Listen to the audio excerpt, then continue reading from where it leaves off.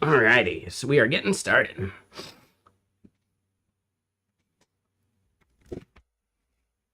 You watched the NYC video? So I was one of the MCs for JS Nation the day before it, and then React Summit. So it's Jan. All right, cool.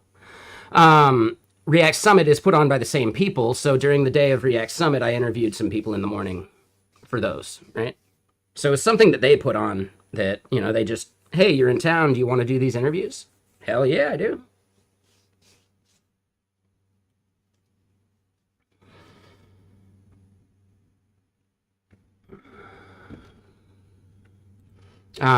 If you're in Europe, they also have the same kind of conferences over in Europe too. So JS Nation and React Summit are also in Amsterdam.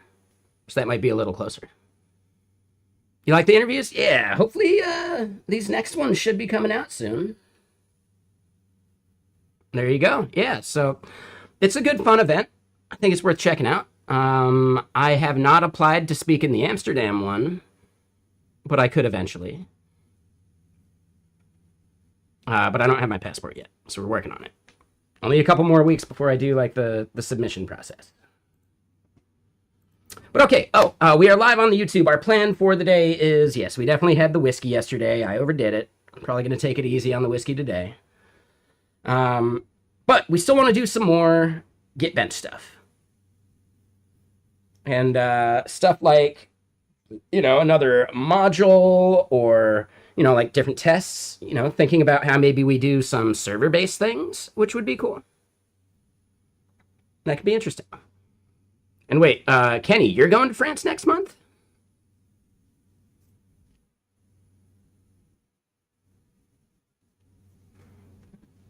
Nice. Yeah, I've never been out of the country.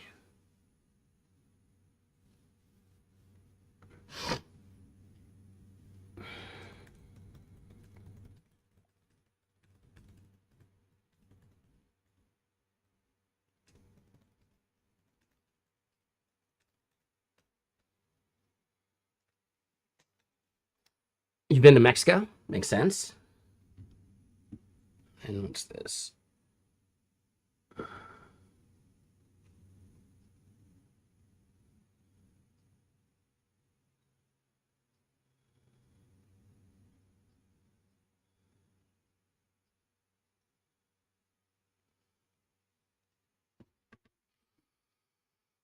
Your aunt is French and your cousin's getting married there. Nice. That's a good excuse. It's a very solid excuse. But yeah, so let's get to it. And there we go. Cool. Cool. All right, so the thing that people new to the stream are seeing is GitBench, the thing we're mainly going to be working on. And the surprise is that Claude Opus does worse than the stupidest model we have. That's crazy. That's really crazy to me. It somehow does way better at branch cleanup, though, which I find interesting.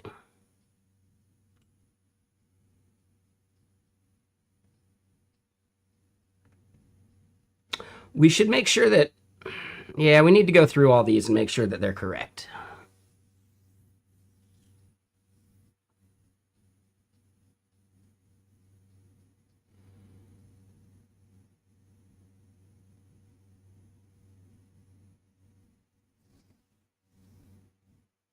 Yeah. I think we do want to double check branch cleanup, commit messages, etc.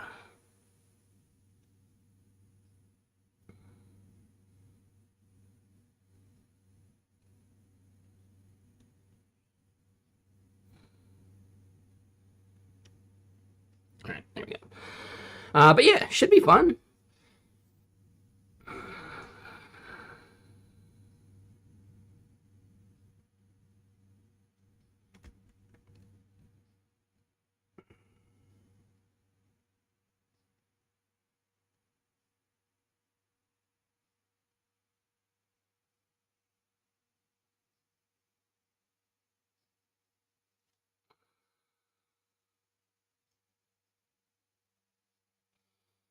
So yeah, where did we leave off? Yeah, we don't need that. Why'd we even screenshot that? Yeah, that's weird. Okay.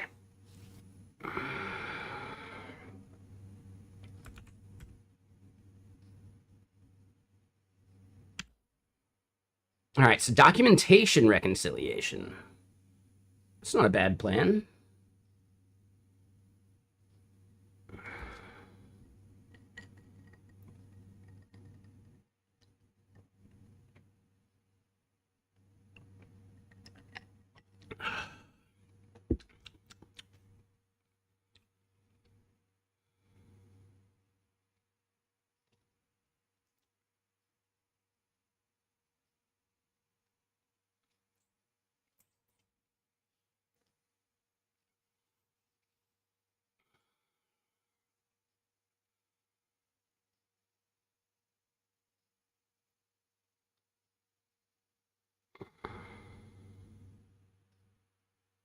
All right, so that is just chugging along. Let's keep this one spinning.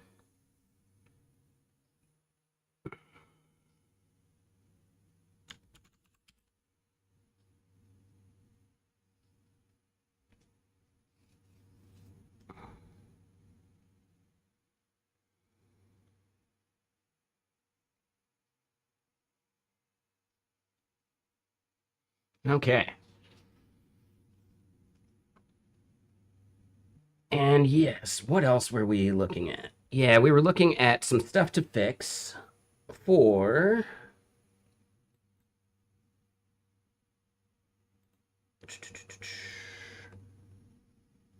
Here we go. And what was that? Hey, Jen. Thank you for the sub. Oh, Jan. Thank you, Jan. Sorry, took me a sec. I'll get it right.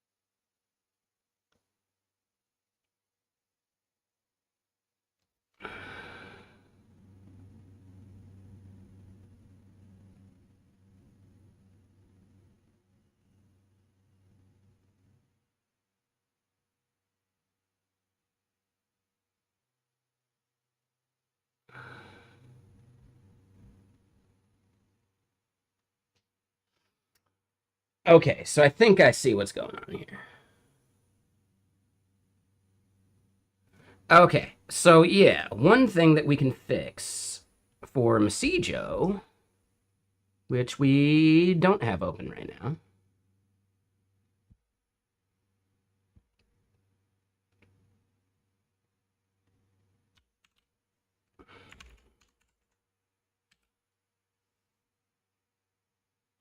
Yes, the one thing we want to fix is when we send someone a message, and hey, what's up, Brainless? I don't think I've seen that plant thing before. What is that from? Or maybe I just forgot about it. Bloom badge level 1? What does that mean?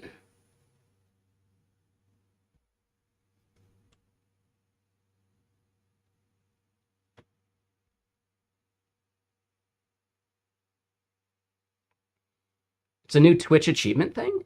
Interesting.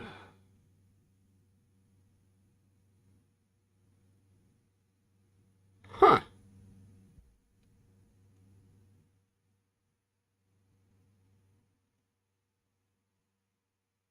Huh. Okay. Nifty. Okay, cool. Okay, so we fired up the API. And you know what? Might as well just refresh the tab.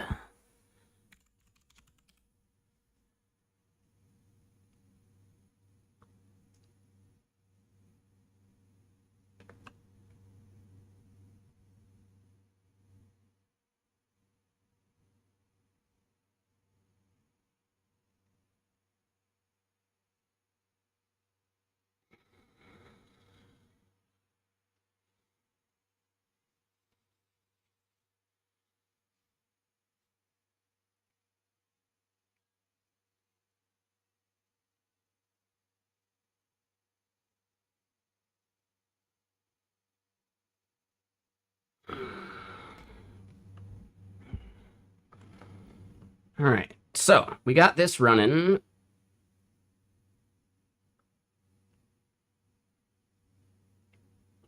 All right, so the part that we care about, let's move these over. Oh, let's close this. Yeah, so when we send the message, we're saying new mention from, but we're not saying it on like the platform.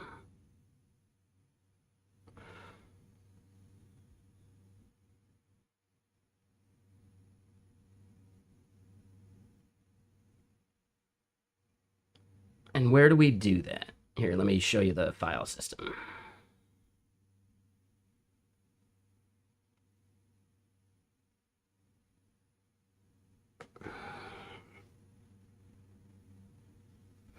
So it's not in the mailer.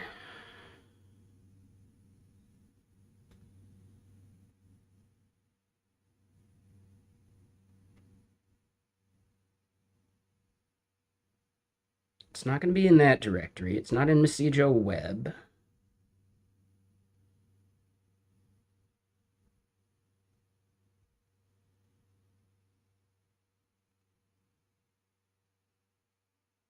I think it's, no, Oban is lenses.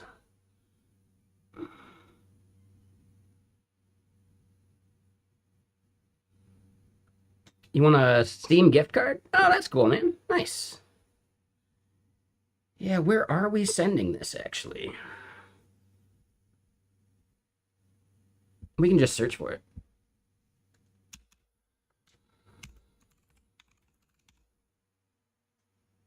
It's in the notifier. That's it. Lib messages notifier.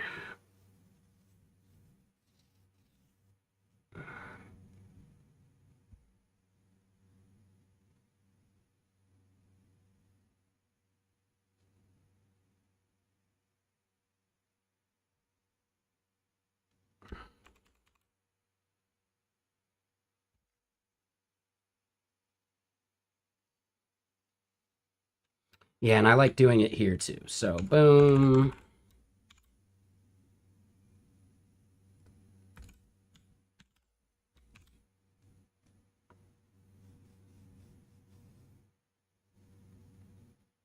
Let's clean that up.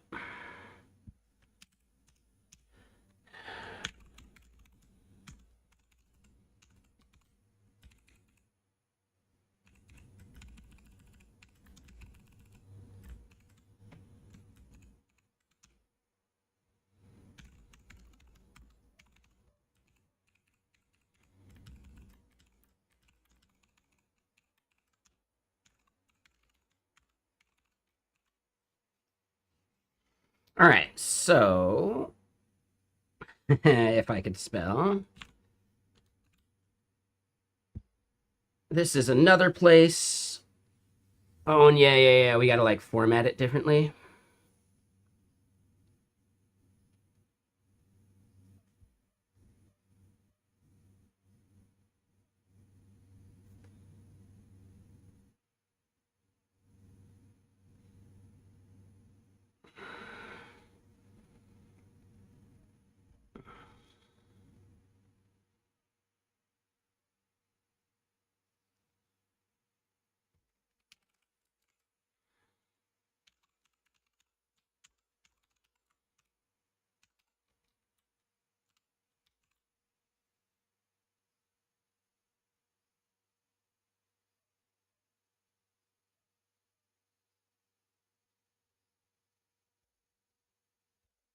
Uh, there we go. All right, so then here,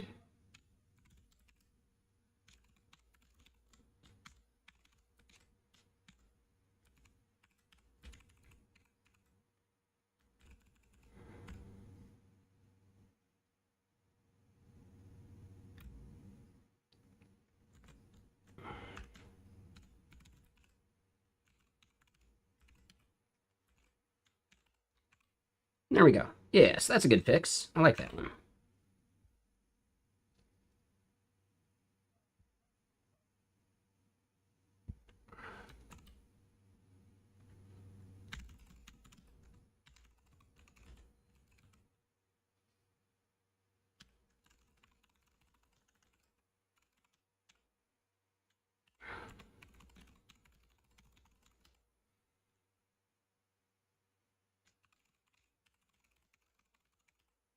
All right, so yeah, we just added platform name to Slack and Discord output. Yeah, for the most part. Ooh. That's right.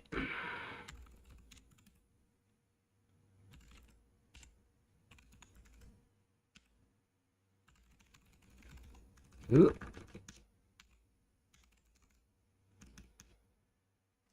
It's just super hot, Pro Avatar. And what's up, Truffle Man? How you doing? Like, it's cooling down a little, but I went for like a decently long walk. So yeah, free beanieless. And no, I'm not doing the comb over.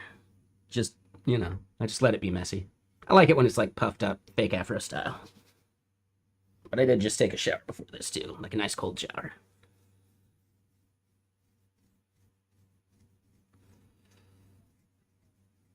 Yeah, I like May just always sneaks up on me. I never remember that it's gonna be like, you know, super warm.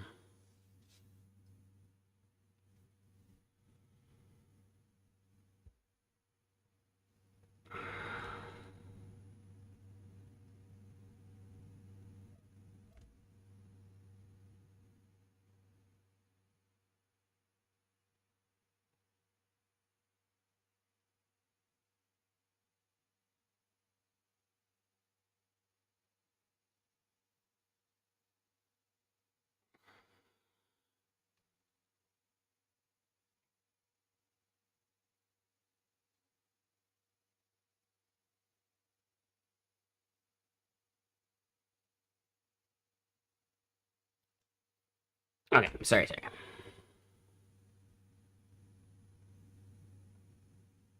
What does the distribution look like? Well, I'll show you in just a minute.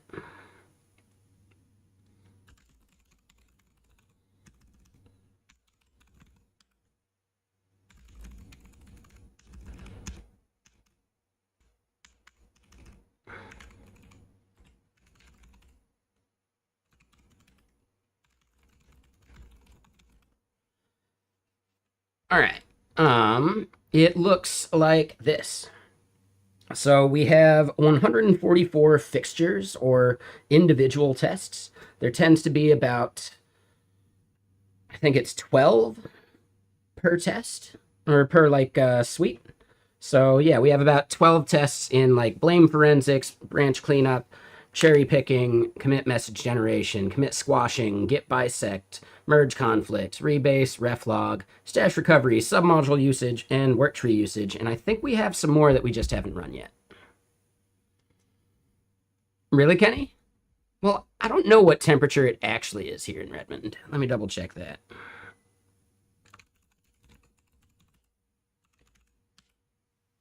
'72. Yeah, warmer here in Washington than it is in your area. Like that's crazy. That's the stupidest thing I've ever heard. Um, the commit message generation is basically just a similarity filter. So it's looking for like specific keywords. It may not be the most robust test.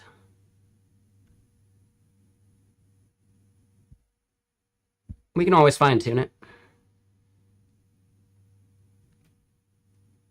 And in fact, technically, I think we want to look at branch cleanup and commit message generation. All right, we're going to have, I don't know, one of the smarter models take a look at it real quick. Because we did just vibe it up, you know? But the most interesting thing, is that Opus does worse than GPT OSS 20B. It's crazy, right? And a big majority of that is Opus just sucks at submodule and worktree usage. But it does better on the branch cleanup than anything else. Yeah, Opus 4.7, the new one.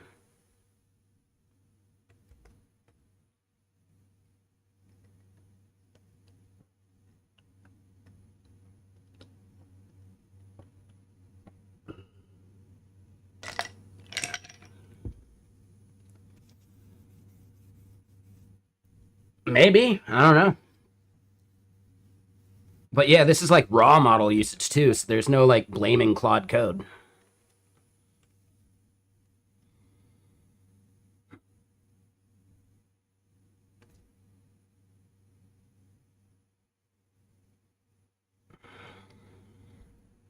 But okay.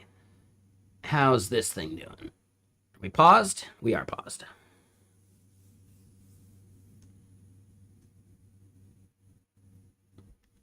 Yep. Yeah, I do Elixir. I do all sorts of stuff.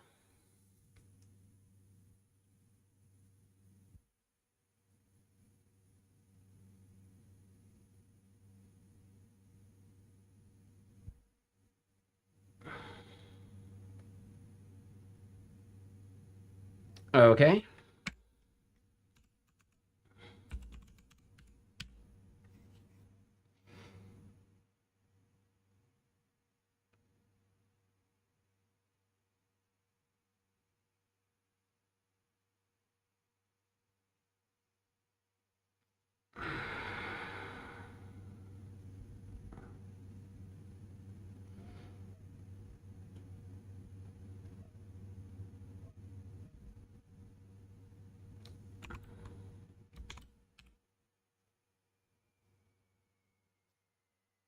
Create the implementation files, man.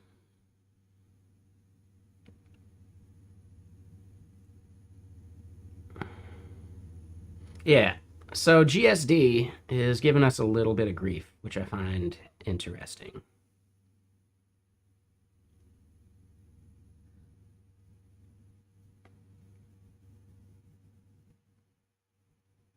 Let me get more music going.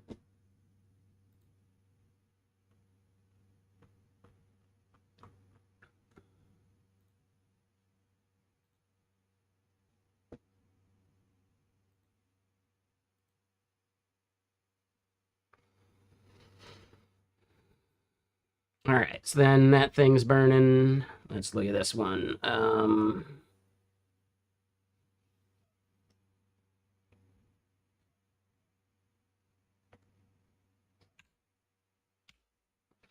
This one's just a little too like wobbly for me. I don't know. Let's do something that's not quite as whoop whoopy.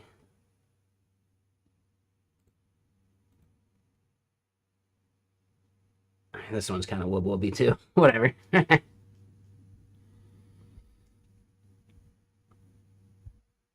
All right, so this part we finished. What was the other fix someone recommended? The HTML tags. Yeah. Yeah, I've tried pretty much everything. It's fine.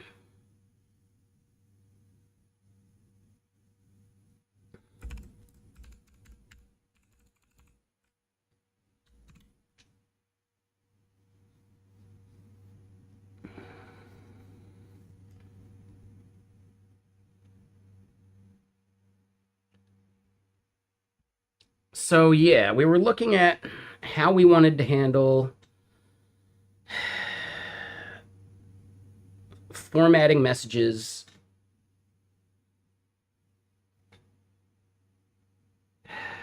that have HTML from lobsters. And I think we even asked an LLM. Just close some tabs we don't need.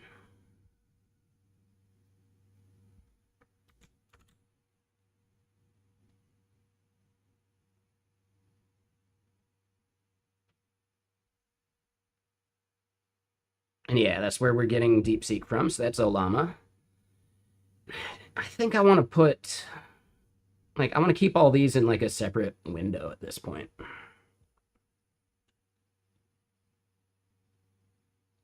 That way I can just keep track of that stuff easier.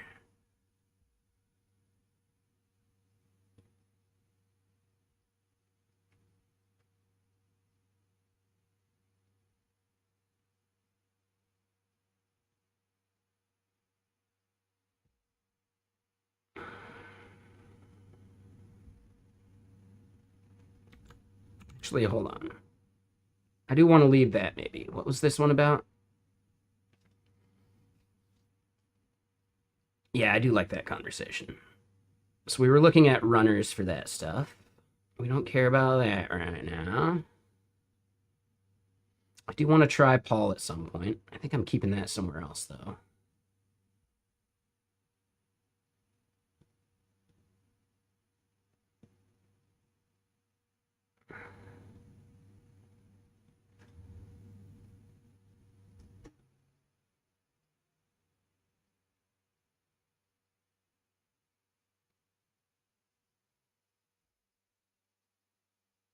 Here we go. That's the one I was looking for there.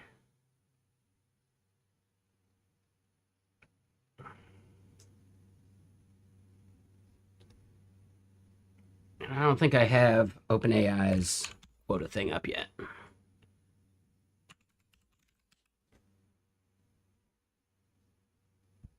And what did I miss? Hold on. So you got a pretty slick workflow going for other teams to start building their own internal tools and has a deployment stack established using Claude skills for LLM instructions. Pretty neat. Oh, nice.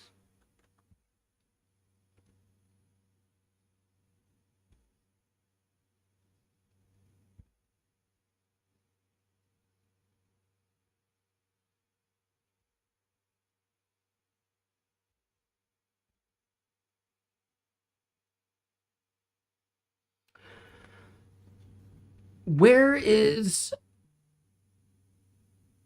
Codex's usage stuff?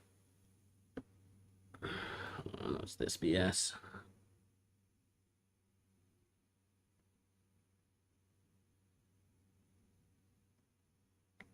Yeah, whatever. Analytics? There it is, analytics. Yeah, good call, good call. Okay, so yeah, we're not like burning through too much of this stuff at the moment, but I am gonna want to like keep track of it, you know?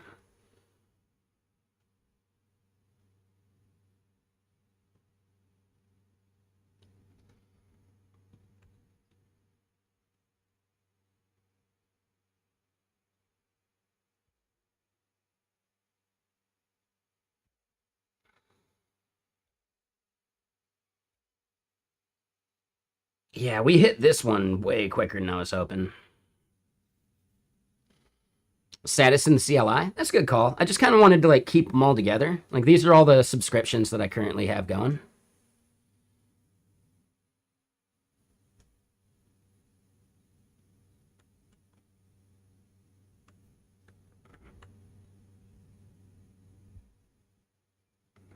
So yeah, looks fine to me.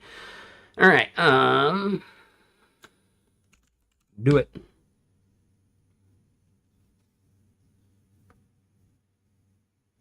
You got the $10 Minimax plan instead of Open Code Go, and it's way better so far. Yeah, I mean, just the fact that like you're not gonna run out of monthly usage, right? That's pretty huge. But I think Olama is also a decent option too, right? And I just found out about Olama's like, session weekly usage stuff too. And they don't do a monthly limit either. I don't care about the notifications though. With Open Code Go? Yeah, dude, I filled up Open Code Go within like 15 days too.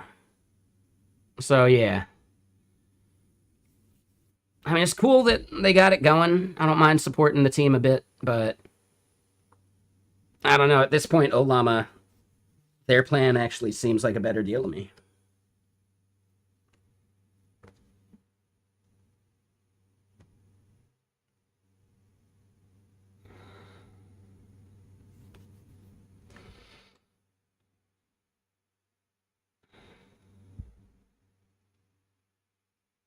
So you haven't gotten over the 50% weekly usage for codecs yet? Interesting.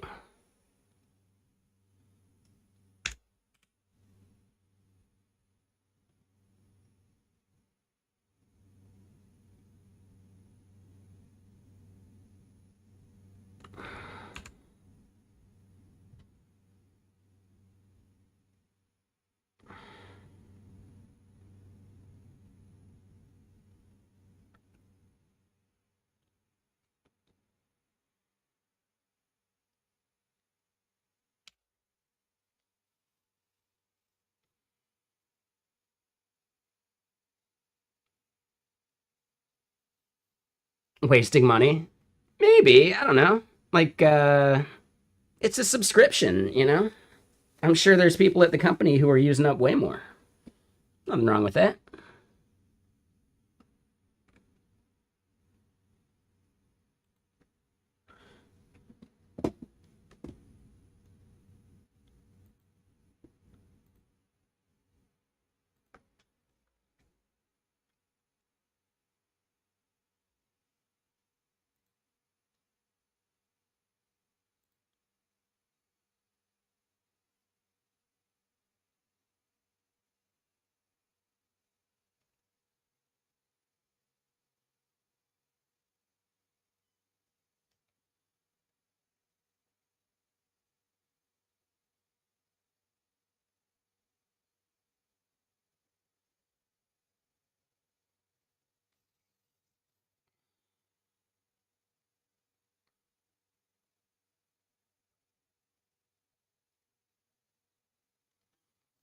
Okay.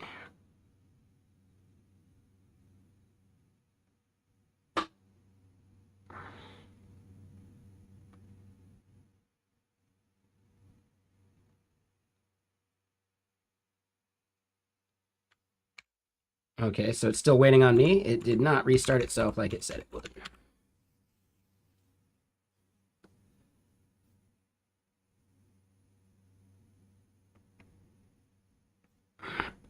Dude, GSD.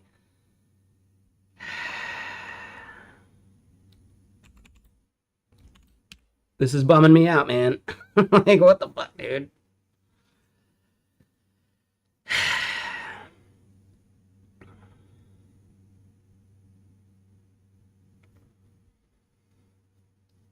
So yeah, part of the experimentation for people kind of new to the stream, we're trying out some of these like planning orchestration kind of like tools, right? So one is GSD, standing for Get Shit Done. This is technically GSD2, which is its own like wrapper around Pi instead of just being a plugin for Pi. It went pretty well so far. The entire GitBench thing we've done was built using it.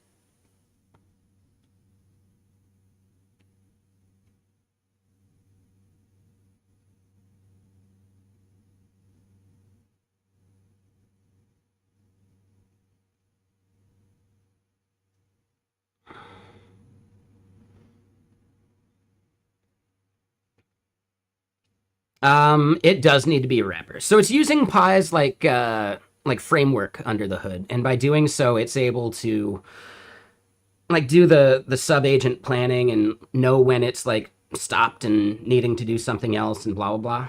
Theoretically, like there's a whole reason why they decided to do it. I don't know.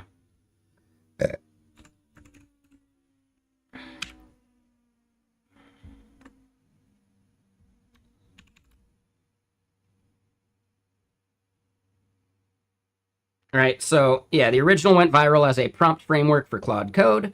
It worked, but it was fighting the tool. So basically, before it wasn't even a plugin for Pi, right? It was mainly for Claude Code, and now it's a standalone CLI built on the Pi SDK, right? Which is why I said wrapper.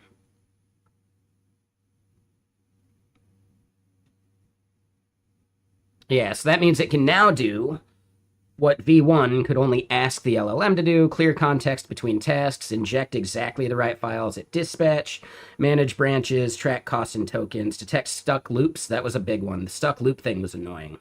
recover from crashes, and auto-advance through an entire milestone without human intervention.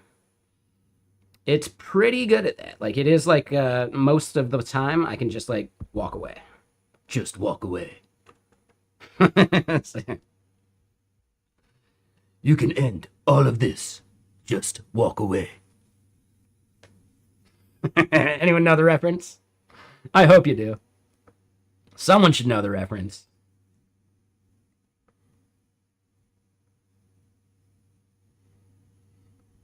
Be still, my dog of war. Like, I don't know. It's just funny.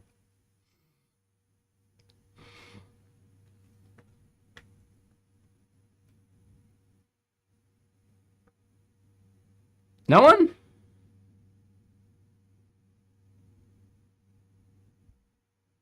We don't have any Road Warrior fans in chat?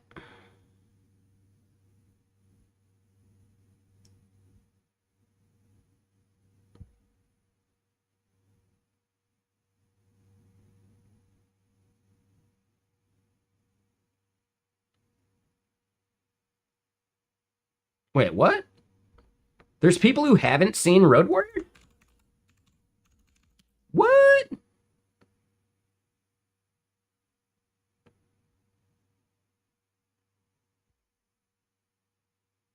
What?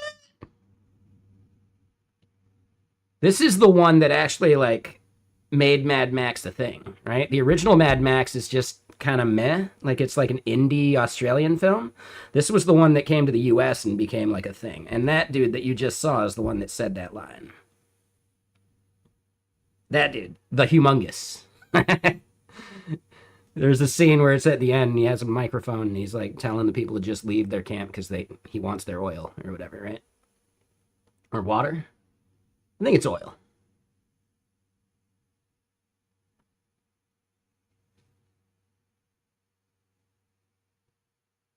Well, I mean, just keep in mind, this is not Mad Max. This is Road Warrior. This is technically Mad Max 2, but it was released in the US as Road Warrior because the original Mad Max didn't really make it big here in the States until this became famous.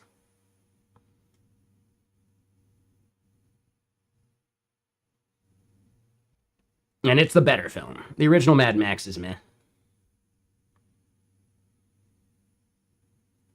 Like, you can tell it's super low budget.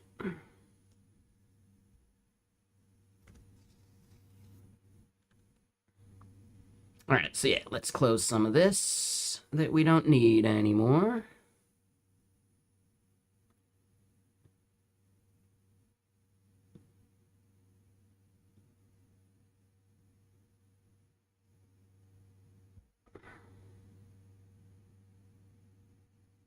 Okay.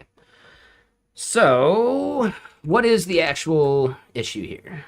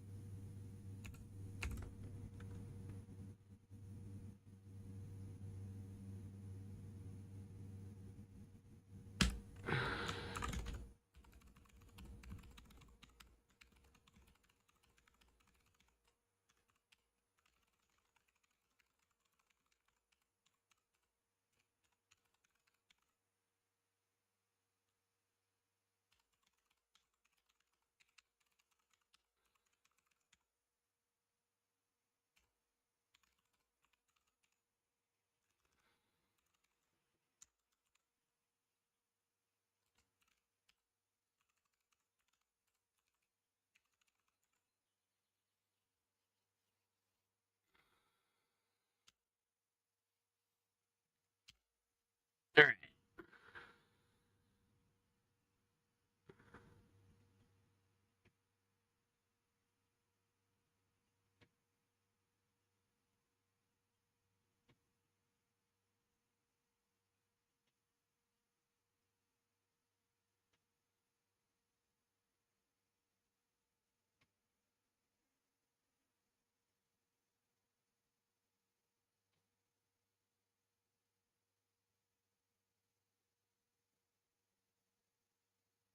Okay, so theoretically, we should be good to do a GSD auto now.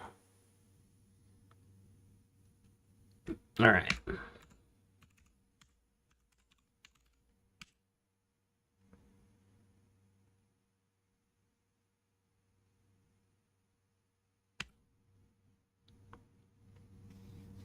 All right, so milestone 6 is the one that we're next gonna do.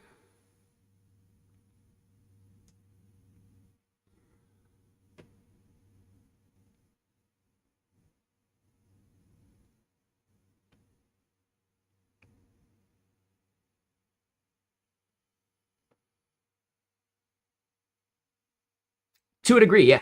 Yeah. That's kind of the point. It's not necessarily a Ralph loop, but yeah. Like that's the goal. So it takes like the milestones that are planned, breaks them down into like slices, and then it verifies the slices before moving on. Now, that doesn't mean that it's perfect. We have had to go in and recognize that some of the ways that it did the testing were just wrong.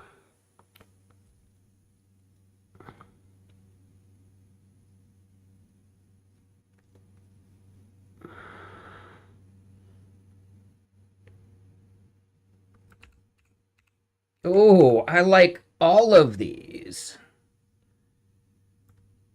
Oh.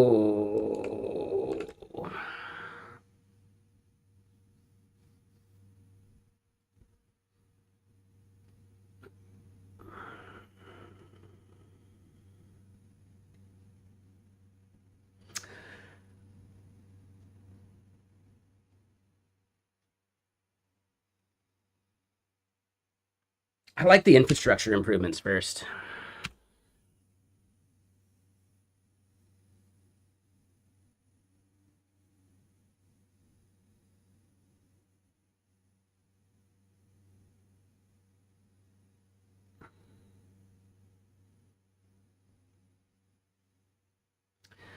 It really depends, Truffleman. Like I don't like using LLMs for code that I actually care about. But for this, it's just a benchmark. Like I don't really care. Right? It just has a clear input and output.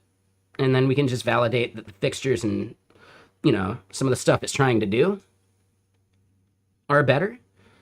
But as long as like the boundaries are well defined, I don't care about the slop in the middle.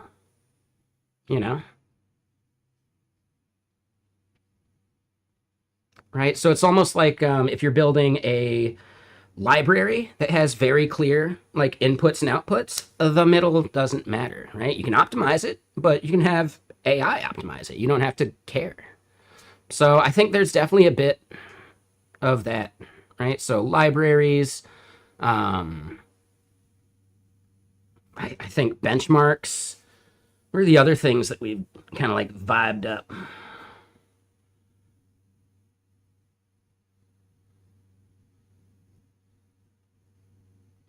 I mean, I like vibing up like bullshit animations. I don't care if those are bad. So, for the thing that I'm pretty much not doing any vibe coding for, I did still do like the marketing site bullshit, you know? So this animation, I didn't write that, but I like it. It cooked on that one. I could then modify it, but yeah, like I don't know. I'm fine with that. But would I have it do like any of this stuff? No. But if you even ask Brainless, maybe my Elixir code's a bit sloppy anyway. So whatever. Could be worse.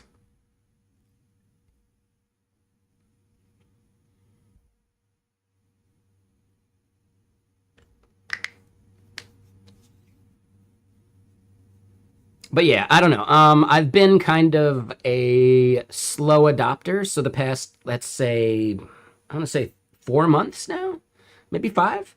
I've been like just trying to try all of these like AI things, right? So that's why we're doing a slopped up benchmark called GitBench. That's why we're doing a slopped up form library, currently codenamed Cuneiform. You know.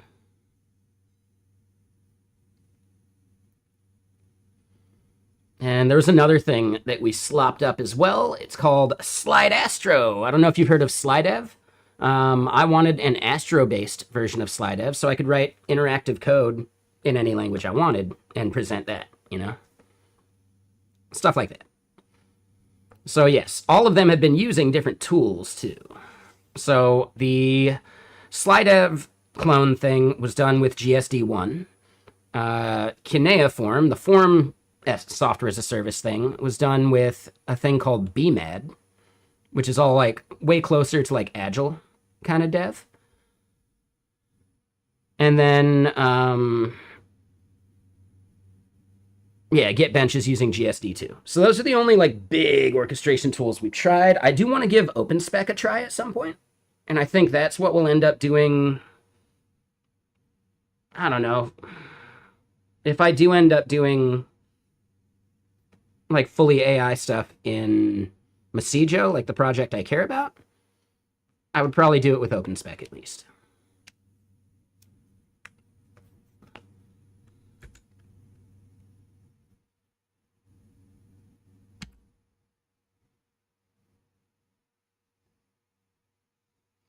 And yes, for this one, I'm just kind of letting it take the wheel because, like, especially for Cuneiform, it came up with an idea that I thought was kind of brilliant. Like, I wanted to create like a form library for like a Cloudflare native form software as a service thing, and it came up with an idea of like, well, yeah, no, you know how like the typical process for any of those like form things is you go in and you create the form first and you set the fields and you do all that junk. Cool, that's fine. With this, you actually just send a form submission and it figures out the fields based on that, which is kind of cool. And then you can modify it after the fact. So it's more of just like a lower barrier of entry to doing like form submission stuff, which I think is interesting. Now, we'll see how it actually turns out, you know. But for now, it's fun. We're just messing with it, trying to figure this stuff out. Oh, that's right. The other things that we slopped up. So before we did any of these like orchestration tools, I don't spend anything on the Blue Sky API. That's what the Firehose is for. And that's what I was just about to get into.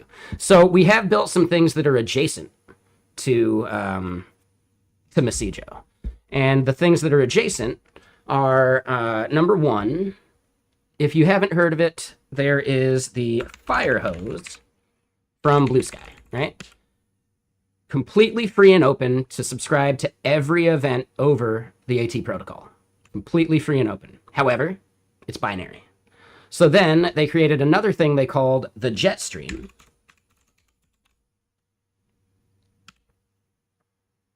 Right? And the Jetstream is a much simpler like JSON like API that you can listen to, or webhook you can listen to. So you subscribe, or not webhook, WebSocket you subscribe to.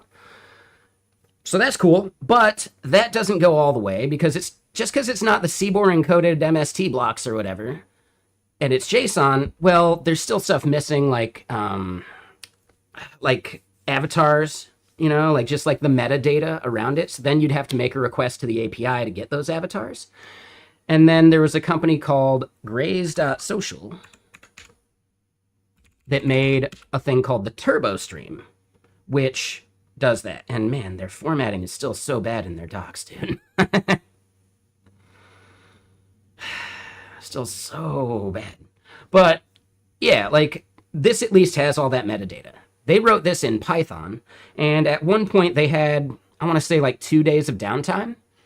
And it was always my plan to self-host the Turbo Stream because they open sourced it. But then I saw that it was Python code, and there's like a bunch of other junk that they were doing, like S3 stuff that I just don't care about. Like, I'm not backing this up. I don't give a shit. Not for now, at least. So I just decided, all right, I wanted to self-host, but I don't want to do a Docker container.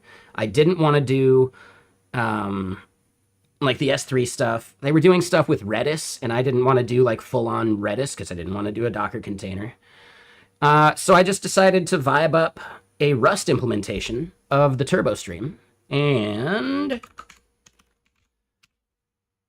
you can see that our Rust implementation is actually consuming 176,000 more messages over the, I don't know how long it's been.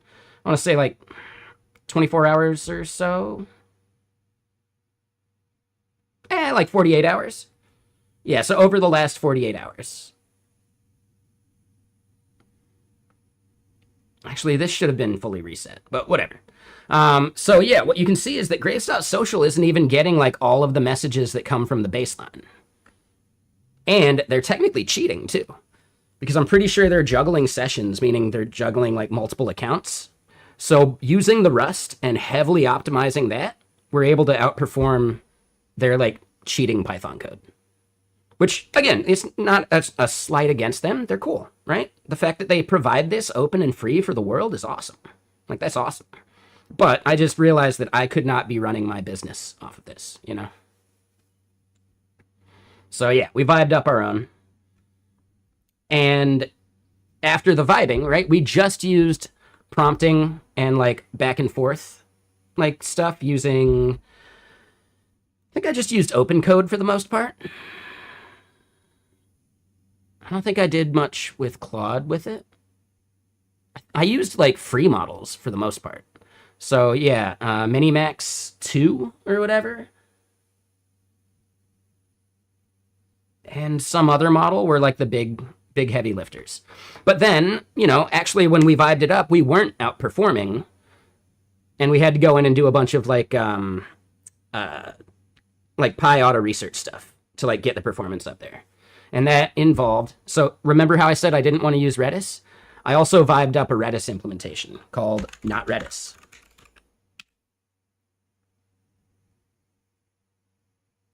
So Minimax 2.1. And then I think we bumped up to 2.5.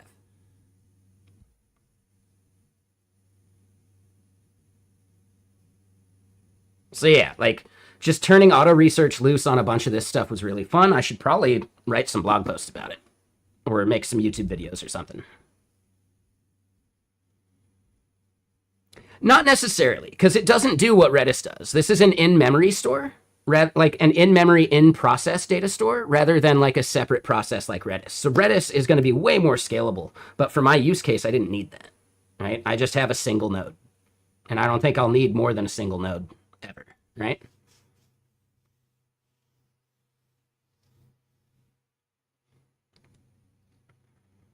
So yeah, I don't know. It was fun. Like my entire goal with not Redis was to maintain like full API compatibility with the Rust like Redis RS package. So that was also like a design goal and something that some of the other libraries weren't doing. Because there are some others that are made for like testing and things like that.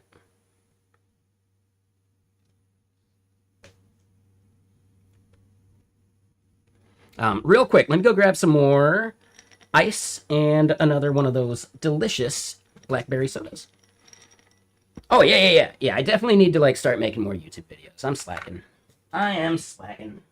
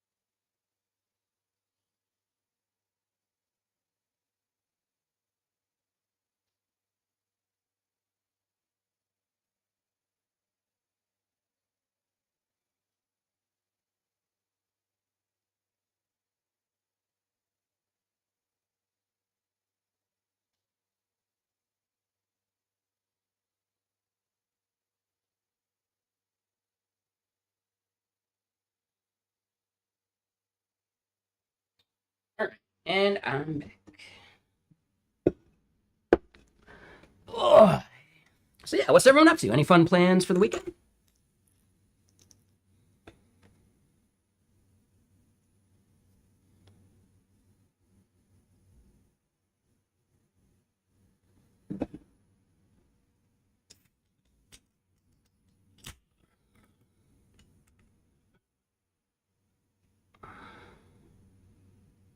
Oh, why is that getting held by Automod?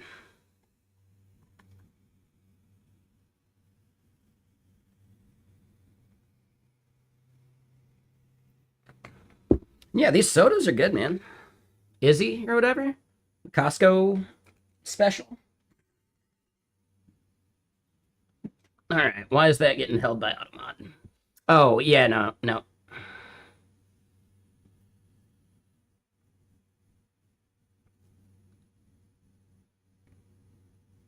No, no, no. Sorry. That is pretty spammy. Sorry. This is not the place to do that, buddy.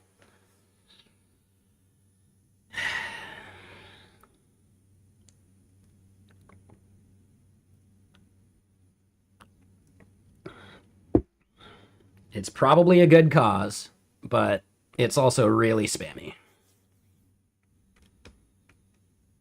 Like no asking permission, none of that. Like, dude, pretty shady.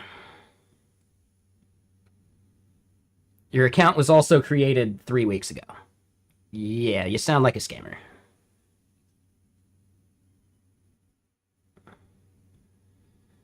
Whether you are or aren't, I don't know, man, but you gotta know how fishy that looks.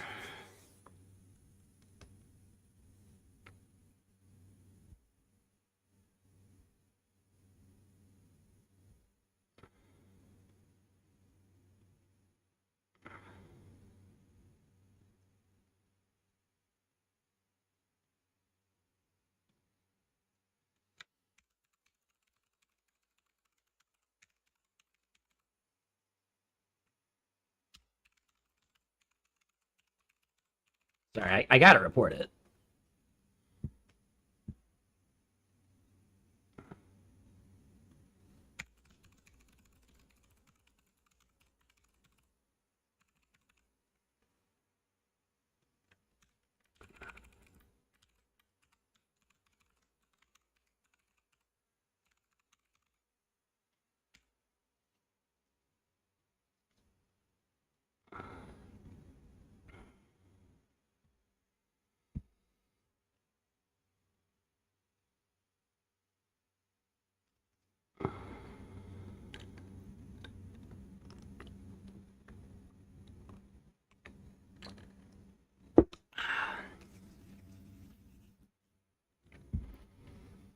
What you probably should do, Alex, is become a streamer. And then you can solicit donations for whatever the fuck you want on your own channel.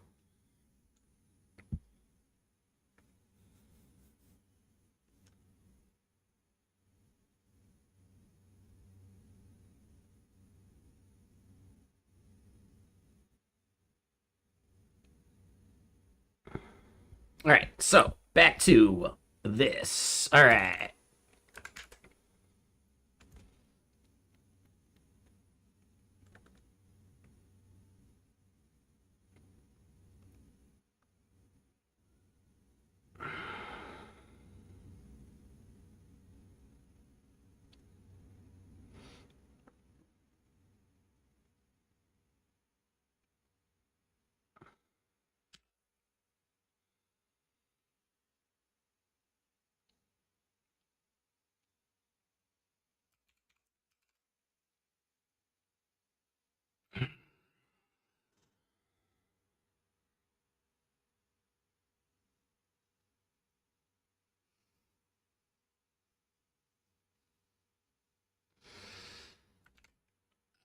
I like that. Yeah.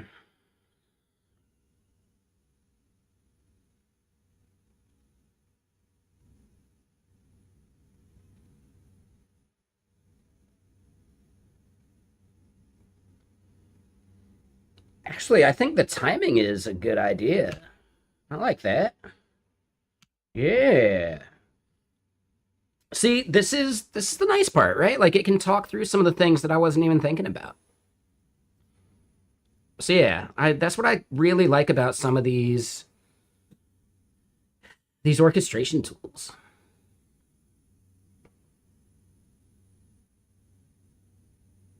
But they do burn through tokens. Keep that in mind. So I would not be using something like Opus with it, you know? Which, I mean, yeah, you wouldn't be able to run Opus in this anyway, unless you want to pay for the API usage.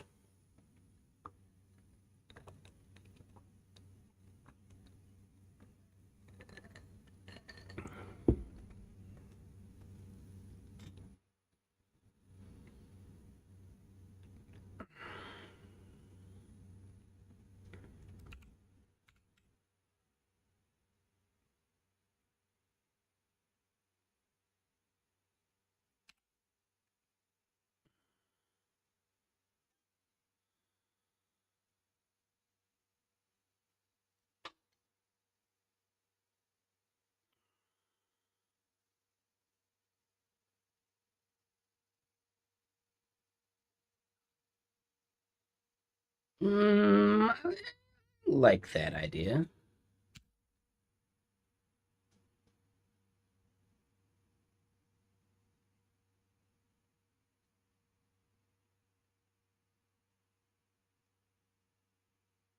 I think you're misunderstanding the use of the term bad bitch. A bad bitch is a good thing, theoretically, in the way that it's typically used.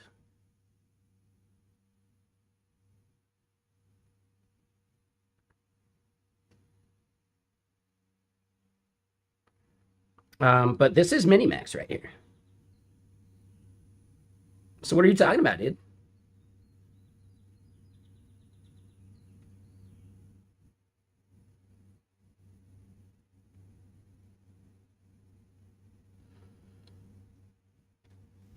No, no, no. So it's like, ooh, that was badass. But you know, at least in Utah, they use just bad. Oh, that's bad instead of saying something's good, but it's actually good, right? So a bad bitch or a baddie, I think is something kind of like, you know, I'm sure there's some like literary construction for what it's called or literary construct.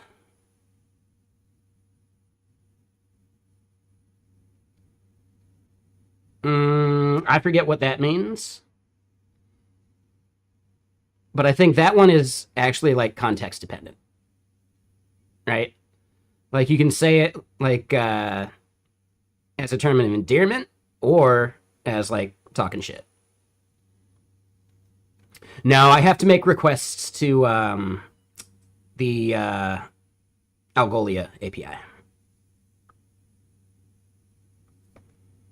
you coding up? Are you vibing up a competitor, Truffle Man? Is that what you're doing?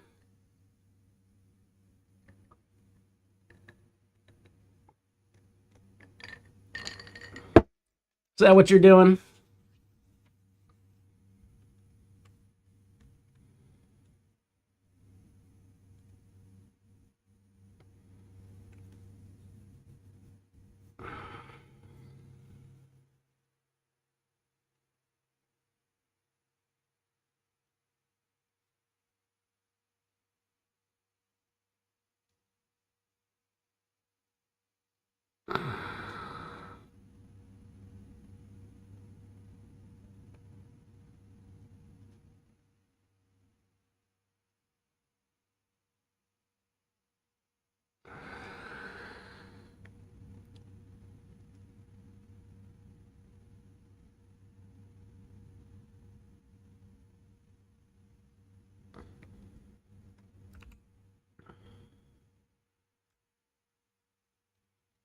Hmm.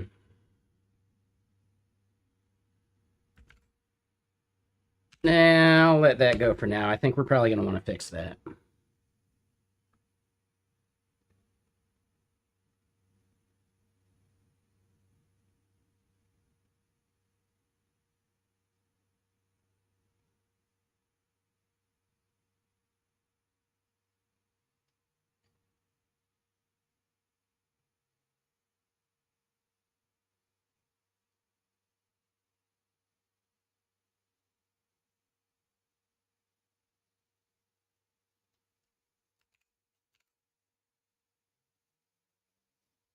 All right, so did they capture the depth? Let's verify this part.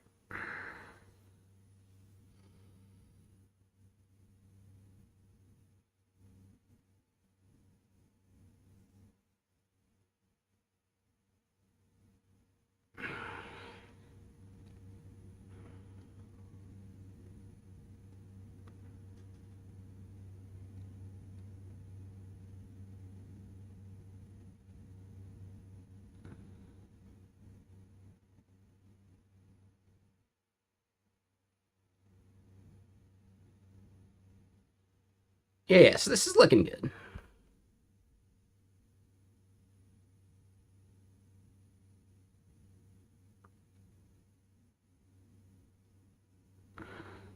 Okay, wait. What up, unbuffed?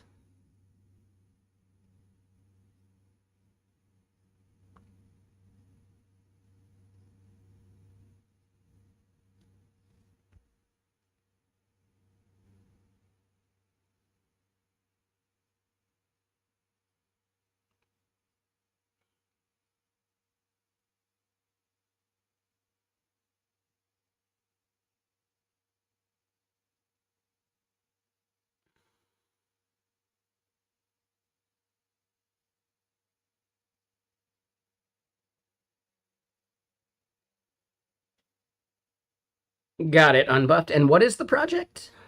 Sorry, I think I forgot that part. Like, is TS contract the thing that you're doing?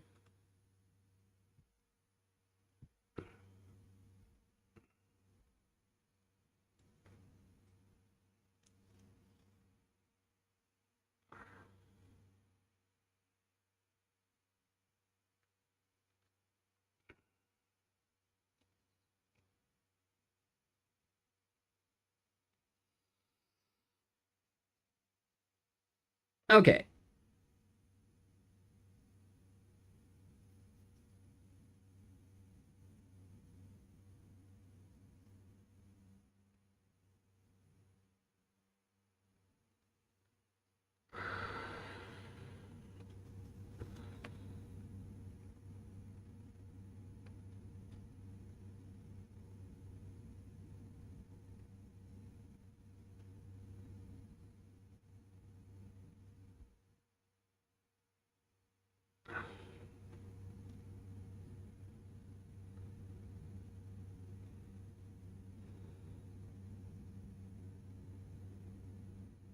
Okay. Yeah, I think they got it.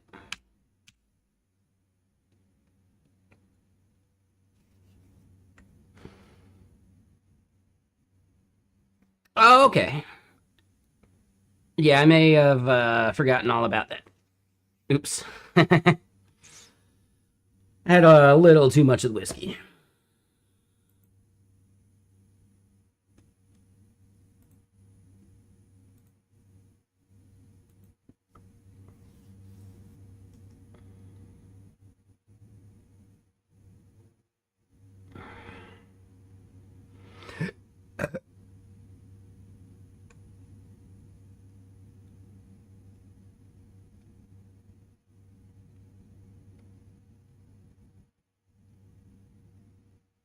Interesting. All right, so yeah, this one should be able to like churn and burn for quite a while now. So let's go check some of these other things. All right, so here we go. All right, so now we need to work through the remaining things. I do think DeepSeek with their million context window is really good for like the code review steps. So yeah, that was also a pretty good decision there, at least. So thanks for that.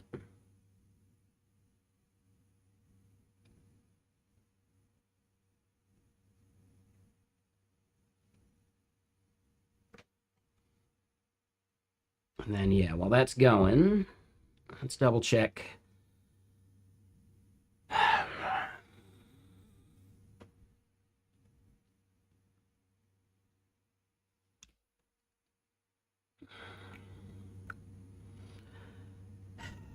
So, oh, and yeah, hold on. That was the last song on the album. Let's try this one. We'll see if it's any good. All right, we can close not Redis. We can close this for now.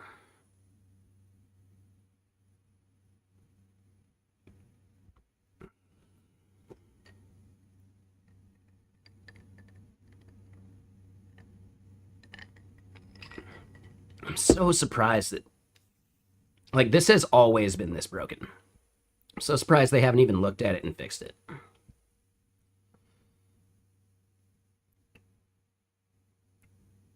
All right, so then let's do this. Cloud, just sure, why not? They're charging me.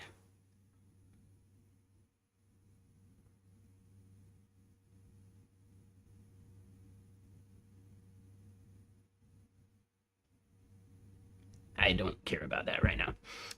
Okay, so the plan here.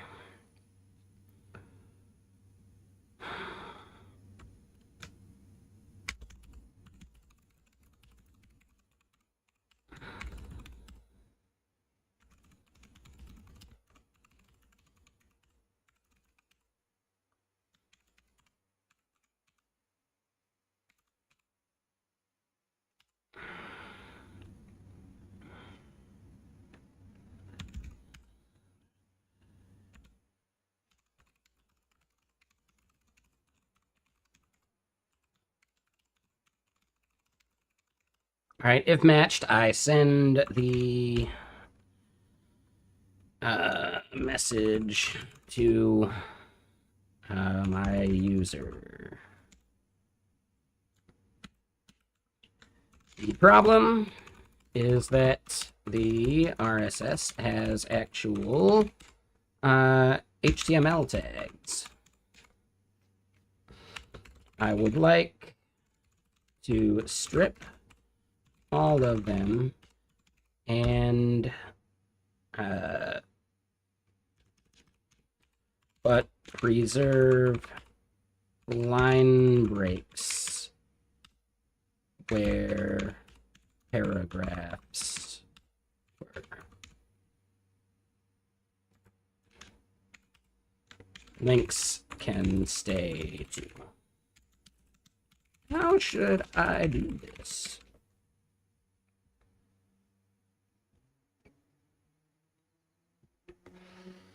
Right. We could definitely do it. Yeah, Flocky is the go-to library. All right. So yeah, we asked another one previously, and yeah, this was the idea.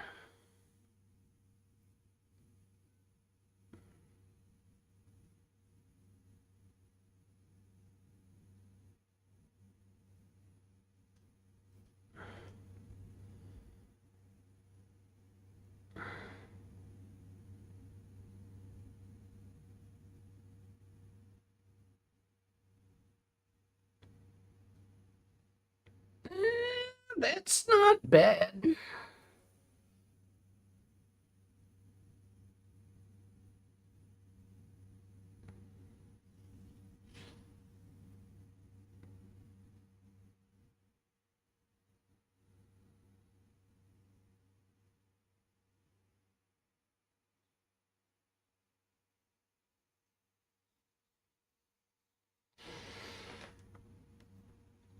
Mm,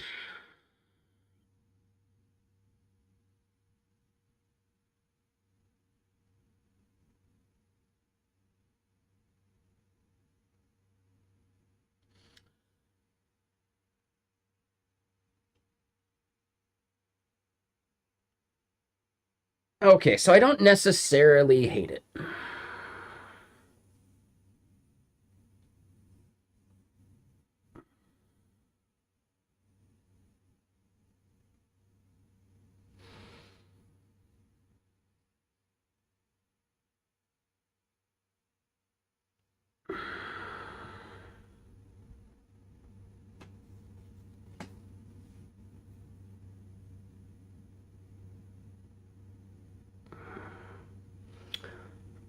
I think I'm okay with it.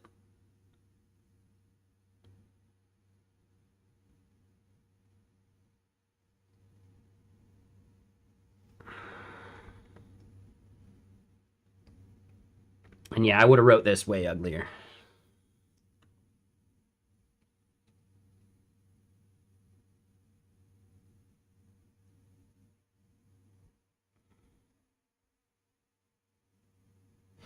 Yeah, all right, all right. Let's double check if Flocky is actually up to date.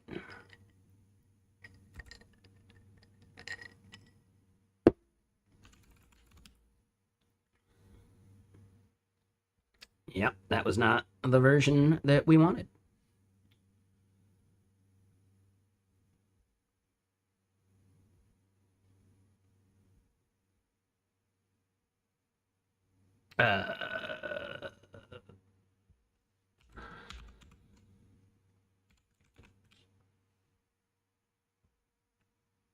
Okay, yeah, so that's the version I'm looking for.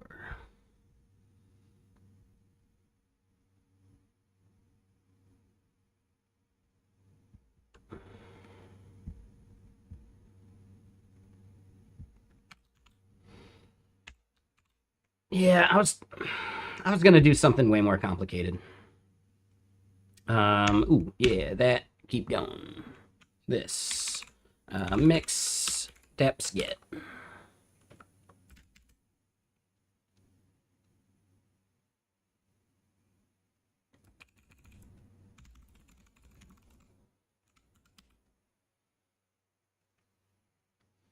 All right.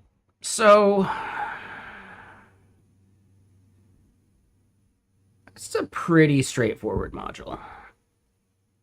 So I'm not too worried about it. I do think I want to put it in with our lobster stuff because it does feel lobster specific.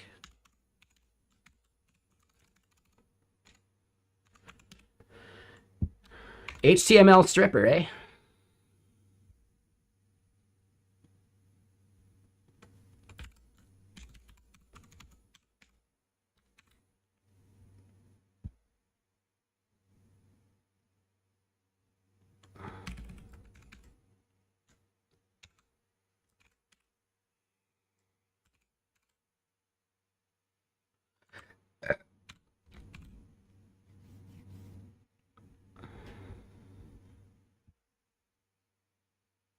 All right, so this is the client. I think the processor is actually the thing doing the work.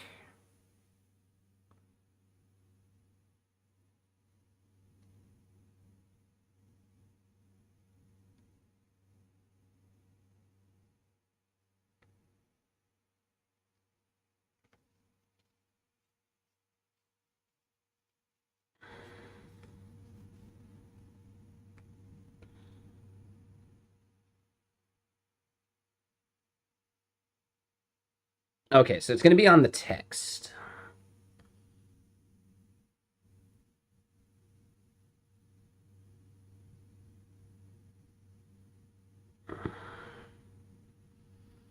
This is potentially an expensive operation. Lobsters doesn't move that fast, though, so I don't think it's going to be a problem.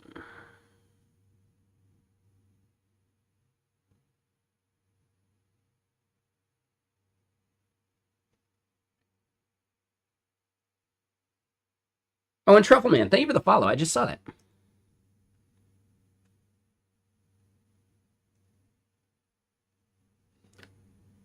that. Based on your sudden silence, though, you are vibing up your own implementation, aren't you?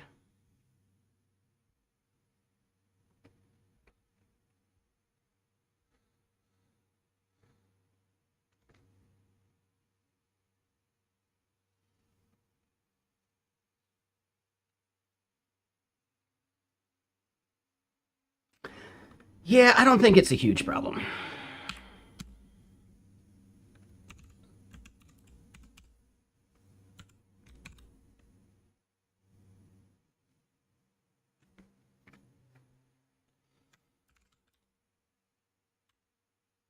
And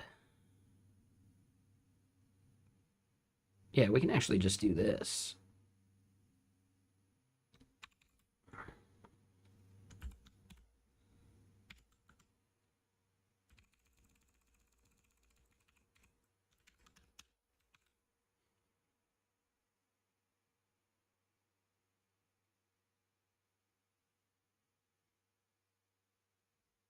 I'm okay YOLOing that up.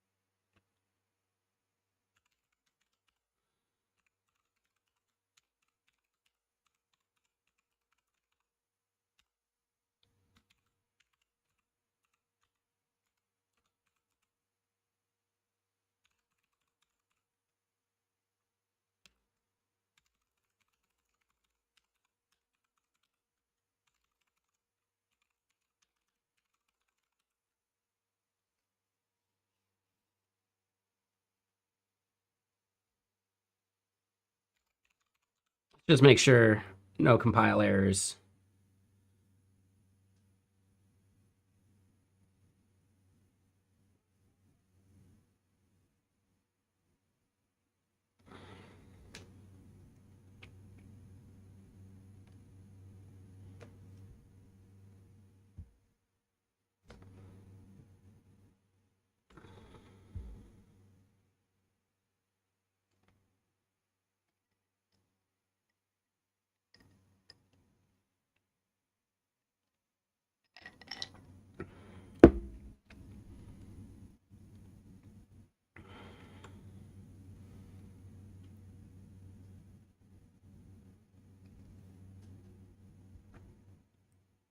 Yeah. So we'll let that run before we push it up.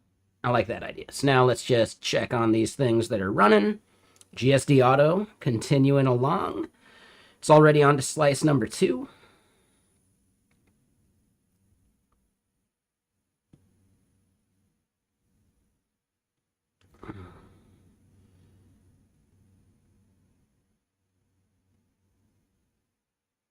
Oh, and this one having some issues there, eh, DeepSeek?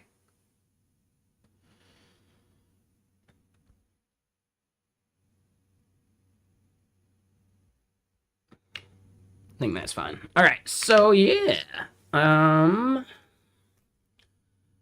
Let's think about some more of what we could be doing.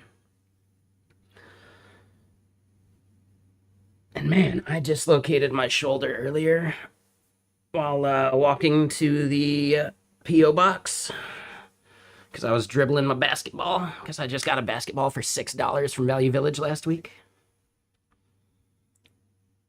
But it's just like it bounced just slightly wrong, and I just wiggled my arm just right, and out it went. And then just had to yank it back in.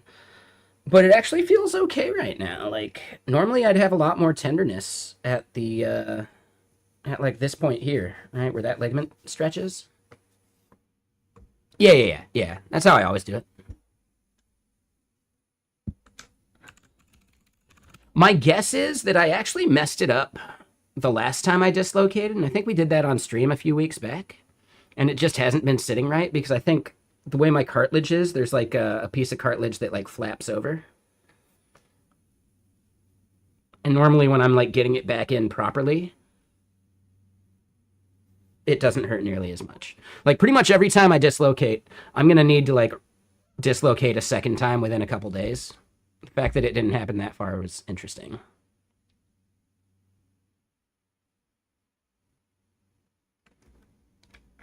HTML sanitize EX? Yeah, I mean, we are using a library, but we're using Flocky for it. I didn't see HTML sanitize EX, though.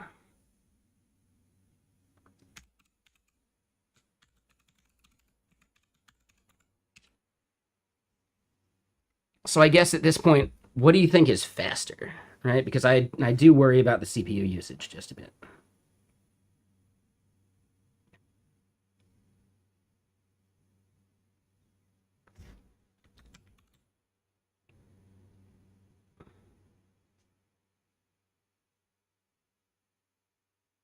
Right, like we've got some pretty spiky usage.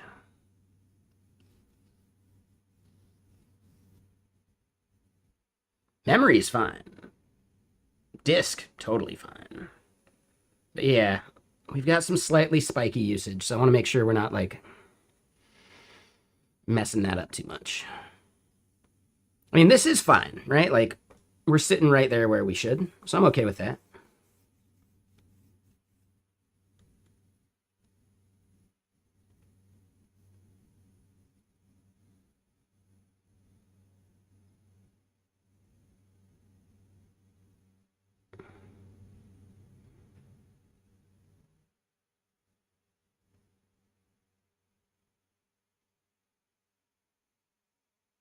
What thing? Oh, like Livewire or whatever? Live View? Is that the name you don't want to say?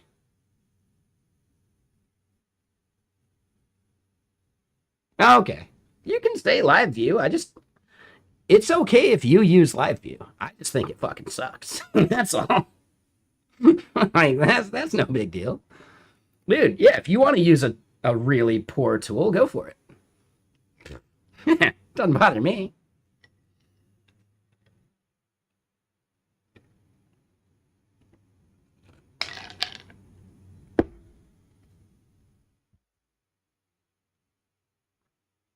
Let's see what Claude thinks.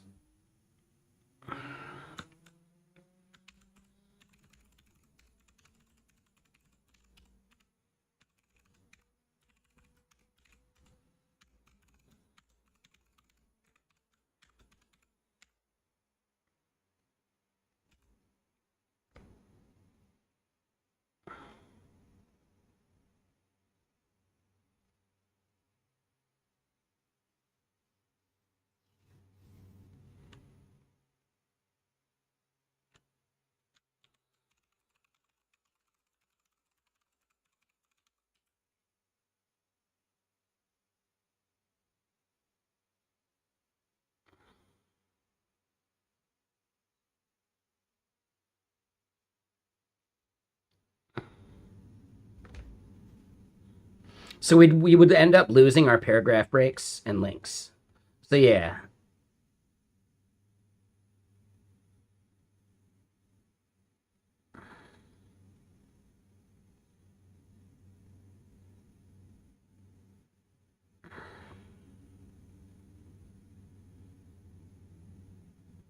Okay.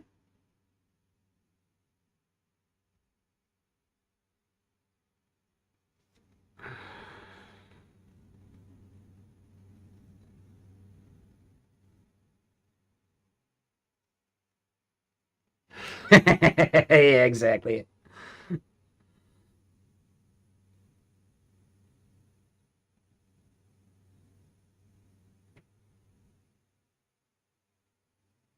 Yeah, I'd say we're fine.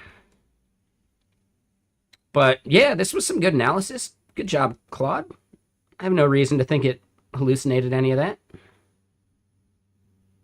Yeah, this is a pretty good explanation.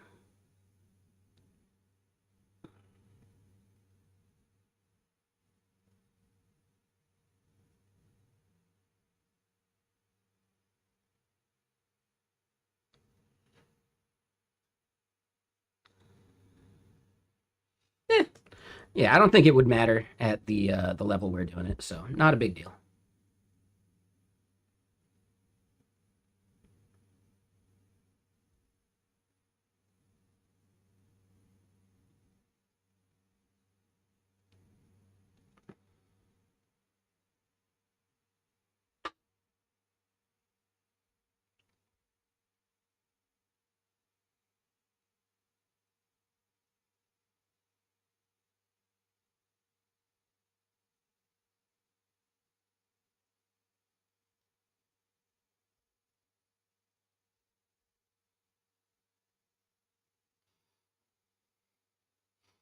Okay.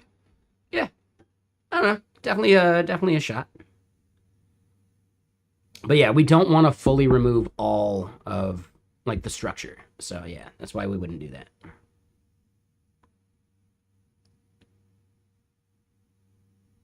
All right, so this thing churning along.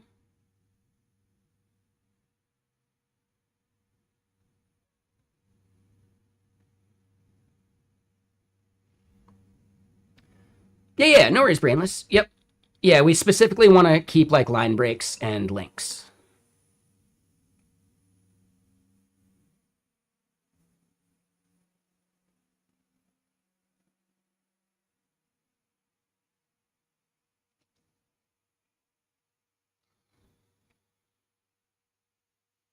All right, so then how's GitBench doing? Chugging along on slice 3 at the moment. Task 1 of 2. Sweet.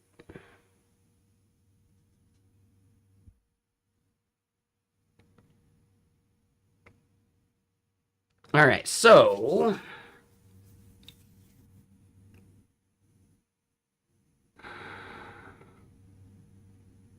let's do something like this. we got the slop in here. Oh, and right, yeah. If we want to do auto research, we are stuck in pi still. Unless there's a Claude Code auto research we want to try.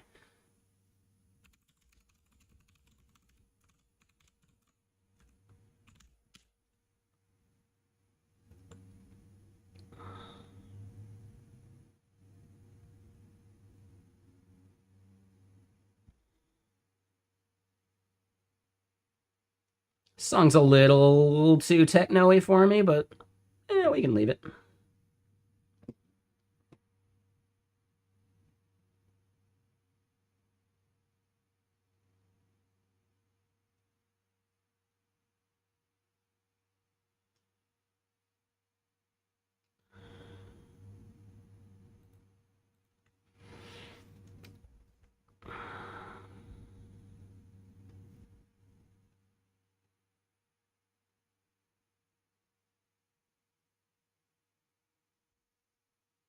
Okay, that's really distracting. No.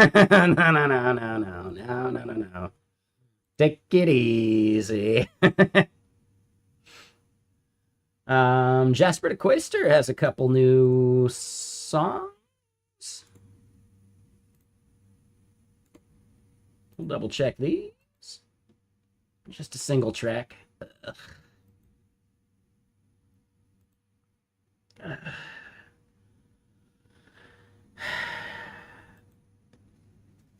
All right.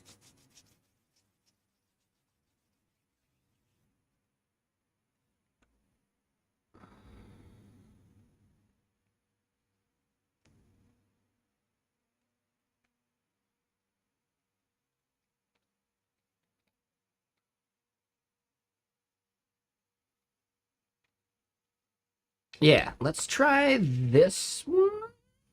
It does seem like they're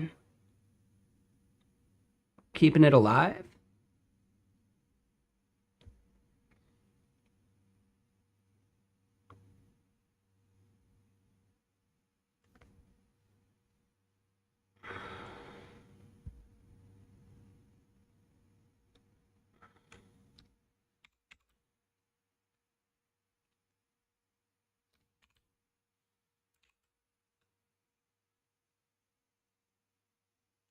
Oh, we got to do that inside of Claude, though.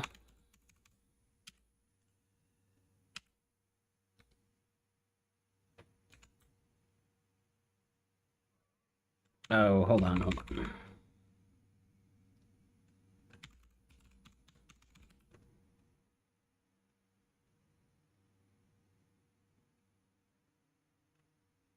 So, yeah. I forgot. We actually had a whole bunch of auto research going. And it's in not Redis that we're checking some of this stuff. I have a hanging PR, this one, and this one regressed on like one benchmark.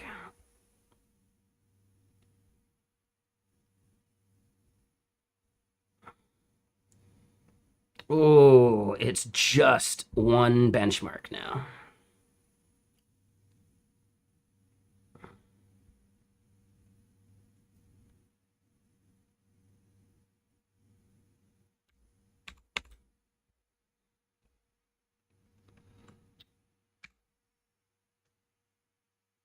So yeah, we are going to do this. All right, so Claude.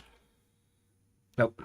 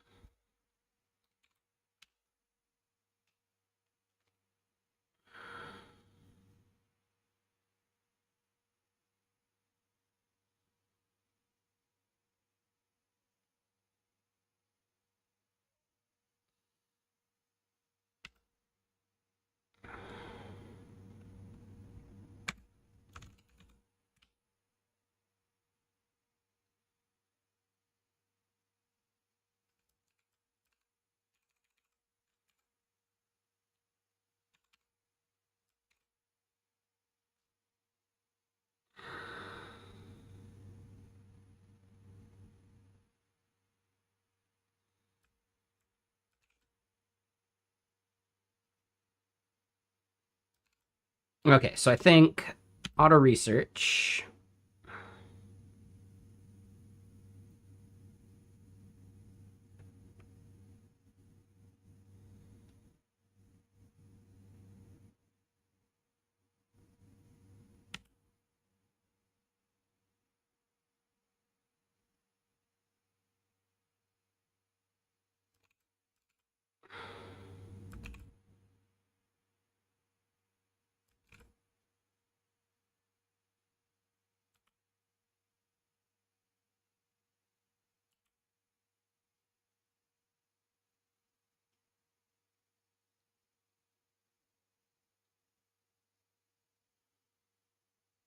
Yep. Yeah, like in memory, in process. Yeah, exactly. And I did it specifically to keep the Redis RS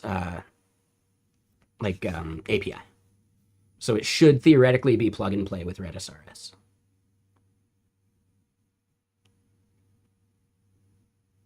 I have not verified that.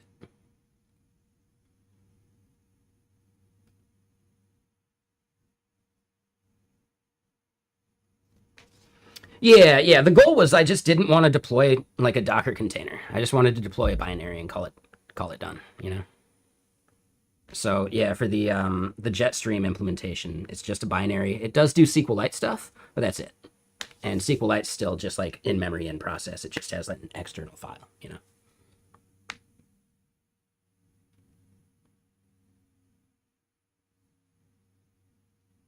And remember, it's fully vibed up. So, you know, there be dragons. But yeah, if you end up checking it out, let me know.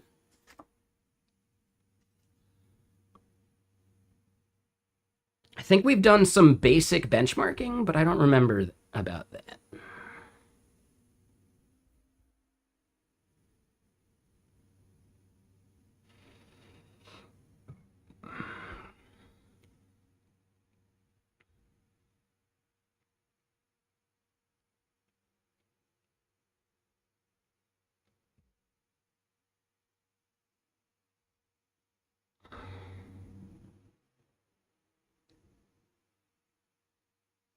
So yeah, basically, I didn't want to deal with TCP/IP overhead, so it's in process zero copy. You know, we don't need a client; it's just direct API calls, right? No server to set up,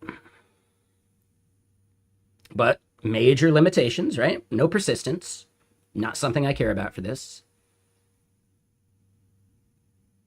No scripting, no pub sub. So it's not a 100% coverage of Redis RS actually, because I forgot about the lack of pub sub.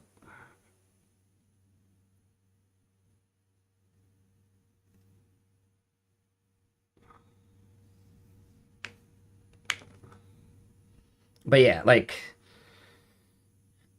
this is crazy. And I wonder if this is just a limitation of my machine.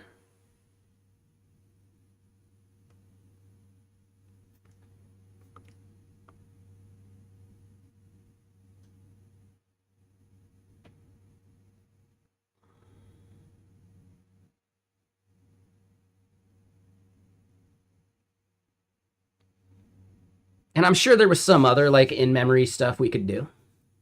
Would the pub sub even make sense? I don't think so.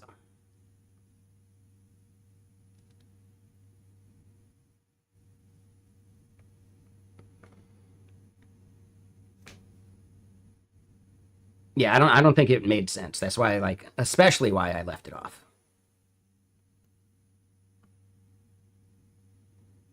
This is not an M1 that we ran on though.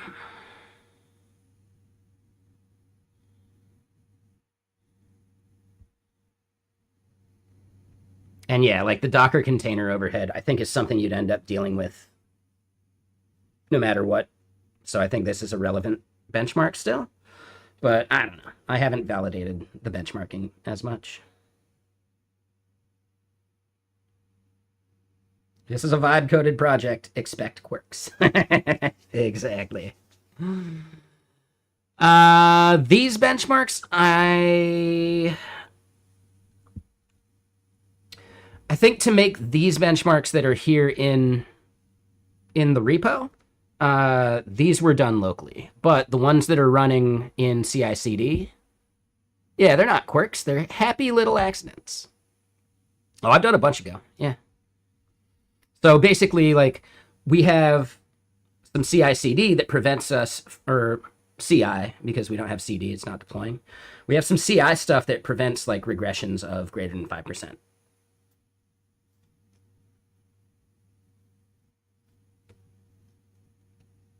So yeah, like, that's why we're doing the auto research at the moment.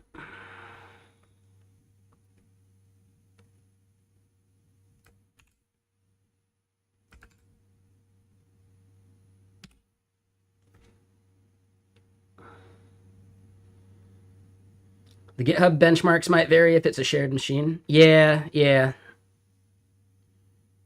I mean, it does run a bunch of times. But yeah, there is definitely some variability there.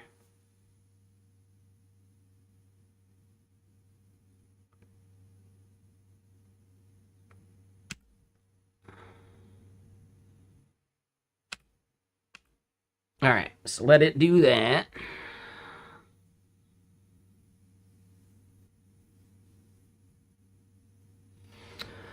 But yeah, have I done any Go? Yeah, I've done some Go. For the most part, I really only use Go for like CLI tools because I think that's what it excels at.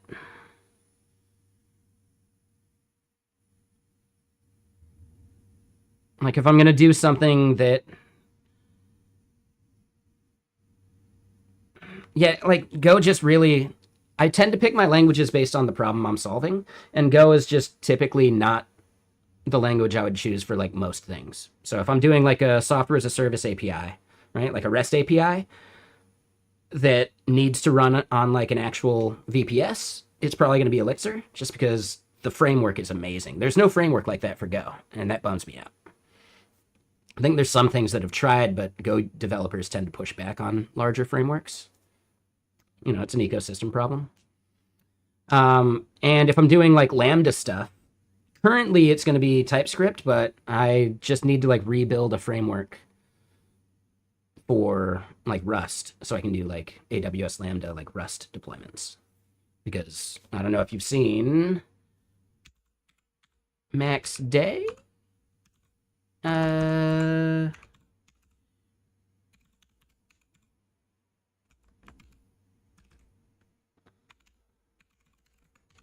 Something like that. Lambda cold starts this one. Yeah.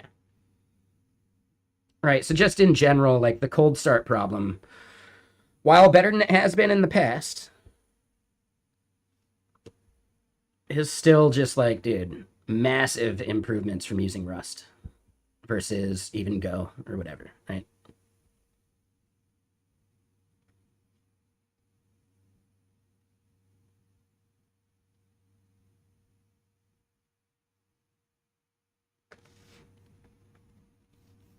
But yeah, like for AWS Lambda deployments, I use a framework called Architect. I think it's arc.codes. Yeah. So yeah, I use Architect. Theoretically, it has Rust support, right? But it does so many like other things that are really nice too. So like if we look at the project manifest, you can put in things like you know, you set up your HTTP by just putting a file in there. I forget what the plugins part does, but then you know you can do like events, which is some SQS stuff, or sorry, queues, which is SQS, and I forget what events is, like SNS or whatever.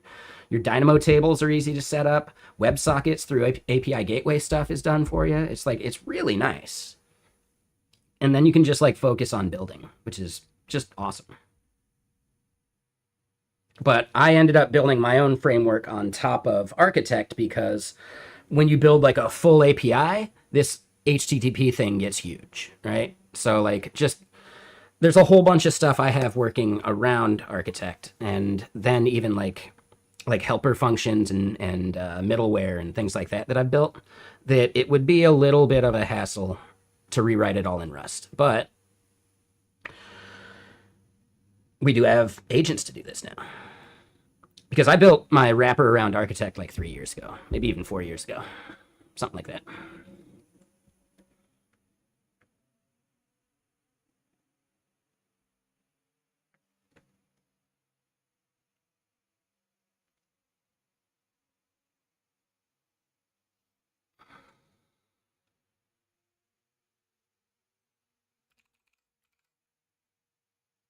So we want a fresh auto research. I like the unlimited idea.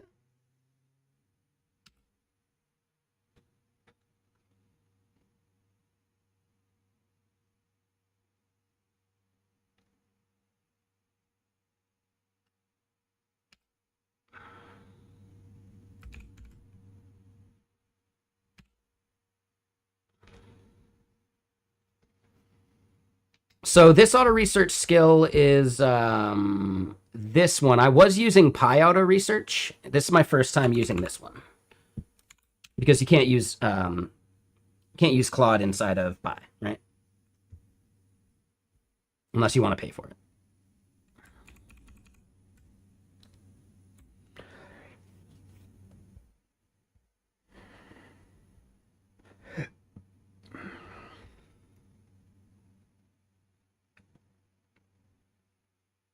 All right, so then back up to here.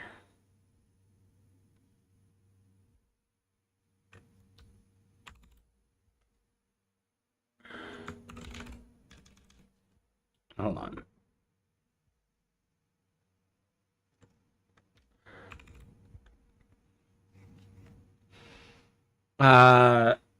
Yeah, but I don't know. Technically, using your Claude Max or Pro subscription with that could get you banned. Right? It's part of their TOS that you do not use those things outside of Claude Code. Like there was a whole big hullabaloo about it when like open code users were getting banned.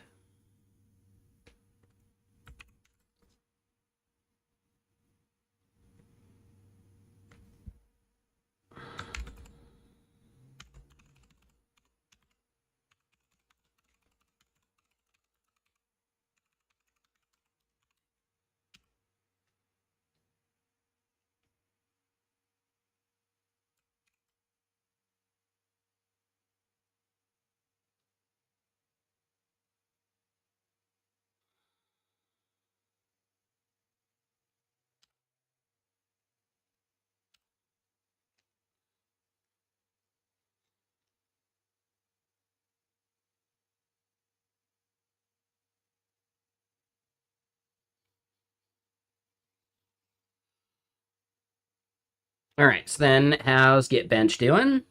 Hey, all right.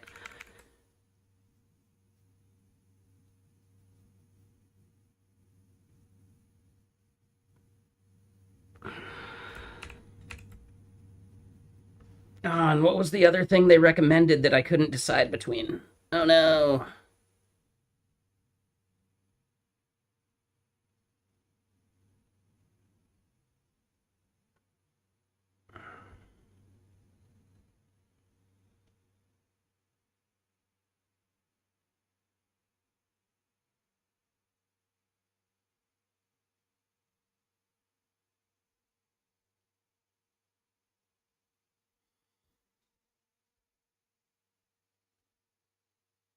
Oh god. Yeah, I think we lost it. What was the other thing that I was like, ooh, that sounds nice too. I want it all.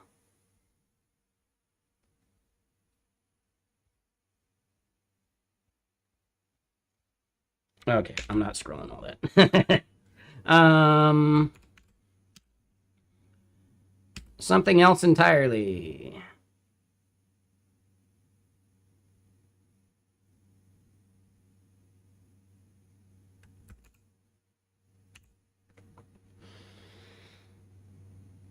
Reporting and output. Yep.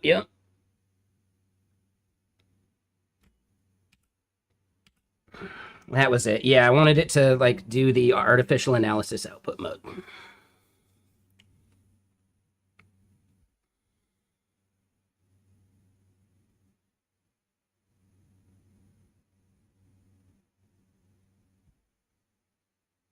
And let's double check this. Have we seen any major errors or issues?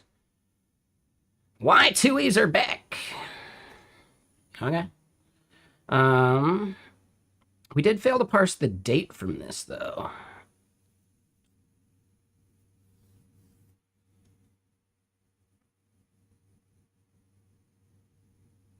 Have I tried Claude Design yet? I haven't.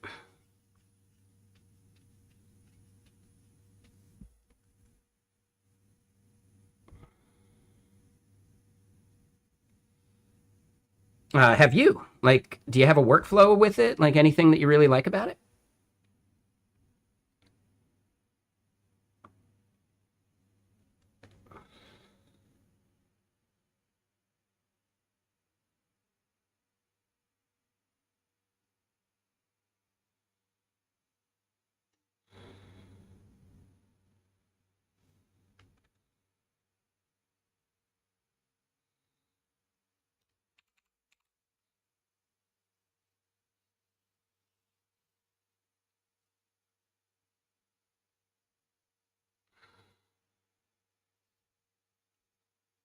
All right. Codex. Let's take a look at this.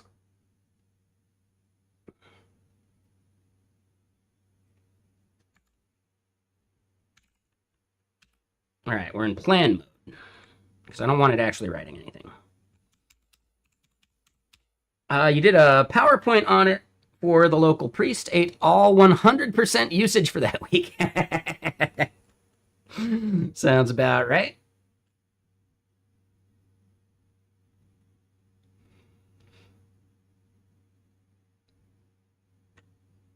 All right, so I want to figure out why I got this error when parsing dates from lobsters.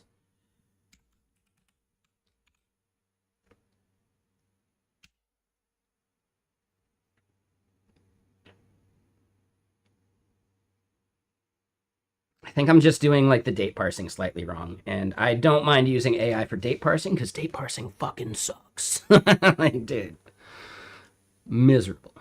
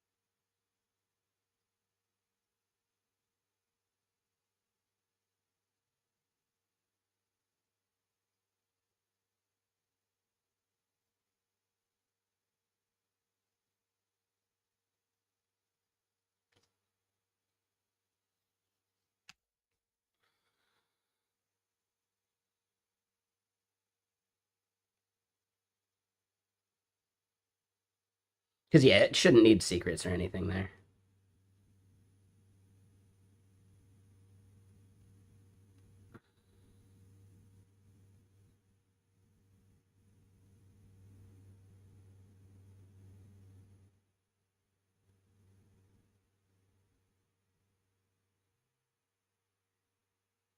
All right, so yeah, that'll take some time to compile. Sure, not a problem. Let's look back at GitBench here. All right. So what is our goal for this, right?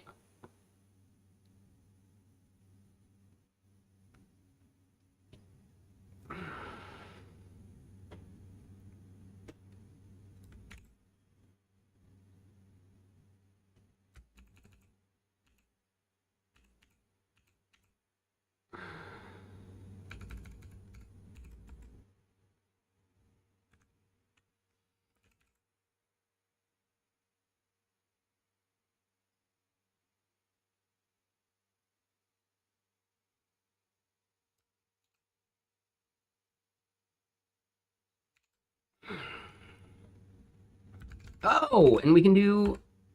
Oh shit.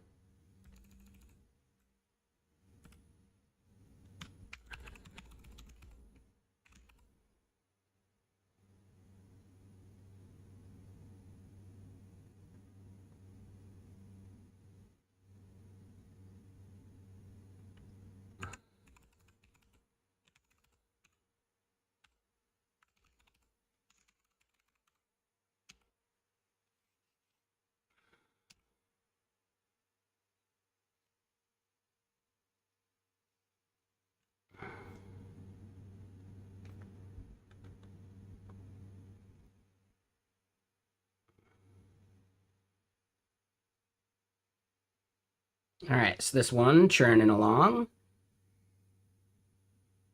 While that's going, let's double check what's our performance looking like. Dude. Yeah, DeepSeek is, or not DeepSeek, sorry, like Olama is a fantastic deal, dude. That's crazy.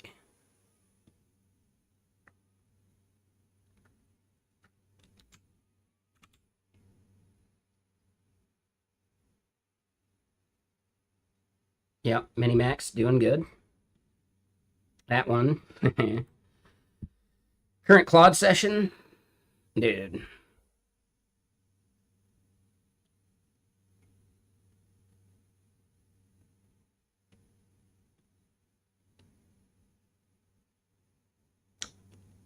This is gonna max this out.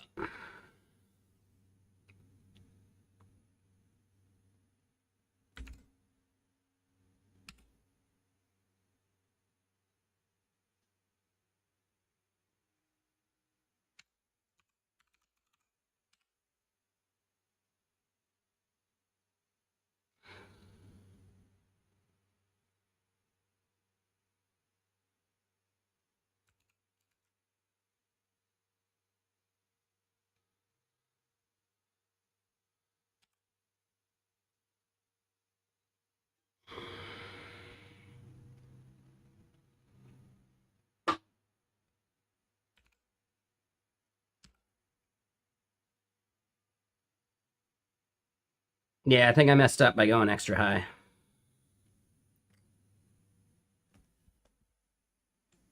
Because we're already 30%.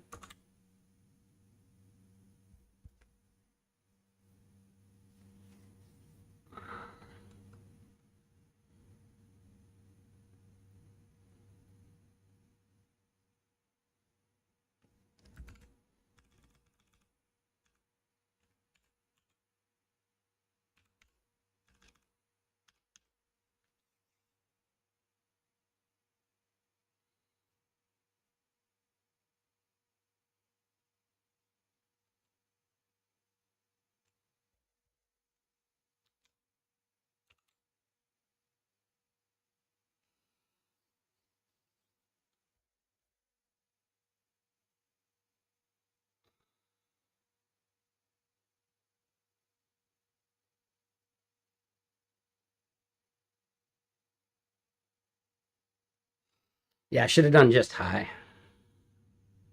Oh well. Whatever. All right, so action required on this one.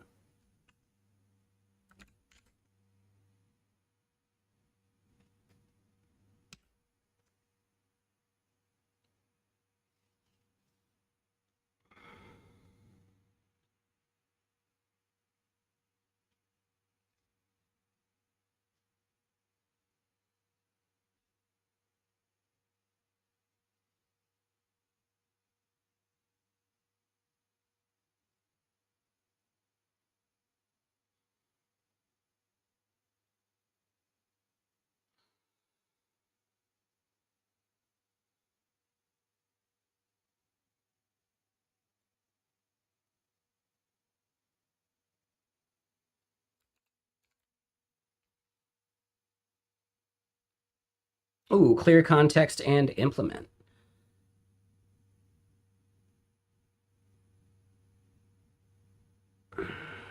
Okay, so what's the summary? The root cause, it tries published first, but the item uses pub date.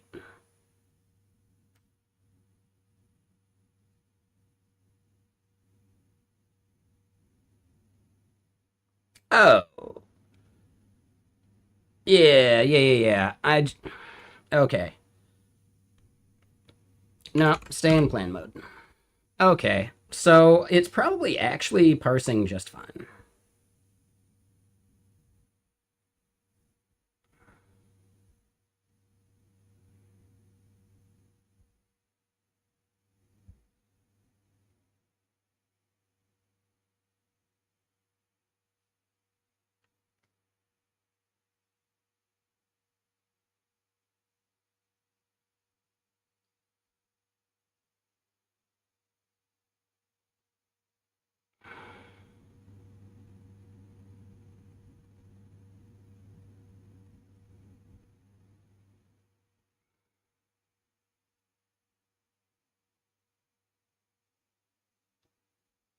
So yeah, this is where it's kind of sloppy.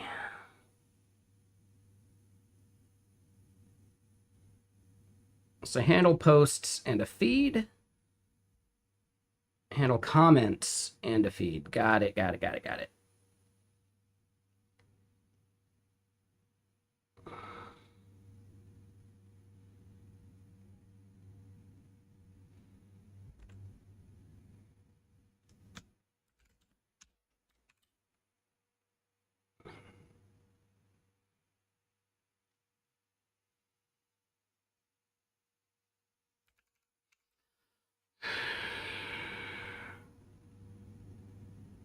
I could have sworn we were seeing published.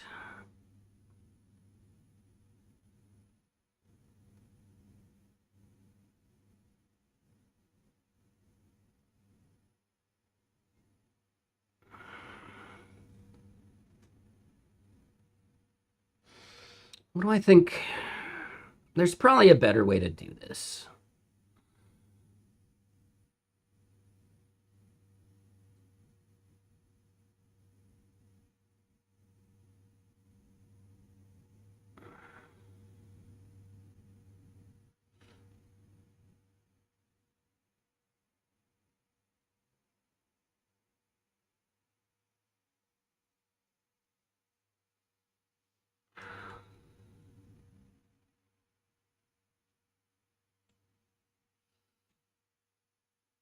We could just do like a nil check instead.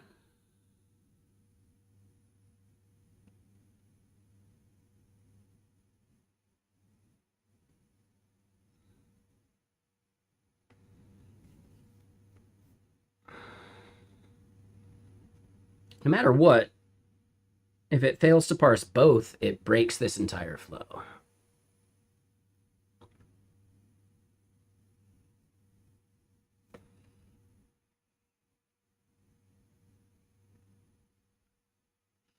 But I think it's only going to break this one like iteration, right? So like it should just like fail in here and move on to the next. Ooh, that I'm not sure of.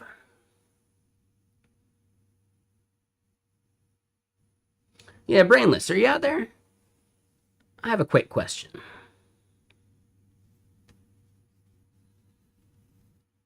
Oh, and yeah, let's check out Token Sentry.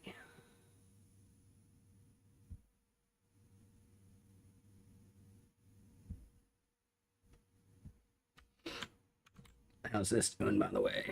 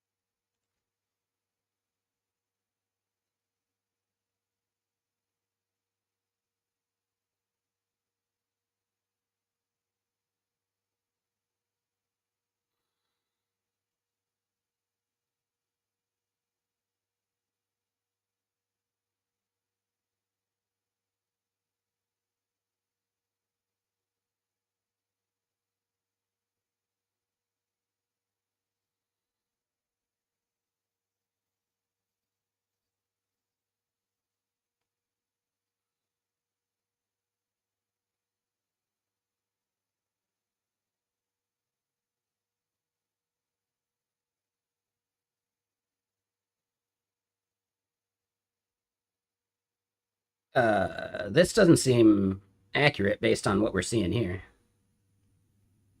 Like, where's that 55% coming from?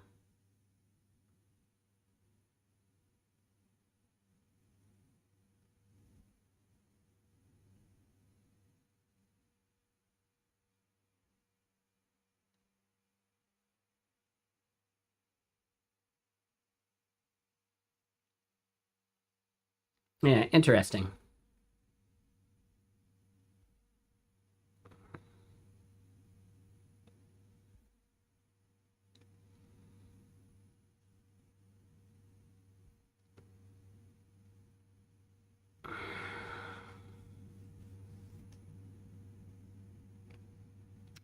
Okay, so hold on.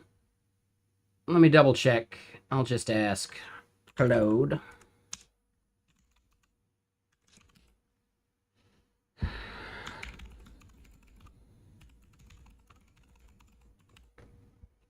And what's the loop that we're doing? It's enum reduce while.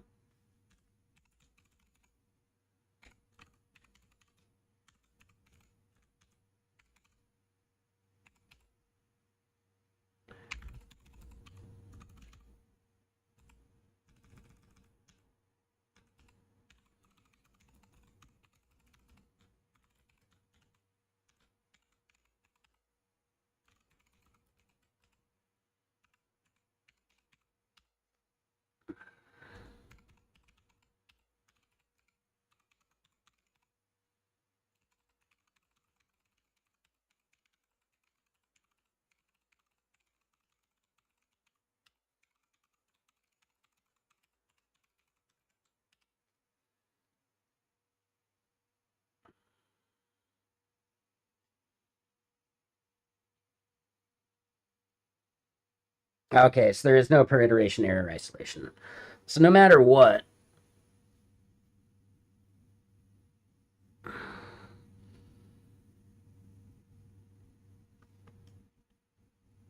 mm,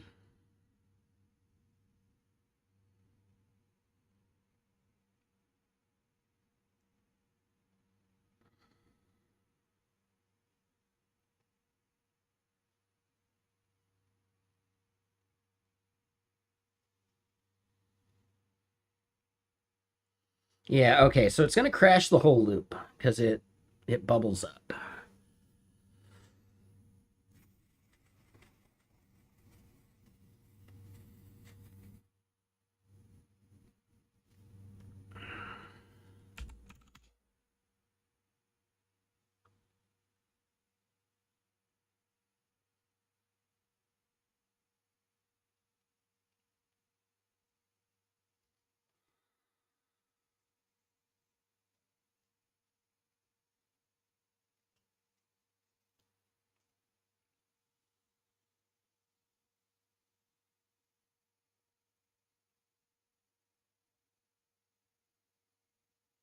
Okay, I think.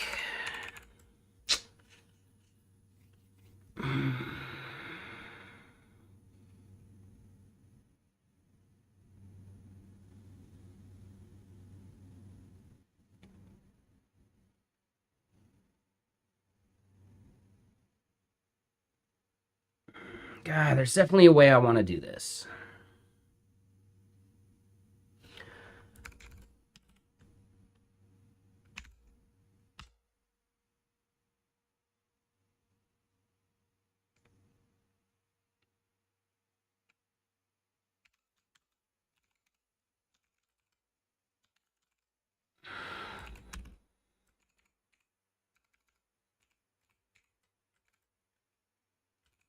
Hold on. Is there a way to use a get in to try multiple fields?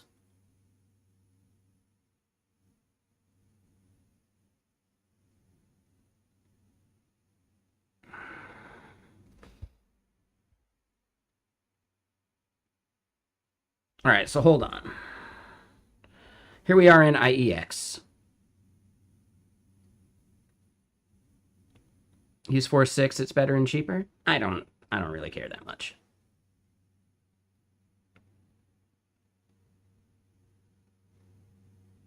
All right, like according to benchmarks, that's just not true. Cheaper, yes. Better? Not according to benchmarks.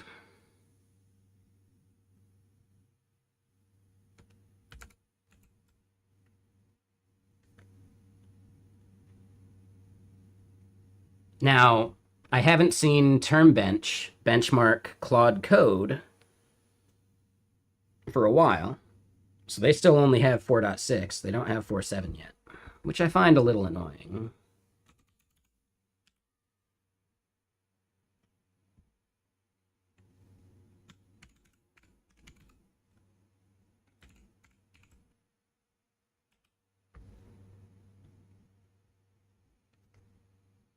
But yeah, this is just really annoying. Like, how the hell is Claude Code the worst at running this? Yeah, I mean, cool. That's nice, thank you, but I'm sorry, I don't trust anecdotal data. I'm glad you like it. That's cool, man.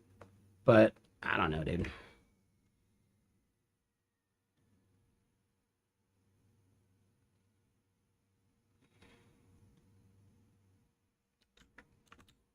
And we're not burning through too much, so that's fine so far. Now, I think it might be stalled. Yep.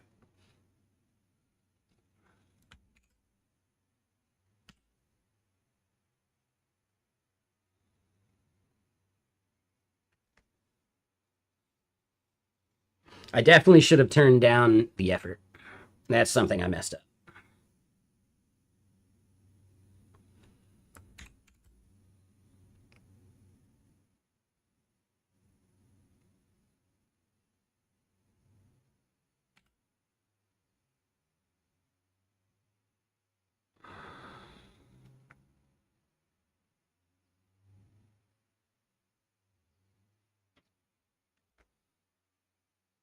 But yeah, the fact that I'm in auto benchmark right now.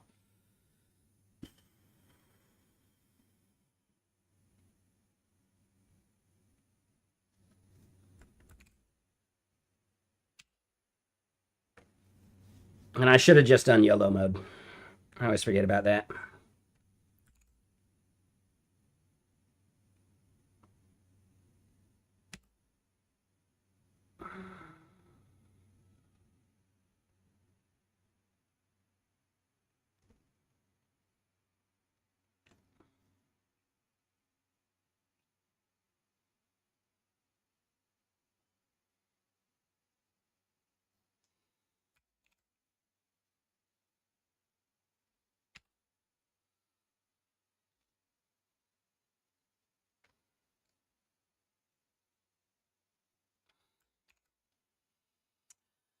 Okay, this is getting super annoying. All right, hold on. Yep. Is it just dash Y?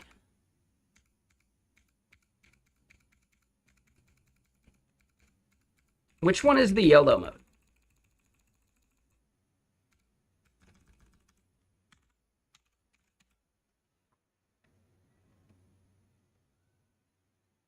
Is Gemini the one with YOLO mode?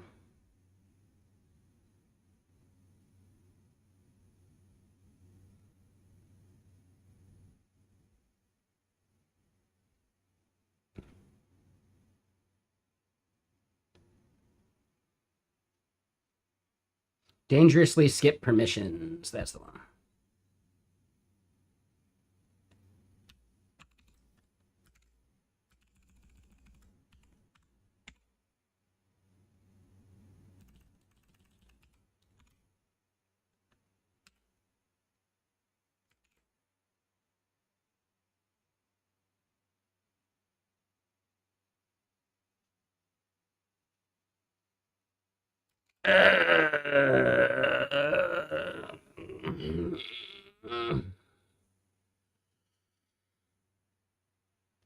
Yeah, yellow's the Gemini one. That's what I thought.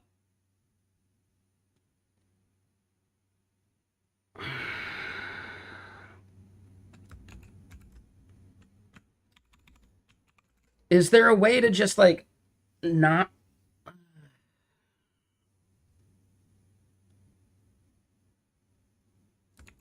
So now I'm not so sure. Like I want to give it full access to this directory, but that's it.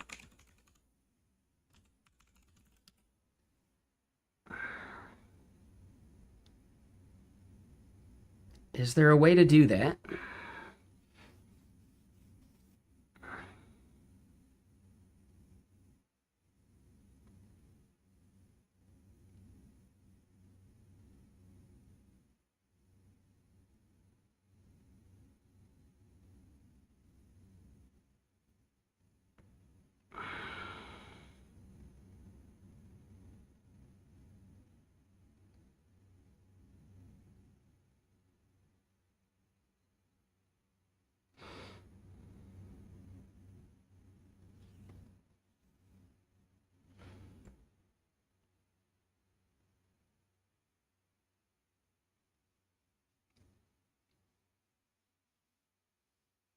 I think add dir.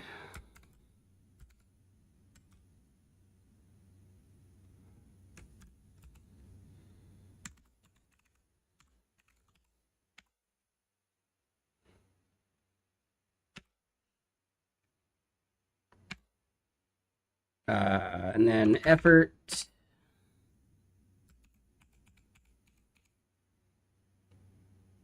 I'd say high effort still.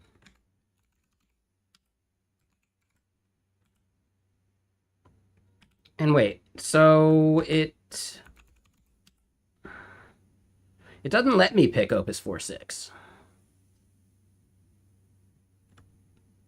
How are you doing that?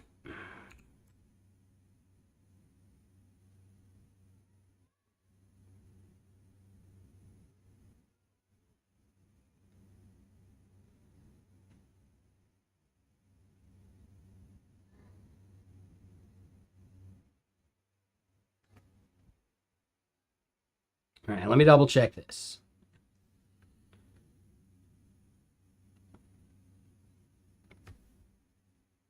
Yeah, best be. How are you using 4.6 in Claude Code? Is it like a special setting you got to do or something?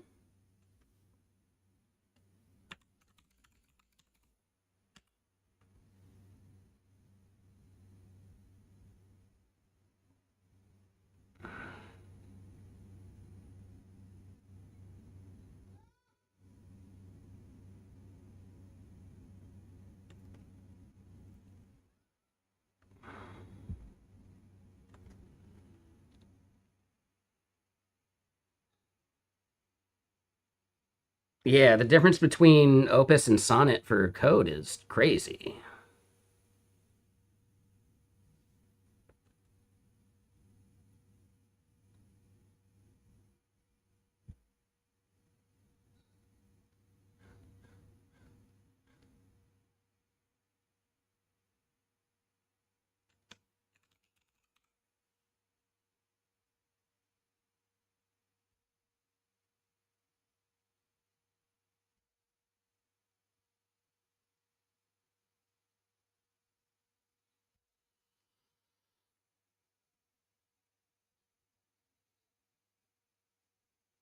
So yeah, at this point, it's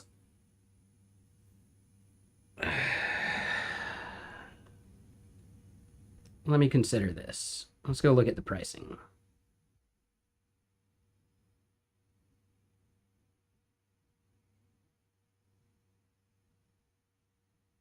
So cost efficiency. Yeah, at max settings, it's really not much better, huh? Dude, yeah. It's just so damn expensive. But we need reasoning.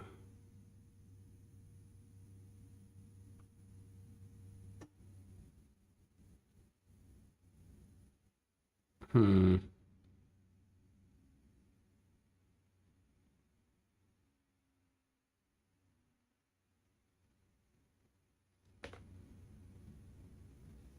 I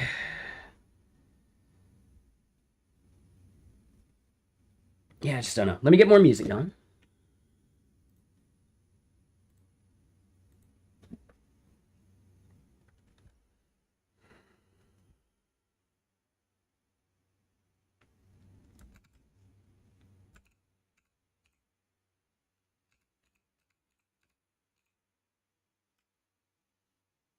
So at this point, our choice is Sonnet extra high or Opus high.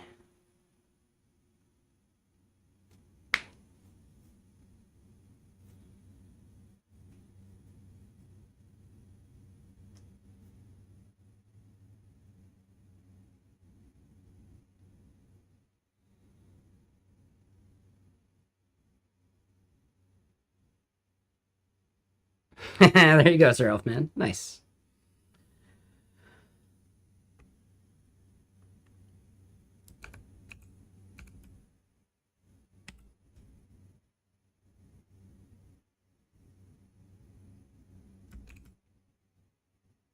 Nah, right. Because we're cached, we'll just leave it. but we don't need extra high at least. All right. So yeah, auto research.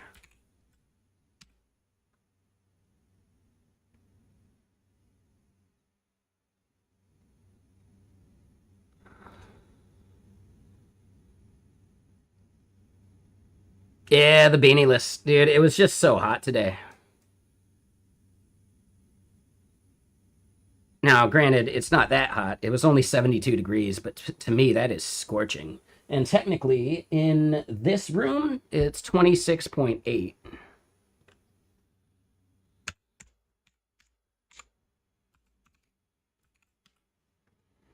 So yeah, in this room, it's 80.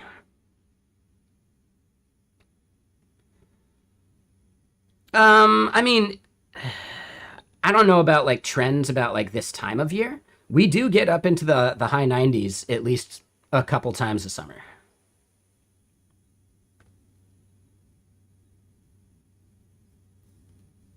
Which is right, which is why it's really not good that I haven't found like a new apartment yet.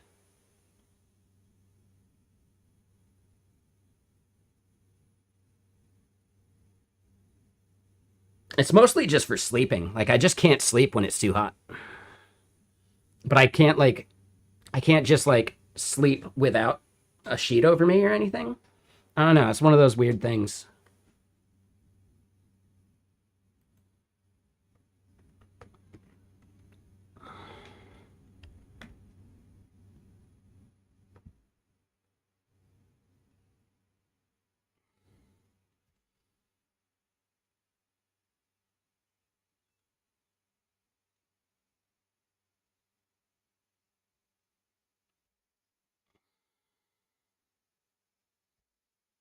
All right. So yeah, we're letting that go.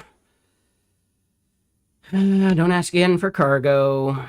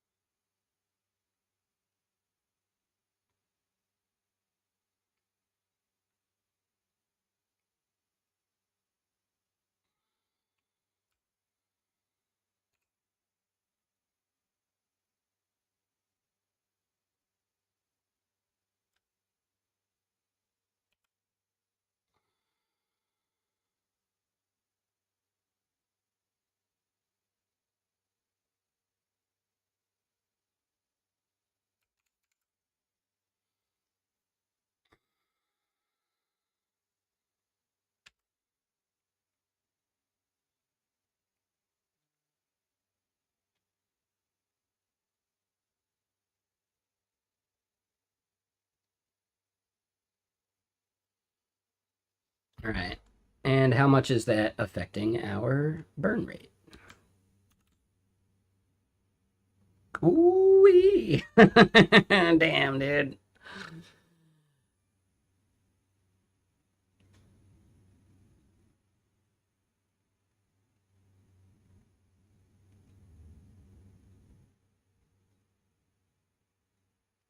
The thing I liked about Pi Auto Research is just like the status that it showed.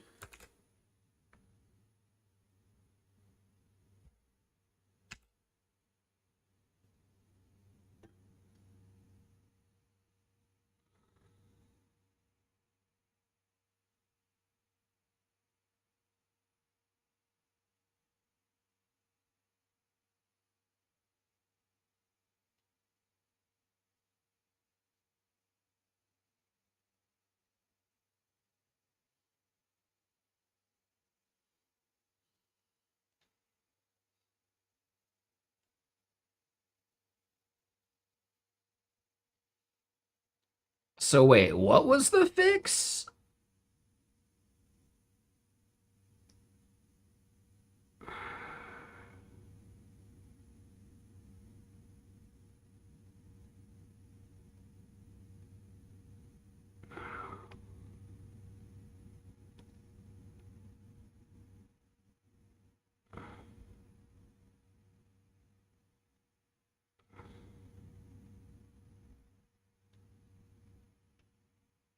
Yeah, okay, so this is where we then did a bunch of this stuff.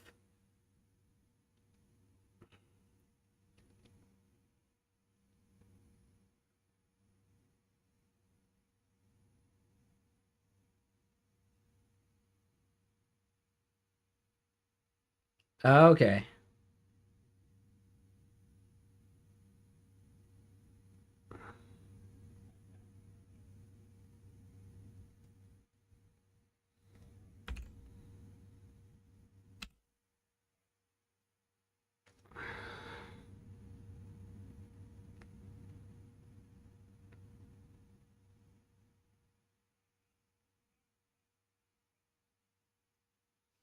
Yeah, interesting. All right, let's double check on these. Oh, this one had some stuff.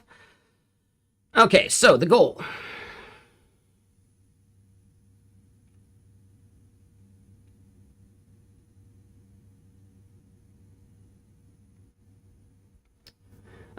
Right, we want HTML visual report with pass bars stuff. Sure. Yep.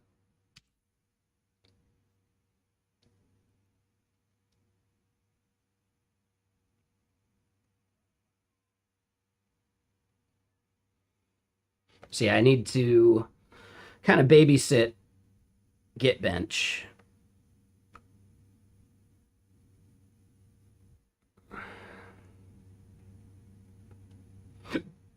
Sorry for the burp.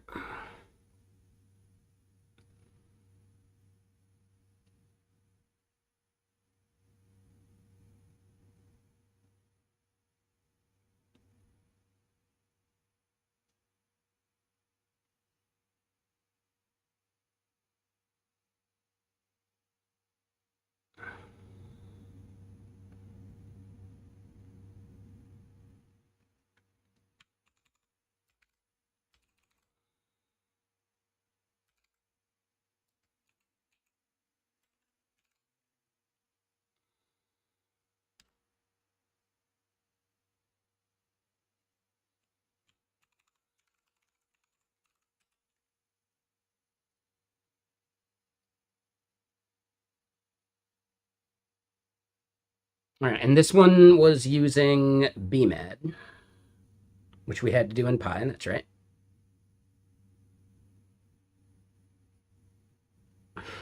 There you go.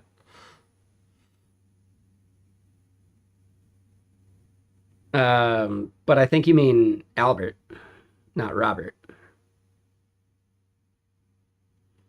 No, no, you meant his brother, Robert. And I don't think he was ever knighted.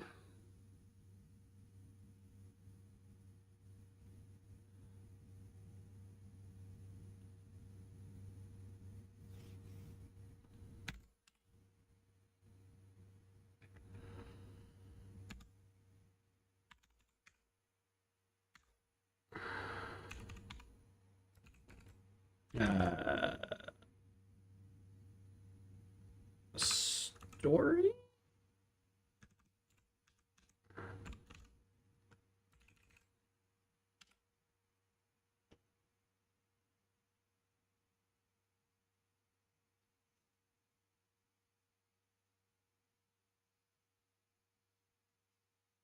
Robert is your professor?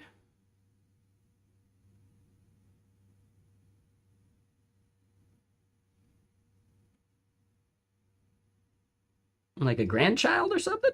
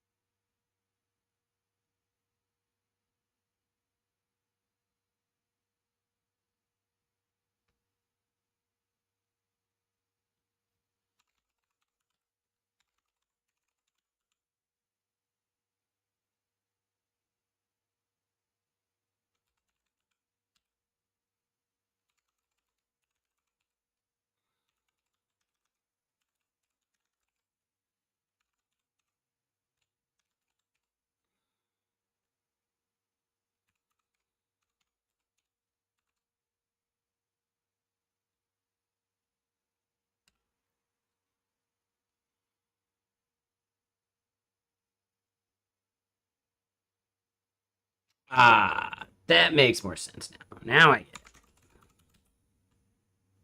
Now I get it.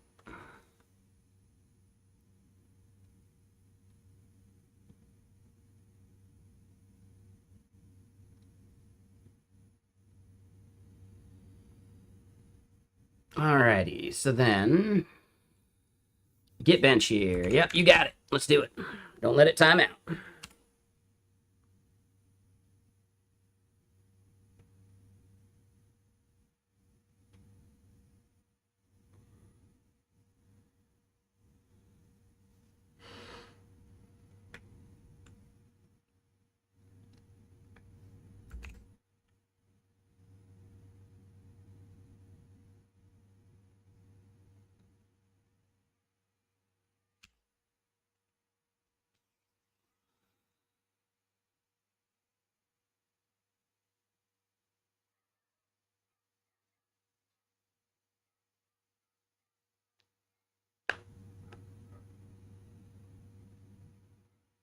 Okay.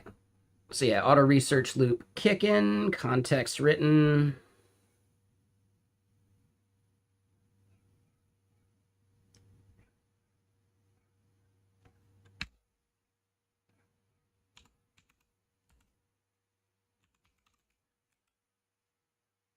There we go. Yeah.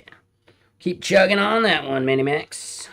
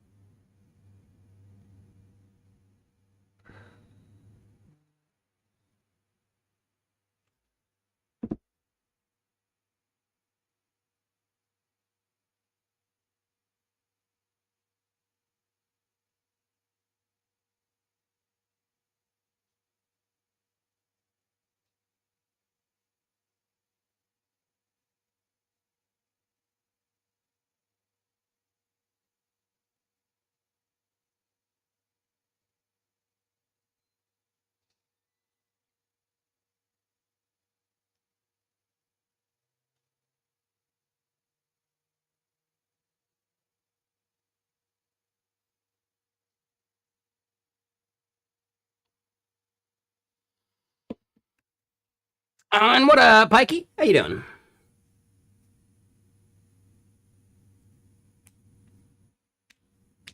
Um, any of them work, man. The person asking about what agent to use. 10-foot screws.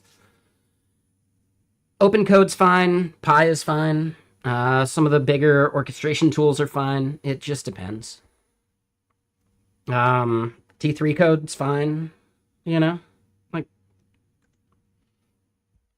decide what subscription you want to pay for first, and then figure out what you can get it into. Like as an example, Gemini. You can only use Gemini with Gemini, right? You can only use Claude with Claude Code, right? I think OpenAI is fine with you using their model wherever. I don't think they care.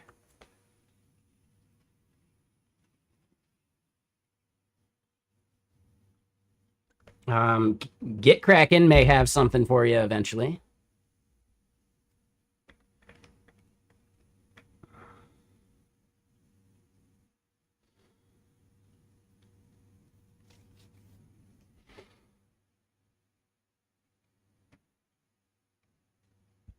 Let me double check this, actually. Do I have an update I can download? It's just 12.0.1. Damn.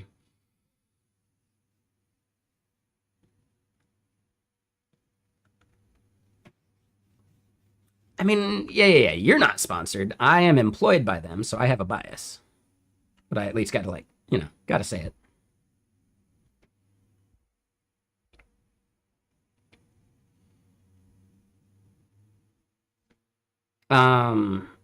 If you're looking for subscriptions that are worthwhile, Olama is a pretty good subscription to set up.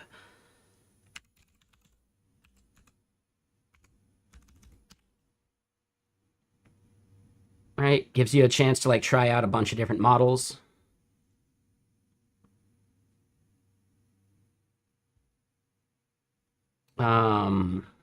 Open Code is another good tool to check out. They have a subscription plan called Go, but they also have some free models.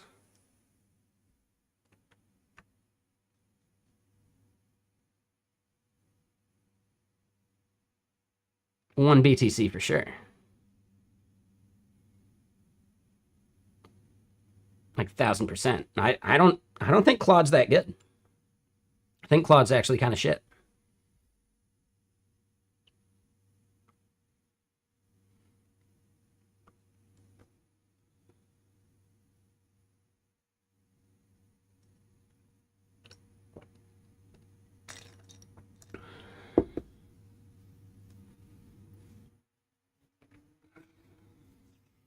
And when you say unlimited, unlimited for how long? You know?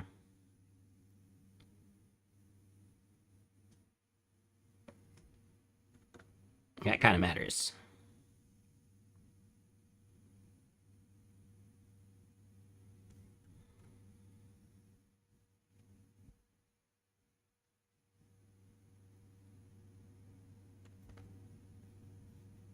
Sure, maybe. But I mean, just think about it this way. I'm not like I'm using the $20 plan. Even if they allowed like let's just consider that if you had the $100 plan, but they allowed maybe a 200 or a 400 or whatever, right? How long would it take to realize that value that you would have gotten from the Bitcoin? Like at $100 a month, you're looking at like 20, 30 years. I forget the current price of Bitcoin right now. Yeah, and you know, it's like the time value of money too. Yep, exactly. So you can get that Bitcoin and then sell it and then just, you know, collect interest. Yep.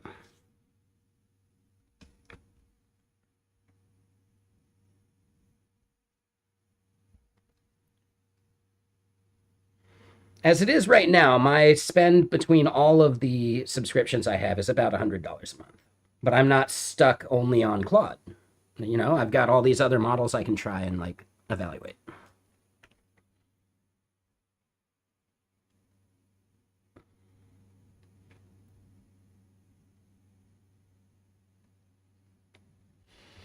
I did really like Open Code Go, but I hit my limit on Open Code Go like 18 days into the month, right? So yeah, like I wish they had just a bigger Open Code Go subscription, you know?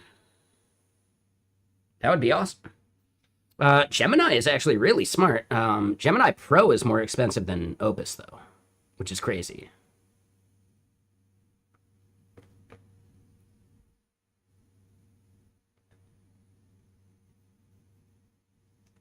Yep.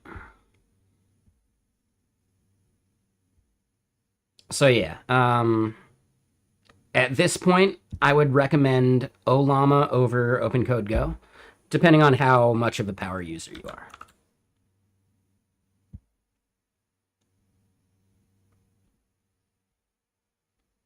And then another good one is Minimax. I quite like Minimax. Like their plan is pretty reasonable. Right? Like the 20 I'm on right now, you could even go 10. Right? So maybe start off at 10. You can always scale it up, but then you're stuck with just Minimax. So there's a give and take there. If your plan is to like try new models as they come out, Olama might be a better deal. But there's always Open Router, and they have free models that you can try, you know?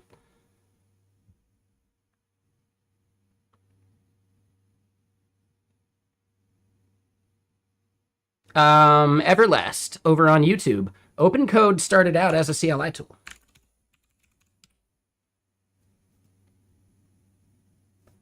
Voila.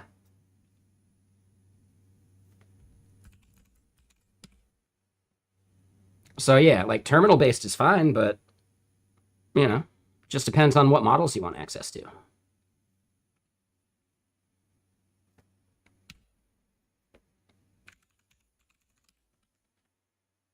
My problem with open code is that there are certain things I use that just don't work inside of it. Like BMAD is a planning tool, and OpenCode Go, or not OpenCode Go, OpenCode does something with their harness and the prompt, or the system prompt or whatever, that breaks BMAD's ability to find its skills, which is really fucking annoying.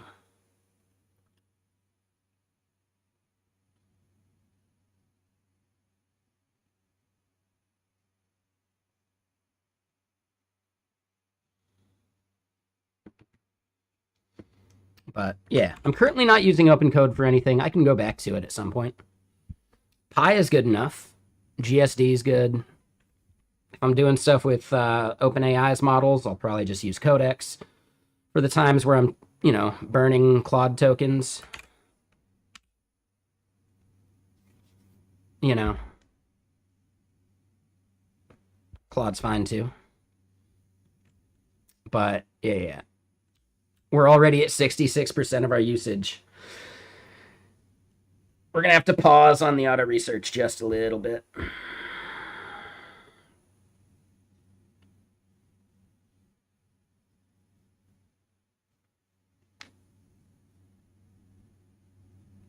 So yeah, now it's just doing some like auto research fiddling with the shard stuff, which is interesting.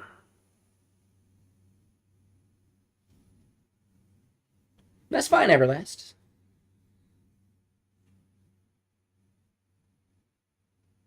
Here is something very interesting, though.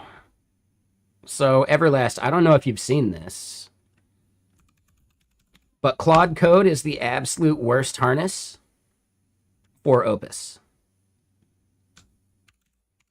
Now, they haven't updated to 4.7, so we're not 100% on it. But yeah, look at this list. You filter for just Claude Opus, and Claude Code itself is 40th on the list. So yeah, as a harness, Claude Code sucks. Like, bad. The model might be nice, but the harness blows. At least according to this benchmark, right? I haven't looked at what the benchmark's trying to do. But part of the problem is that you technically can't use Opus on your like $20, $100 plan in anything else, which is annoying. Why they're doing that, I have no idea. It seems short-sighted to me.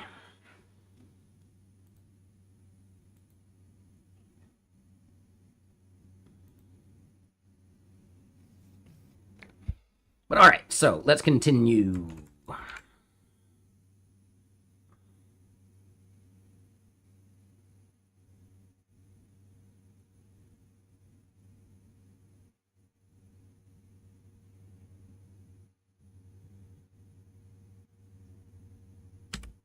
Yeah, that one's fine.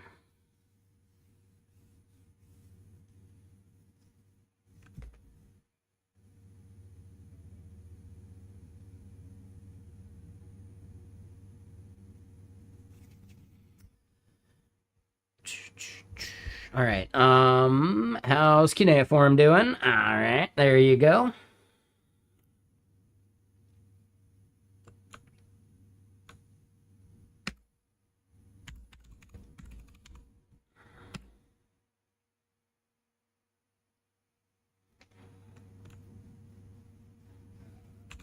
Oh, wait, hold on. I messed up.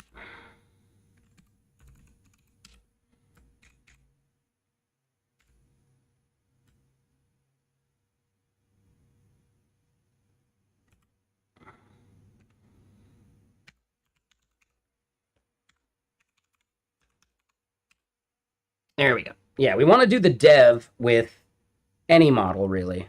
Minimax for now. And then we're using DeepSeek for, like, the review stage.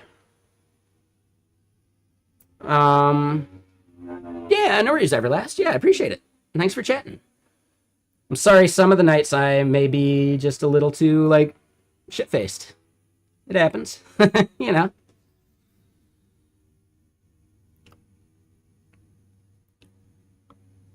Them whiskeys, they start to taste really good all of a sudden. And that's when it becomes a problem. Like, oh no. Like, at first, whiskey and water, like, it's all right. But then, after a few of them, it's delicious. So yeah, trying to not get too shitty.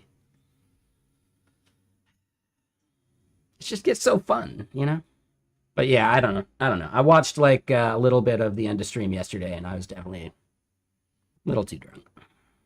I need to work on that.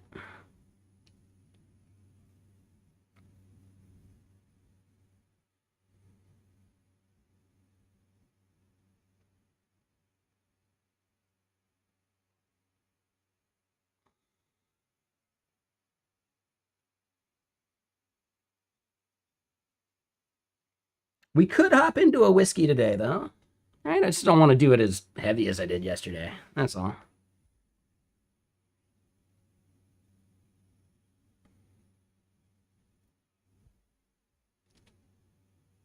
All right. So yeah, how are these things going? Okay, we're still burning on that one. Sweet.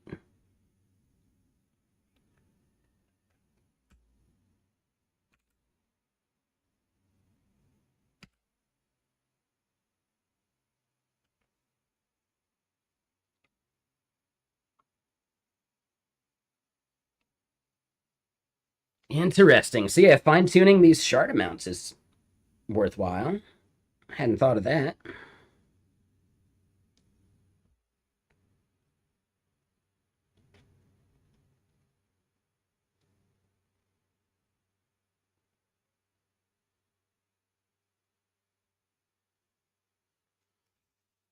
Yeah. Nah, I don't know. It's just top of mind because I watched yesterday and it was a bit something I'm not necessarily proud of. Let me just put it that way. But okay, so while those things are burning, we can do some of this. I want to refactor how we're doing this date check because it could potentially fail and blow up the entire loop, and that would be a mistake.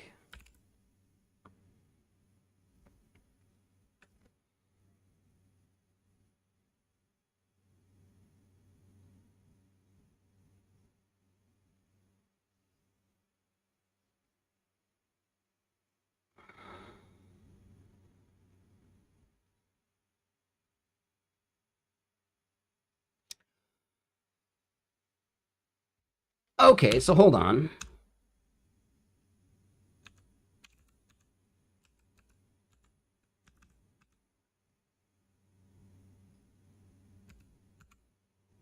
Yeah, we don't have else if. Yeah, Ghosty is great.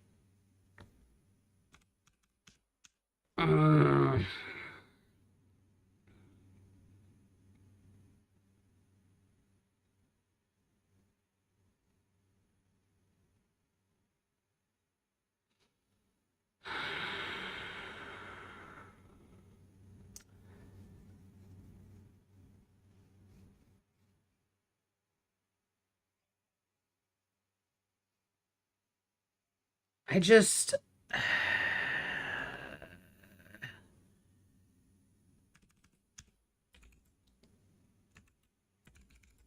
If is nil.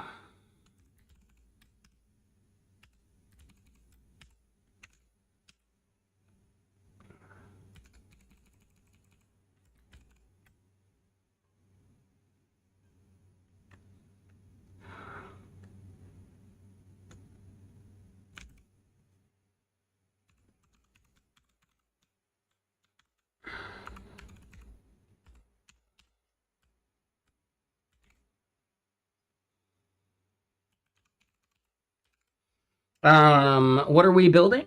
So I have this thing called Masijo that's like the main project we're working on, and we have like a bunch of other stuff burning. Uh,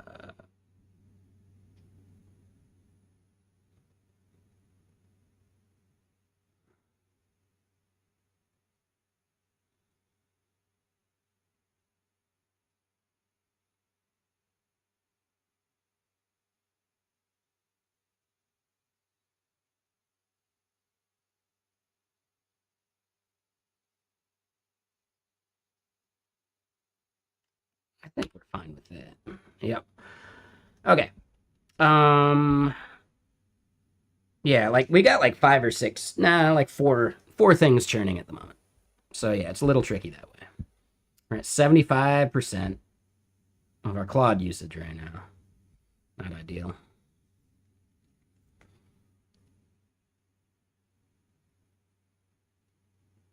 Let me get more music going though.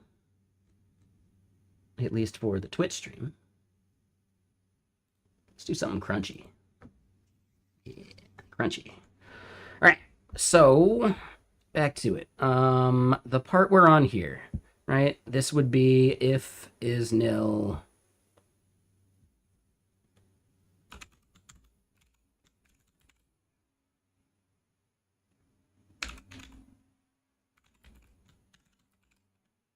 Oh.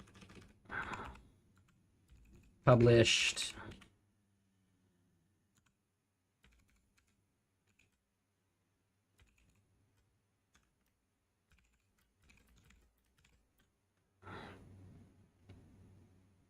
And yeah, no, we can do that.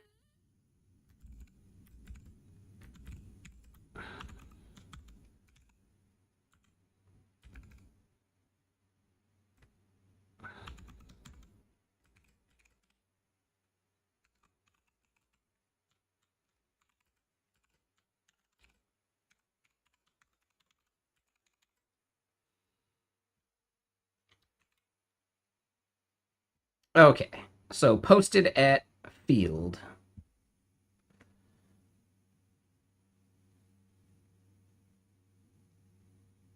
Your usage always looks like that 75%? Yeah. The thing is, I'm on the $20 plan, so it's really easy to hit that.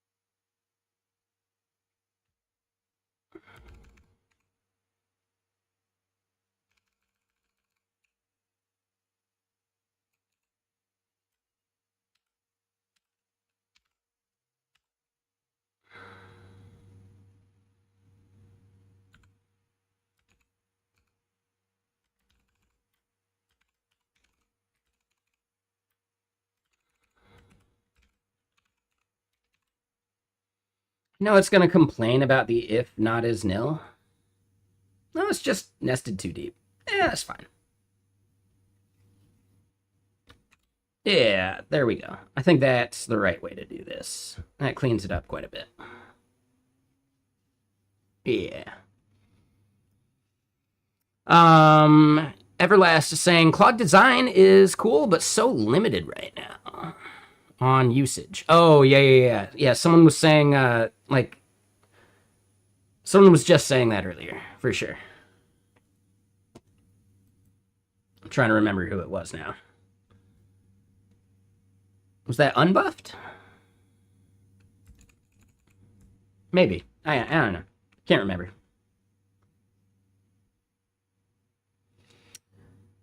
Yeah, I'm okay with that. I think that is a fine change. And we haven't seen any errors get thrown. So I'm going to call that something that we can just ship.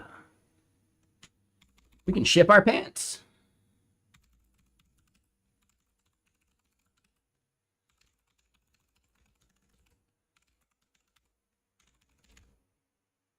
Oh, I'm on main, though. Well, whatever.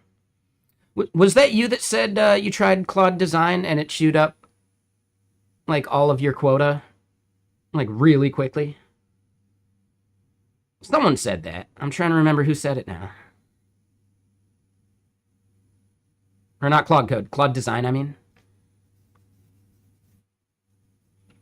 Yeah, Everlast is saying on YouTube. Yes, the one PowerPoint. That was right. Okay, just double checking. Hey, I'm not losing it. At least not for that reason. But yeah, Everlast is talking about how they burned through their usage the first time in like 2 hours using Claude Design, which is hilarious.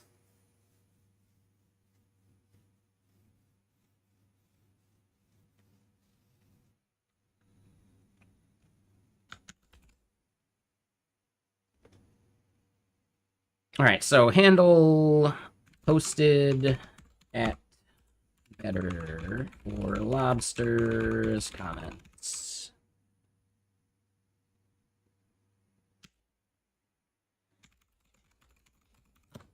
Oop.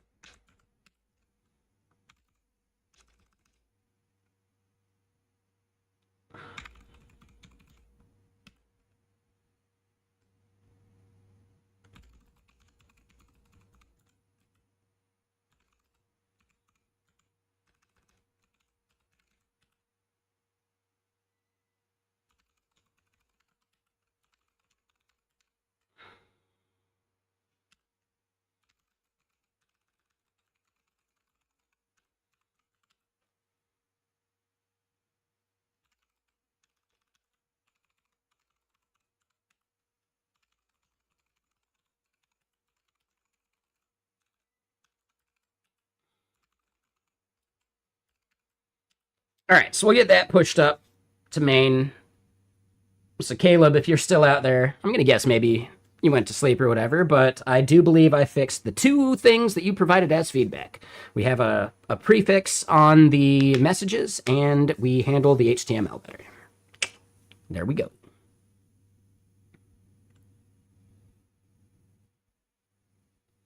All right, how are these going? Progressing well. Nice. How's Claude Code doing here?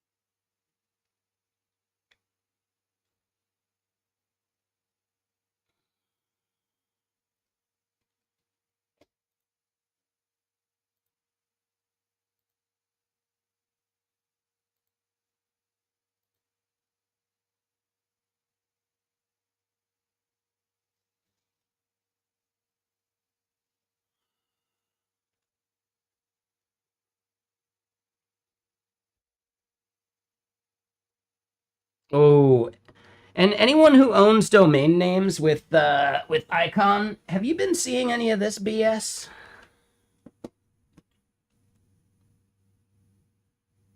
Hold on, let me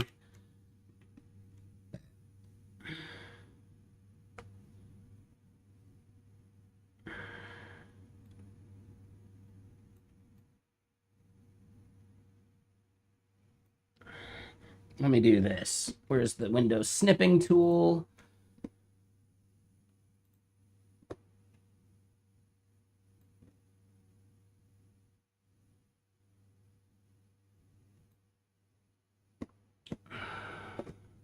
Oh, I did the wrong thing. Damn it.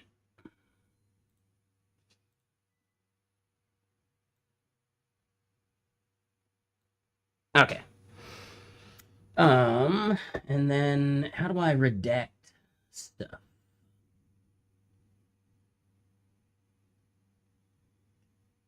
Mm.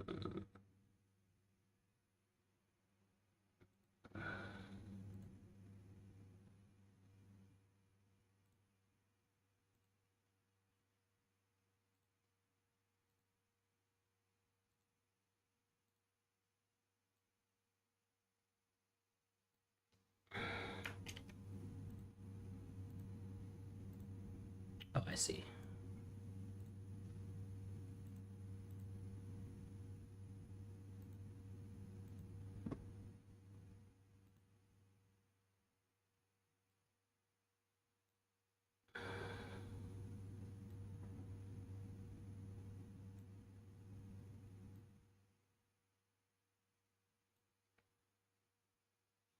Okay, so I don't want to like dox anybody gnarly, but let's just save this desktop. Oh, I'll just copy it.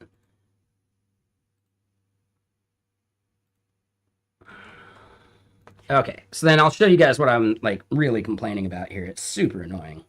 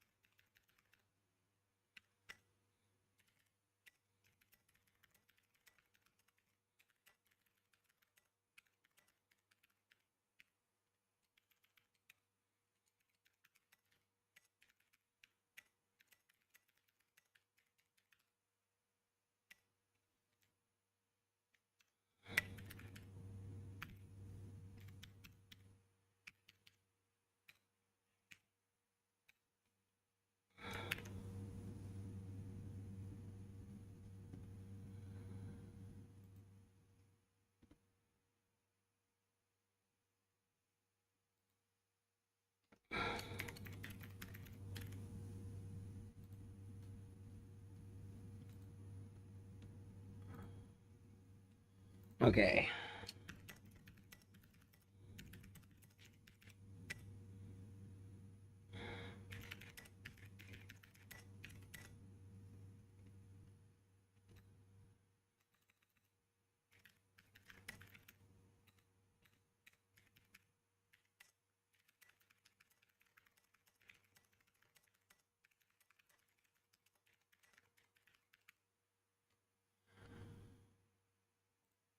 Okay, so yeah, let me show you this bullshit.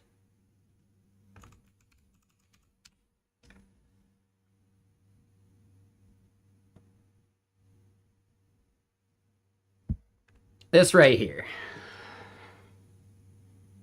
All right, like, dude, wake up, babe. There's a new spam vector.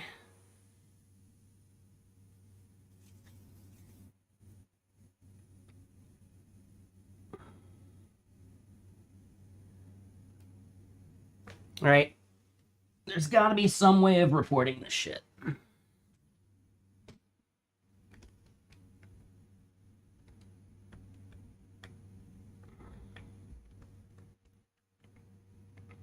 Like, I find it just so annoying. Right?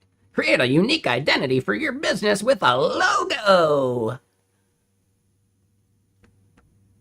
Right? And it kind of makes sense and works as a spam vector because I can't report it as spam. Right? It's not Cloudflare's fault. They're doing what they're required to by Icon. Have I gotten these before on other platforms? I don't remember Namecheap ever showing it to me. So Namecheap also kind of why I'm migrating off of them. They just suck.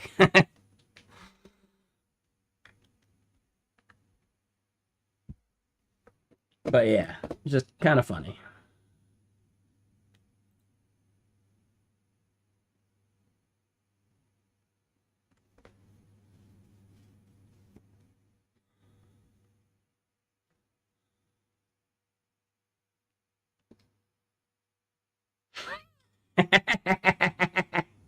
I just saw a Dax tweet. That's good. Hold on, hold on. I wonder if we'll see it.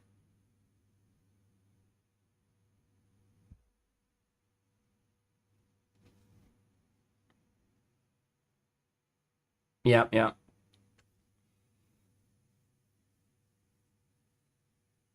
But no, hold on. He had a good one. I think it's a reply though. So let's see if we can find it.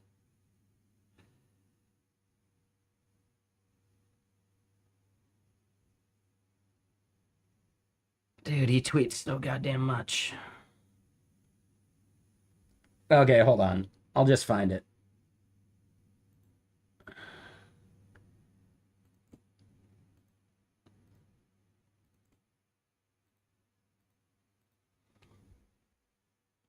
This is a funny one.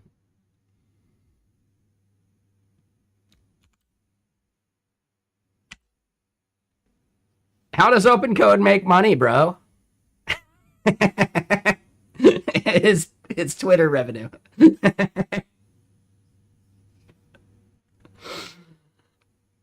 That part's good. But also, it's crazy. Dude's making over $3,000 a month. Oh, wait. No. I'm misreading that. That's a week. No, that's not a week. What is the payout? It's every 2 weeks. Yeah? Yeah, it's every 2 weeks. Yeah, he's funny. So, yeah. It's not exactly every 2 weeks, though. Maybe I'm just seeing. No, it is exactly every 2 weeks. Okay, yeah. No, that makes more sense. So yeah, dude's making over $3,000 a month just shit posting. That's crazy, dude. That's fucking crazy.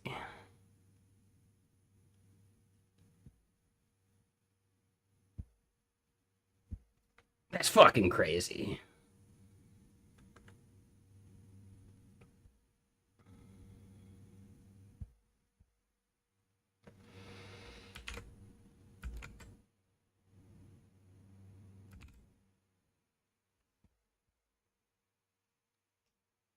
Okay, so hold on.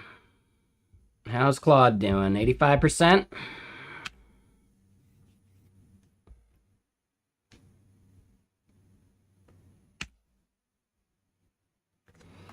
All right, so the 16 shard count was right.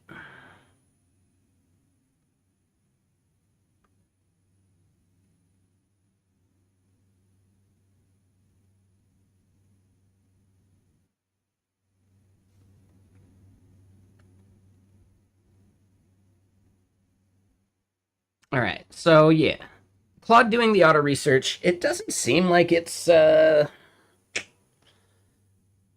good.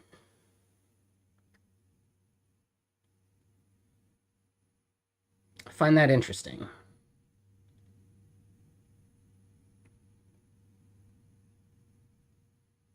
Like, what it found definitely helps.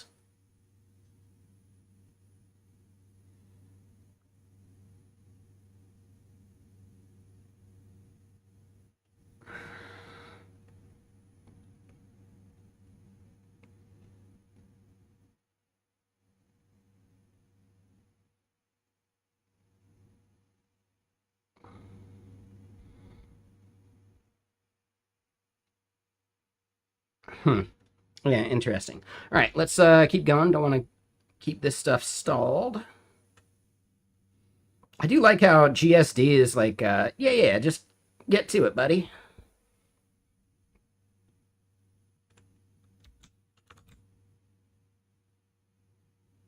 And it's just done 109 requests over the last 5 hours. Oh, actually, over the last. Okay, over the last 20 minutes. Never mind. I wonder what it had on the previous.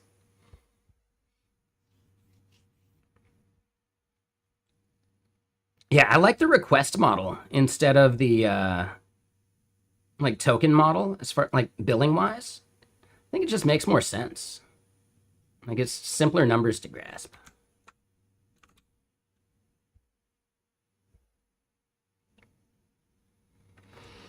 But yeah, so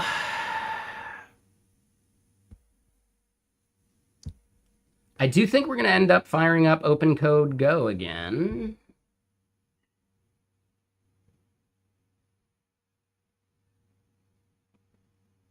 Um,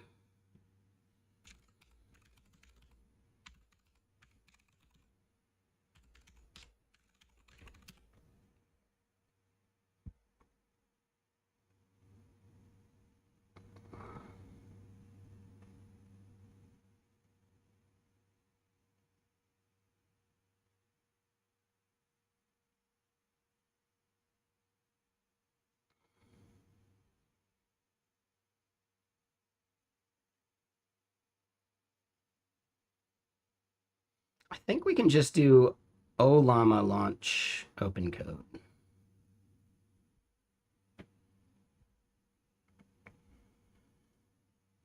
Because, yeah, we have Claude code burning on this.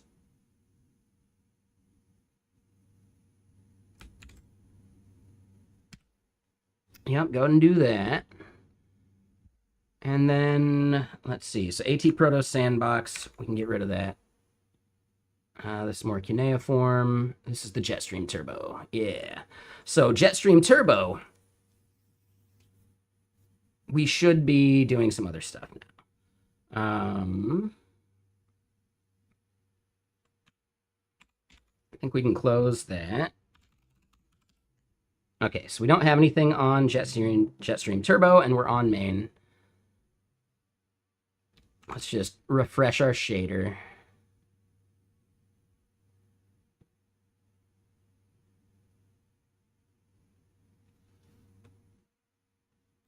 Man, I like that song. I just don't like the singing. Okay, so then Olama launch open code.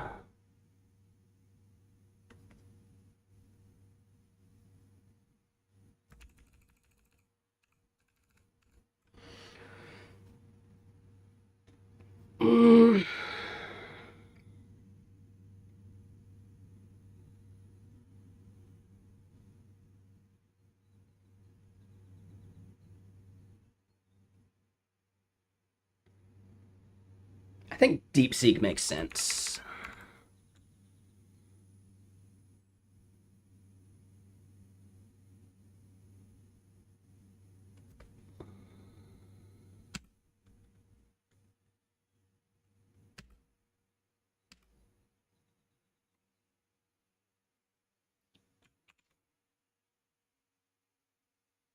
Just wanted to make sure they didn't like print something.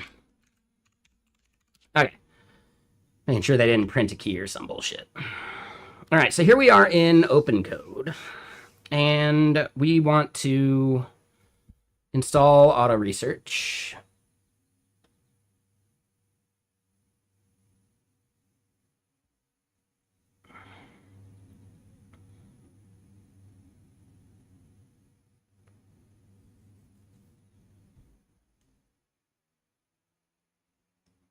I thought they had like an install thing. Yeah, so there's Claude code, open code.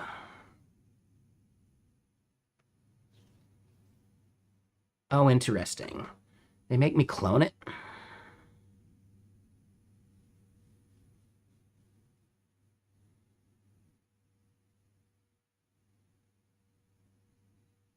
Okay.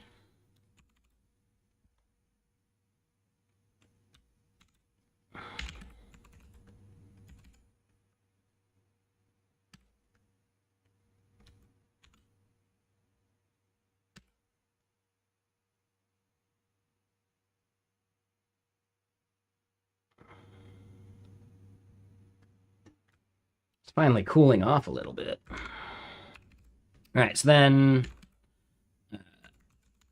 auto research. I do kind of want to see like what the script is going to run.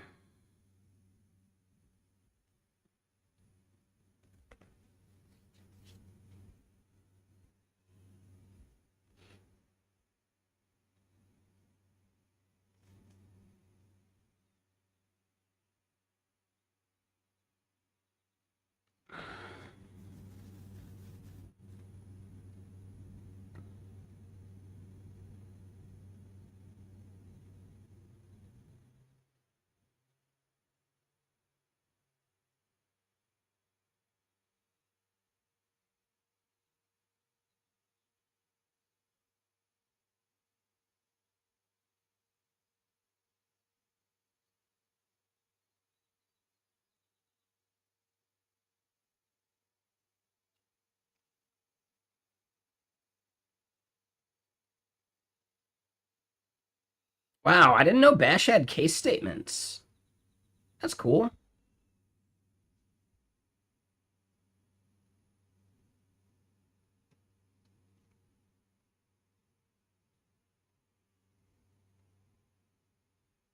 Yeah, none of this looks out of place to me. Yeah, seems fine.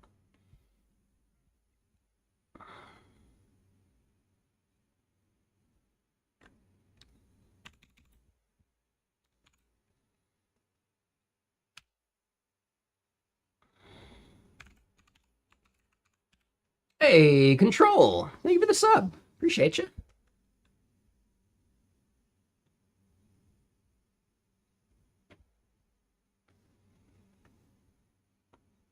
Okay, so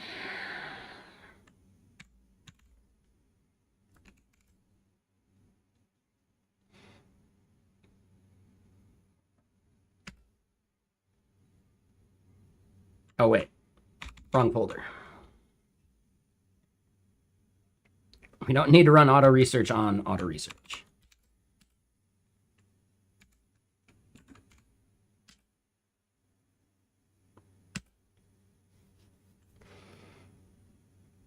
Yeah, thank you. I appreciate the sub. What you up to? I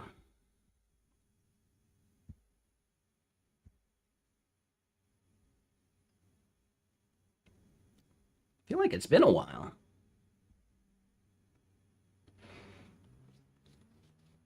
We saw you back in December.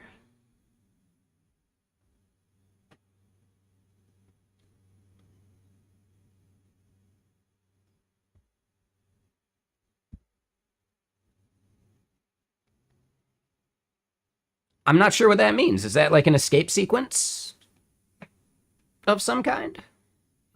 Yeah, I don't even know what that means. Okay, so what do we want to improve?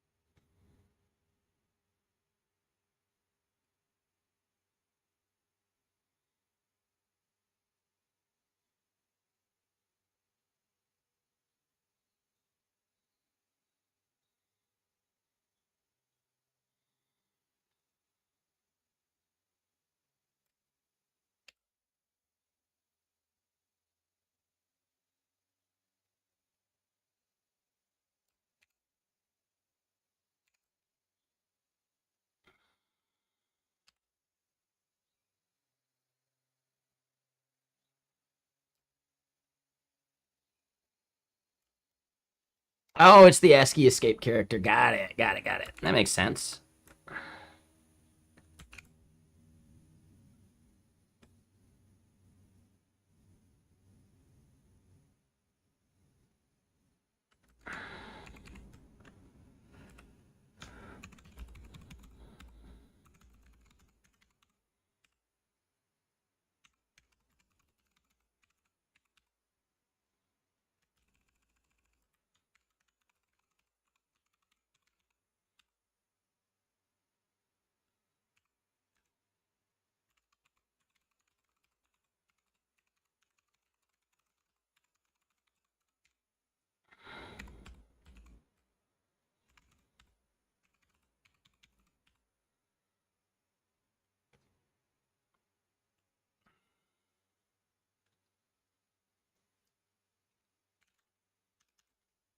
We want throughput to be higher, but we want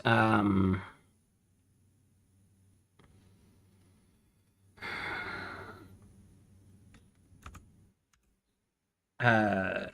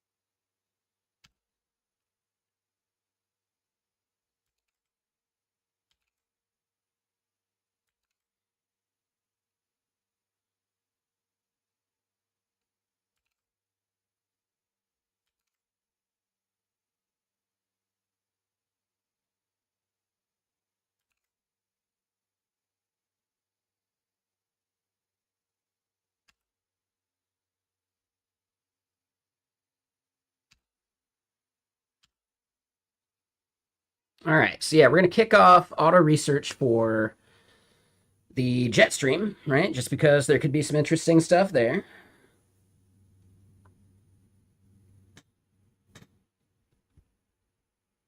Um,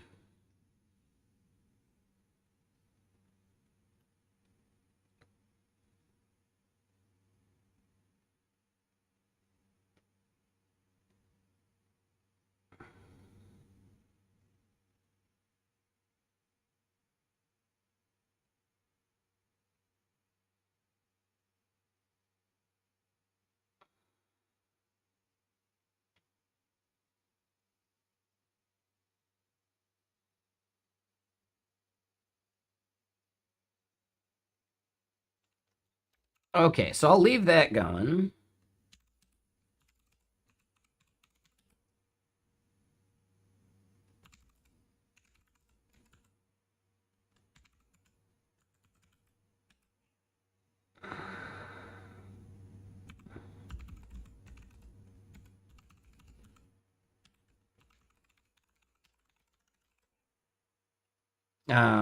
Chore, add auto research uh, log file.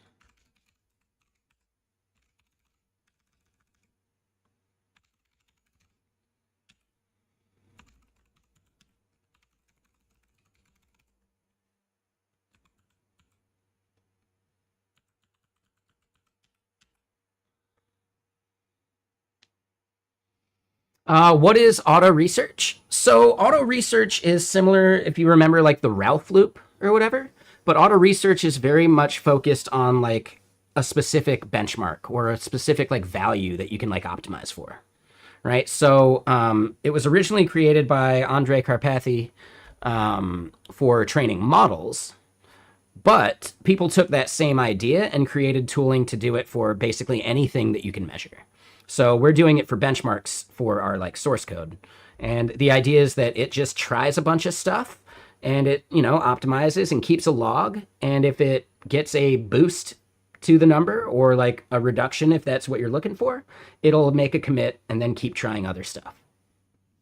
So what we just did, Claude tried optimizing our shard size for dash map, dash map, which is a Rust like hash map implementation, and it was seeing like if the benchmarks improved or got worse.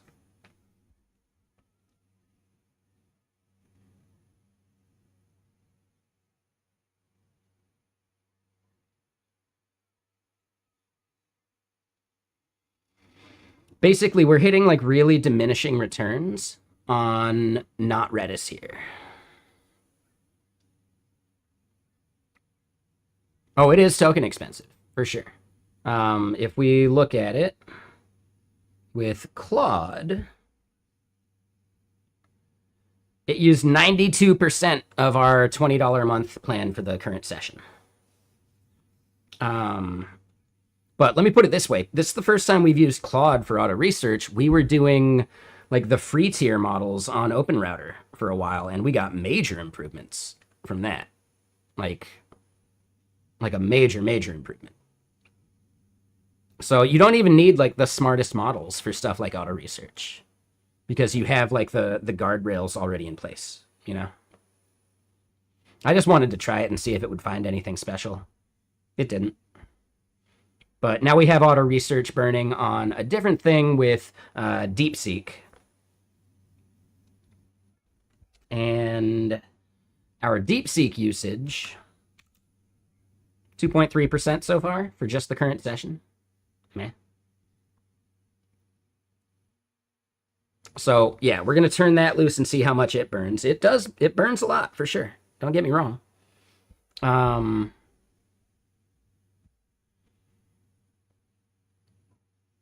I think there's something I could figure out how to show you.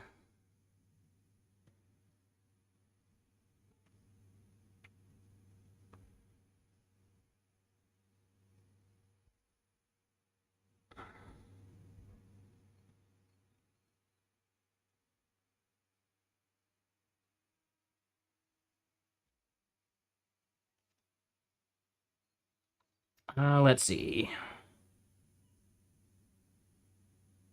They don't really show me how far back I can get. Ah, 1 month. I think we want like over the year. Oh, no, no, no. We do want it by month. Hmm.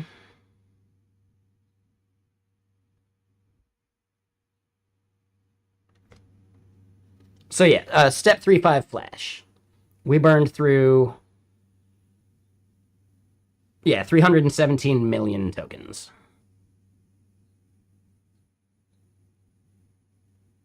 Right. Not just on that one. We tried Nematron. We tried Elephant Alpha. We massively abused the free tier of step 3.5 flash, which isn't even that good of a model, right?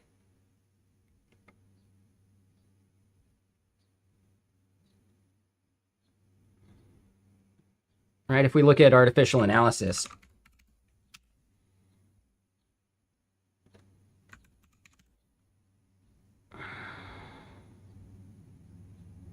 I think it was just this one too, but I don't know. We'll add that one just in case.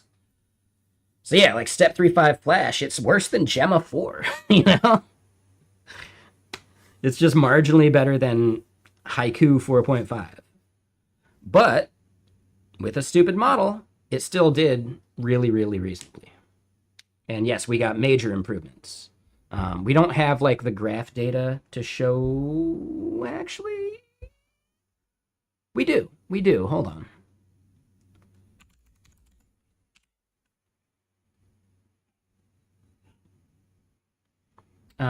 Because yeah, there's like a blog post I had, like started, but we didn't do anything with yet.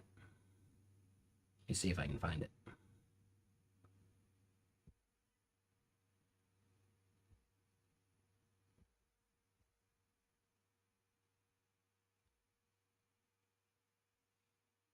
Oh no, did I not save it here?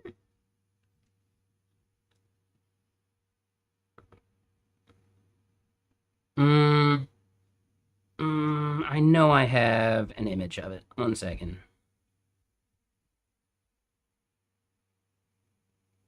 Let me get more music going first.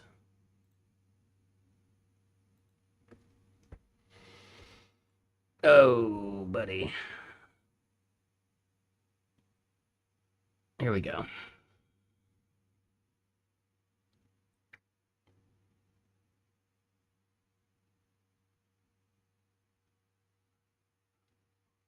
Oh, God. How do I... There we go. Okay, so we cleaned that up. There's definitely a graph in here somewhere. I can't remember where it's going to be, though.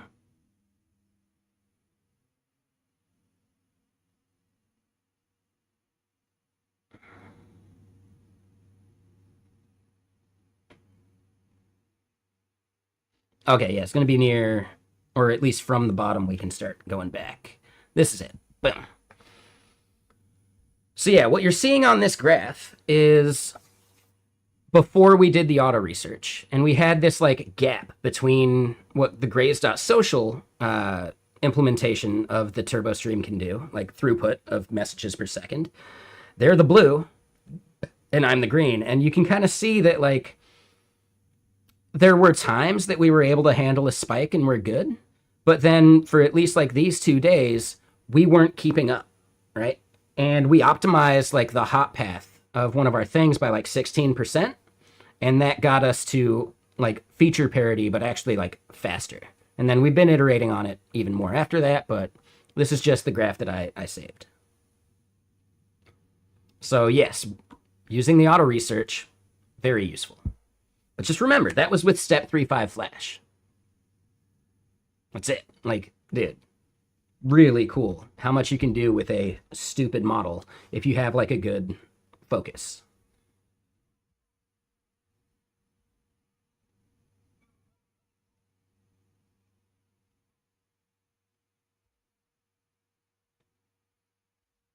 All right, so yeah, back to it.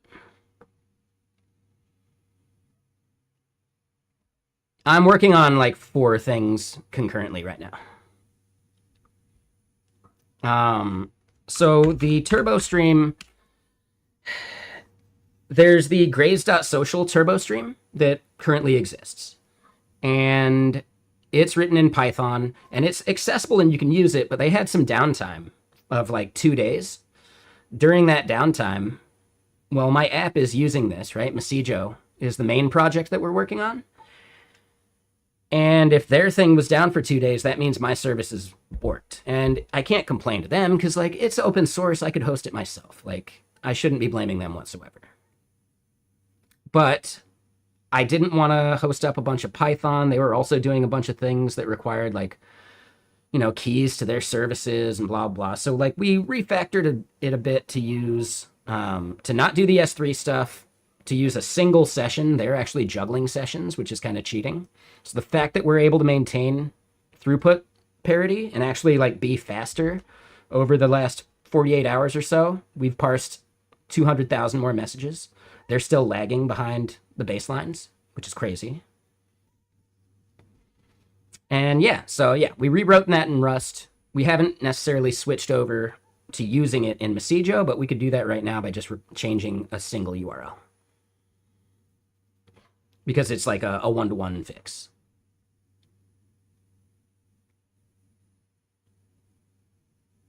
Elixir chatbot for the game integration is Windows compatible now? What does that mean, Brainless?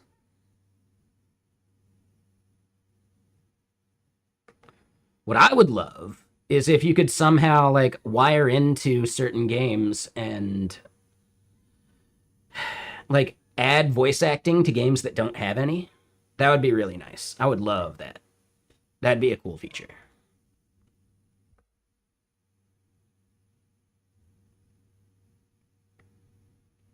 Right? Like think like older games where like you know, you have some really good dialogue but some characters don't have any, right?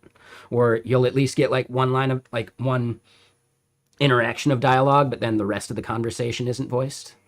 There's a bunch of games like that. Because I'm a big RPG fan. But for like stream's sake, it's better to have voice rather than like force people to read.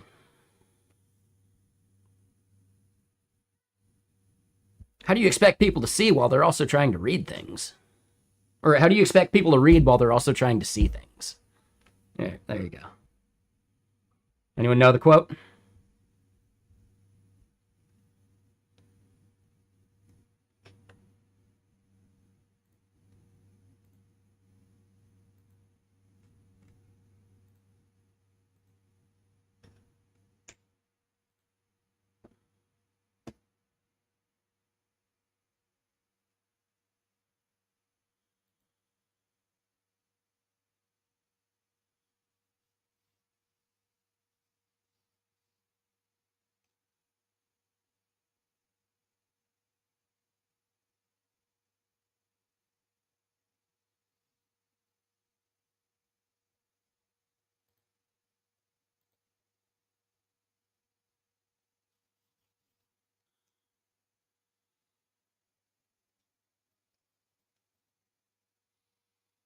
All right.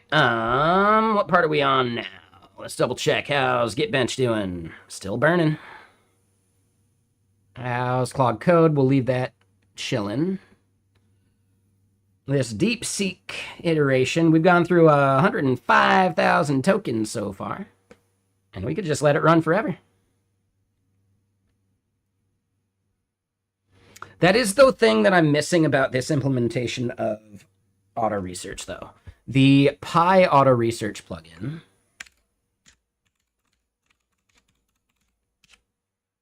actually shows you like the log as it goes, which is really cool. So I am missing that a bit, and that's a little annoying. But could be worse.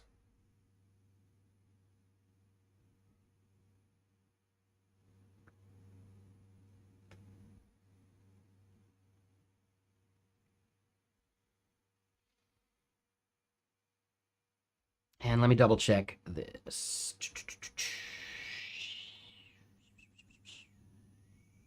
Yeah, let's look at our usage. Okay, so yeah, Olama's usage is pretty solid. Like that 100K moved us less than 1%.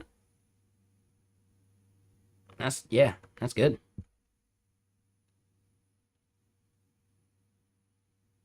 All right, so then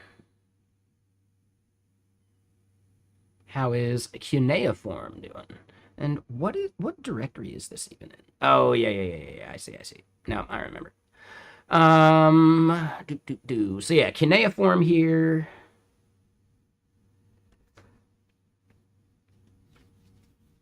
We are in review mode.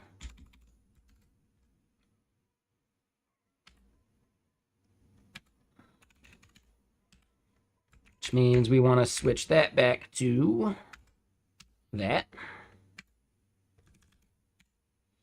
BMAD. Oop.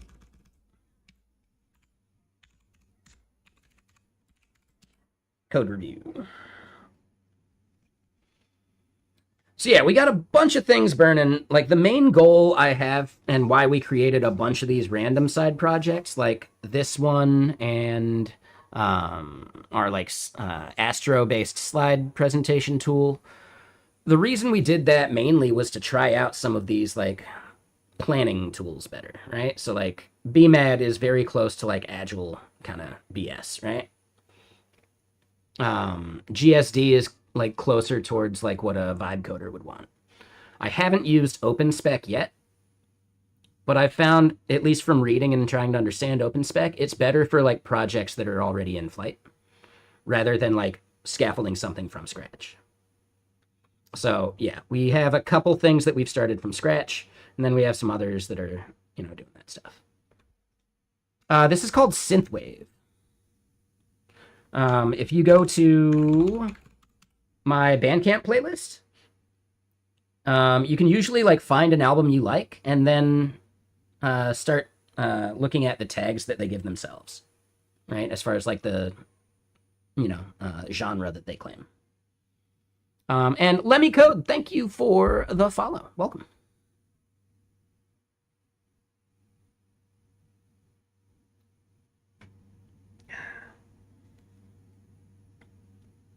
Hold on, give me one sec.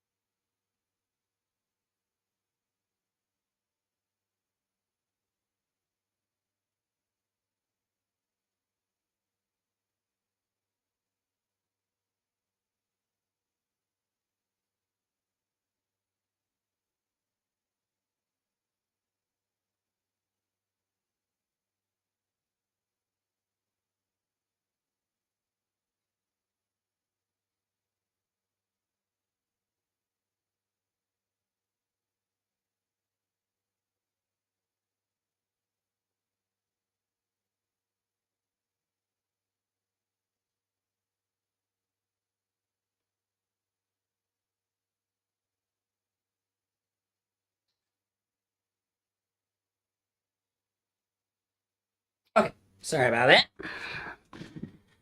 And Mainfino, yeah, how you doing? And then yeah, let me read what Brainless is writing. You have transport a transport fever Twitch integration. The game has a Lua mod, and there's a chatbot in Elixir to send messages to the game. Like literal messages through files because you couldn't do sockets. And you needed to make it work on Windows for a friend who will use it. And this is your friend that streams that you got the Steam gift card from, right?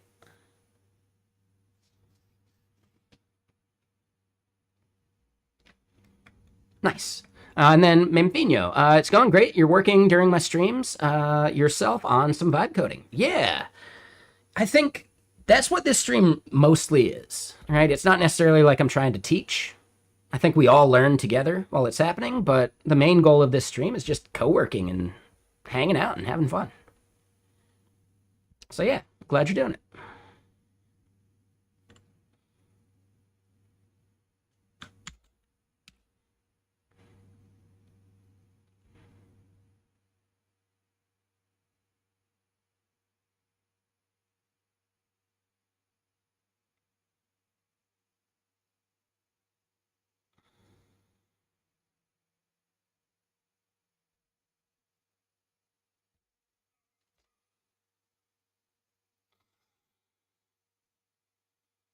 Damn, yeah, this thing's just burning along.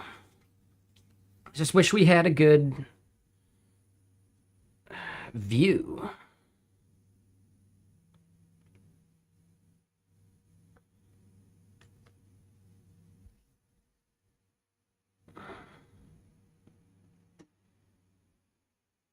Okay, so hold on. Let's go find the auto research of theirs. Yeah.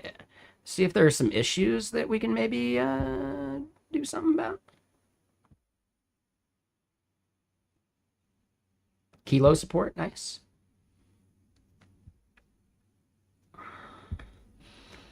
Um,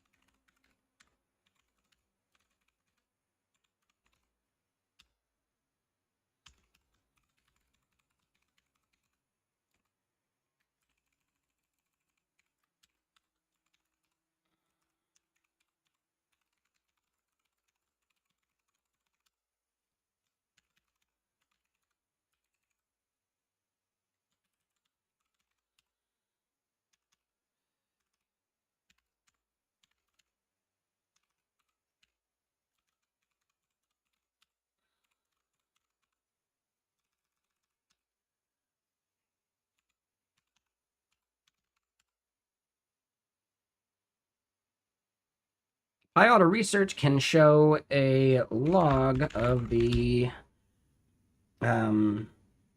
current or of the previous iterations of the loop and whether they improved or regressed. And we'll just copy it from this one.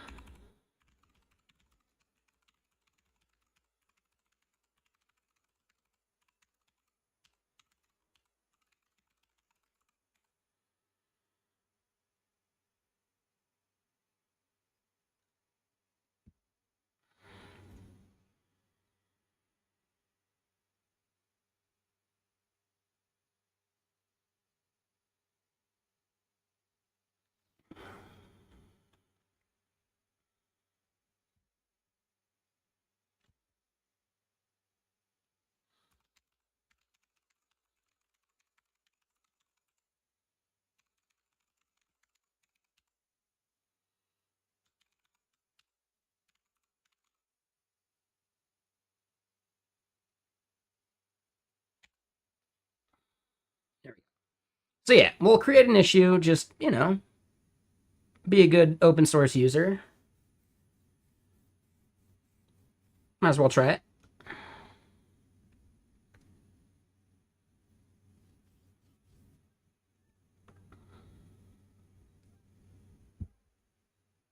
And yeah, there we go. All right, so let's close some shit. That one's fine. That's fine. Yeah, we're closing some tabs. Crazy, right? Craziest thing I've ever done.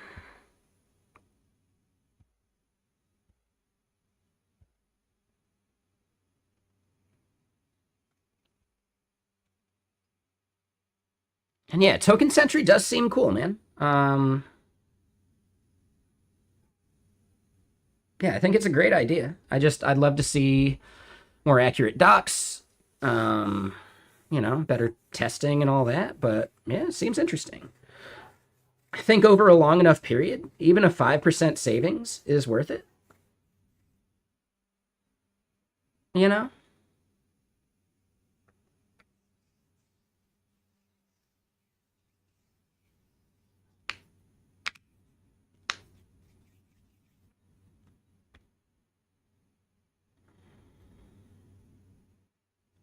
But yeah, good stuff unbuffed.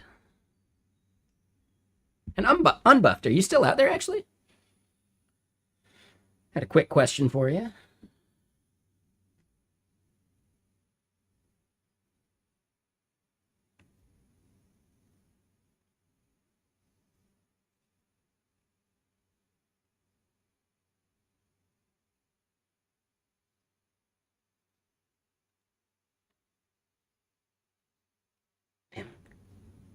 Damn, Kevin's been giving some really good feedback.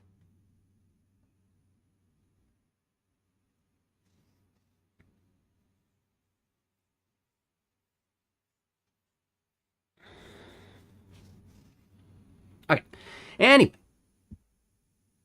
No, and that's fine, man. No, you're good. Like, I'm not trying to criticize. I think it's really cool, man. What I was gonna get at though is I think I saw you sent like a message earlier today, like before I was live. Was there a reason for that? Like I just saw Chris question mark. Were you just checking to see when I'd be live?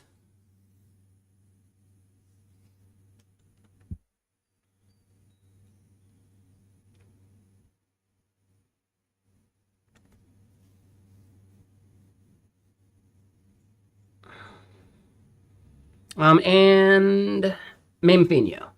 So I actually have just now been going through this. I have 5 current subscriptions. I had Mimo, and I burned through Mimo in like 4 days, right? Like my entire month's usage. Now I was doing a bunch of bullshit with it, right? A bunch of GSD. But I've been using GSD with Minimax here, and they don't have a monthly thing. And weekly, I haven't burned that much either.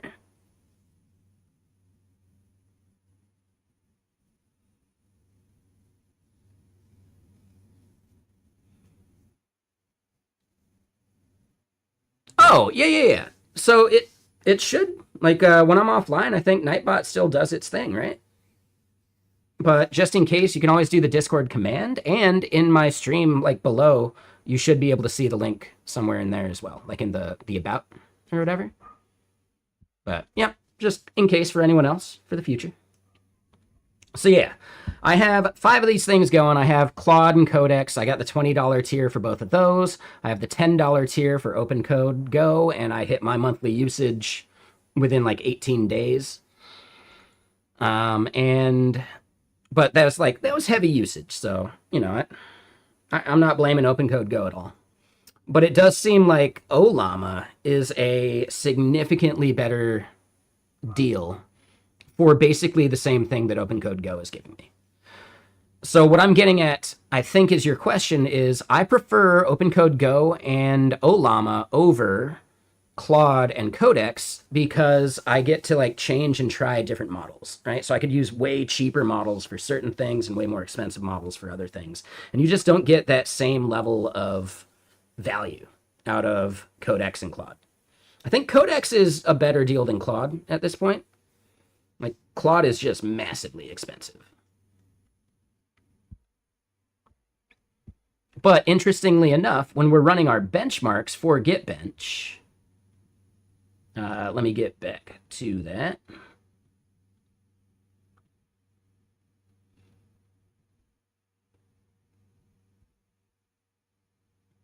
One second. So yeah, the interesting part is that GPT-5.5 is actually more expensive than the Opus that I'm calling, which is crazy. So this is after 3 runs. Technically, the Gemini 3.1 was only done twice, though. I think there might have been another I pulled out on one of the runs, too. But that's just the insane part to me. Gemini Pro is way more expensive than any of these. So theoretically, it's like, right, we're looking at a $1. It's, if this is just 2, it's like $1.45 for every run versus like 50 cents from GPT. And Gemini Pro just isn't that good. Like, it's not worth it comparatively, right?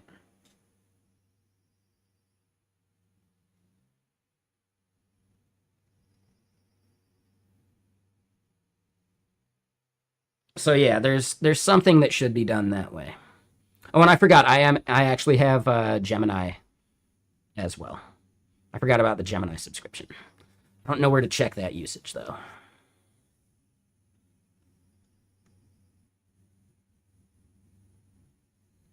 I'm probably going to cancel the Gemini one.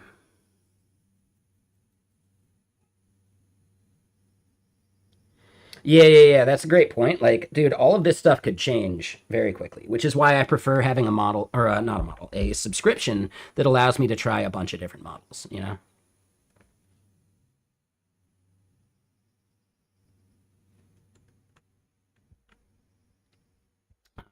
And yeah, so auto research still just churning and burning.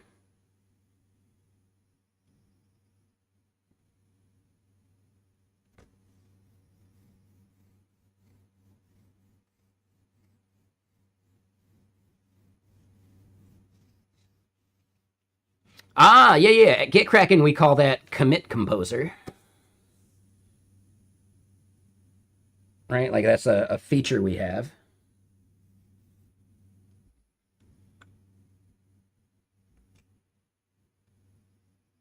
And it'll even like help you clean up and reorganize existing commits too, like not even just like hanging uncommitted stuff. It's a pretty cool feature. I've used it a couple times.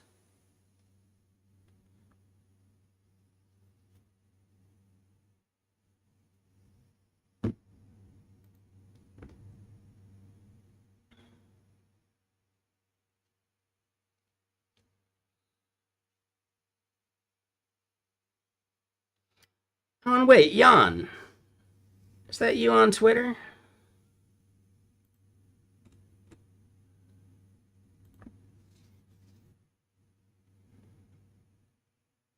Yeah. Codex actually leads the pack on GitBench, which is, you know, pretty interesting in my opinion. I thought I had GitBench open still. Um,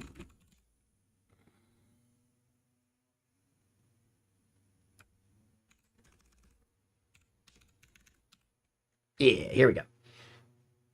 Yeah, so this is our current set of benchmarks. We haven't rerun them yet, but we probably want to.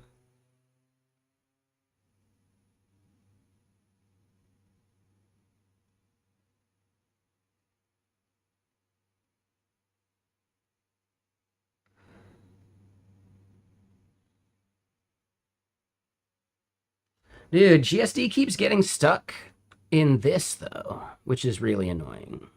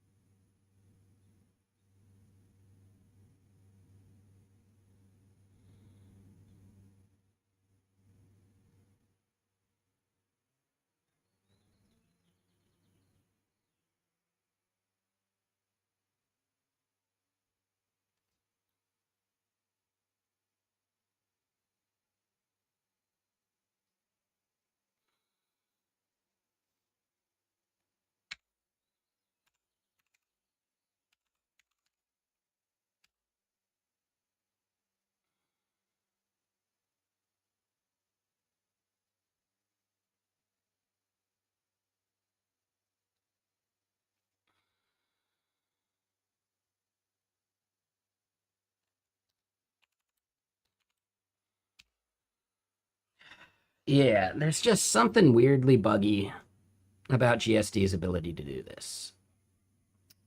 I'm wondering if maybe there's an update that I should get, because we have had it running for a while.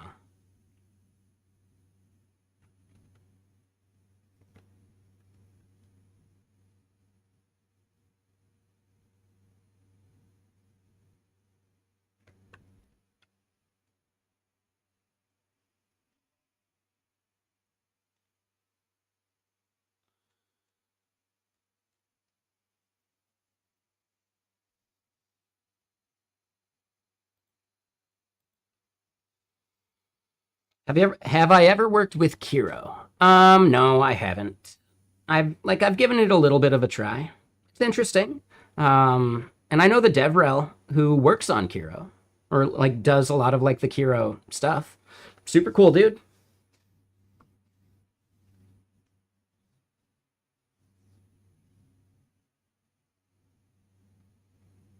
But I don't know. I don't think it fits. Like, I like the spec-driven development idea, but it's also almost kind of outdated at this point. Like, not outdated, but like, I don't know if it goes far enough. And I'd almost rather get used to a tool that I could run anywhere rather than be like stuck with Kiro. Which is why I like BMAD, GSD, and some of these other things I'm testing.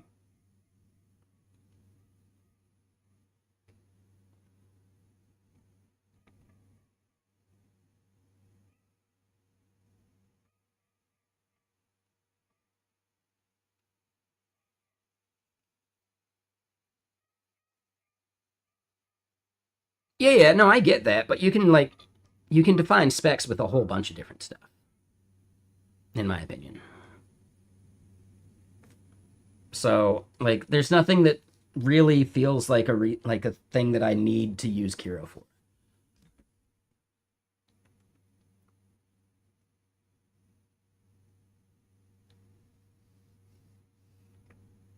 I'm doing the $20 Minimax, but yeah, still good.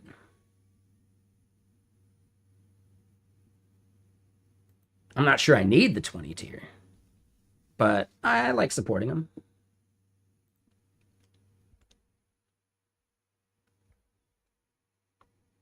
So yeah, we're gonna need to start running these benchmarks again here soon.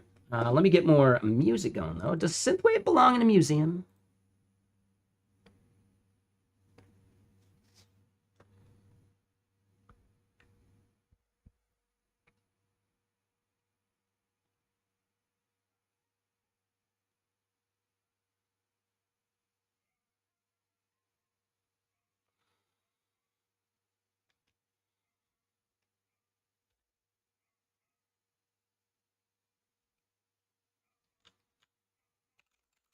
Do it.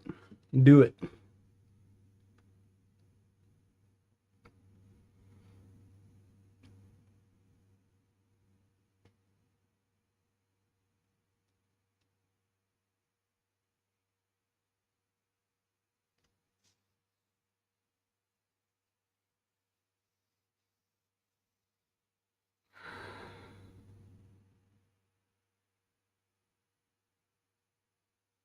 A little surprised subagents aren't allowed here.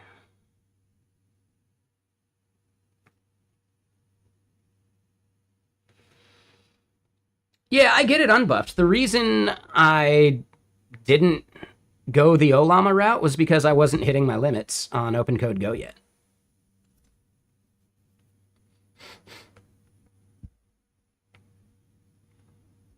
Or maybe I had just hit it and I hadn't burned through Mimo yet. You know.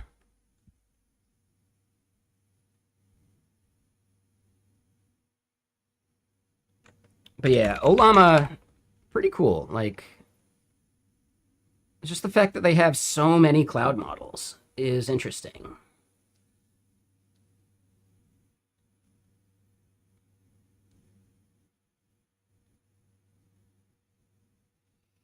As far as a model is, like, as far as the model goes, Mimo's a fine model. Yeah, it was totally fine. It's just the way they do their billing for the subscription's no good.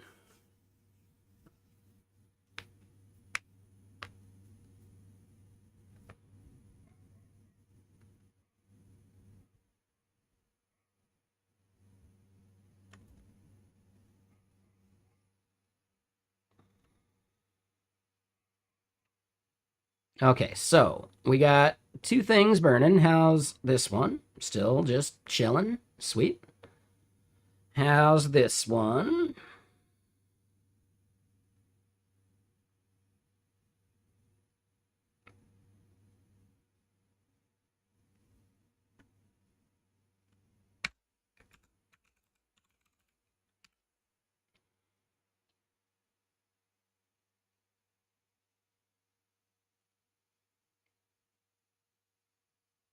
Yeah. No, I think it's not even that. It's like just having a monthly cap. I think I'm good on any tool that does that. Like the session and weekly caps, I think are reasonable, but burning through a monthly cap in 4 days is completely unreasonable, you know?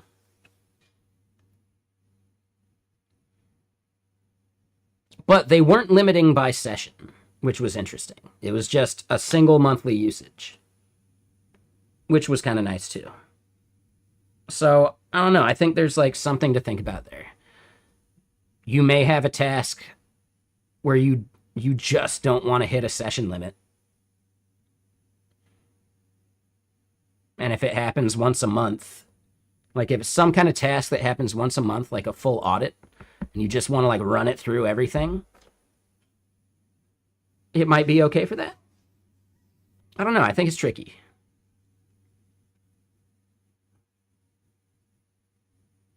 All right, so we're going to create the roadmap here in GSD.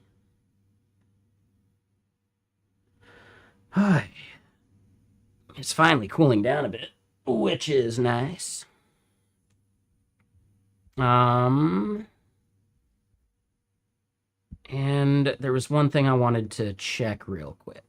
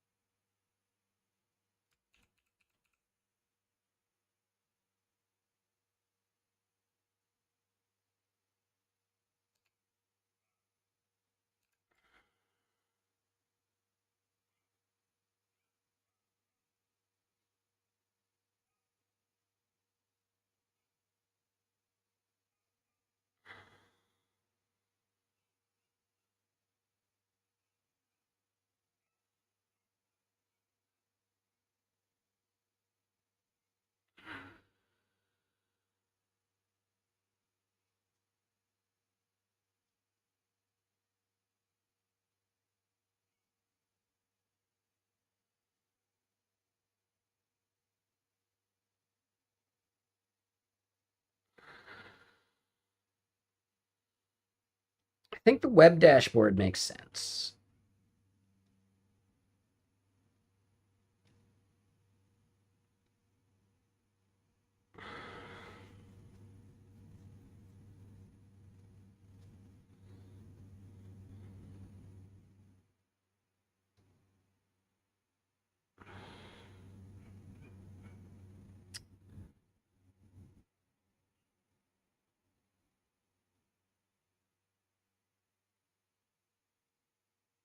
Maybe we just run it.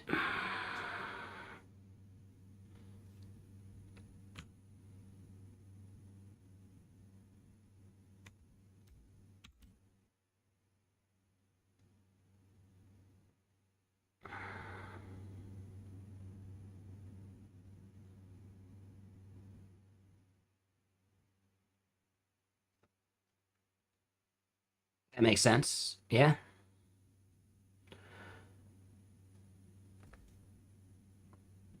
Okay, so here in GitBench, let's just cancel. Uh, End interview for now.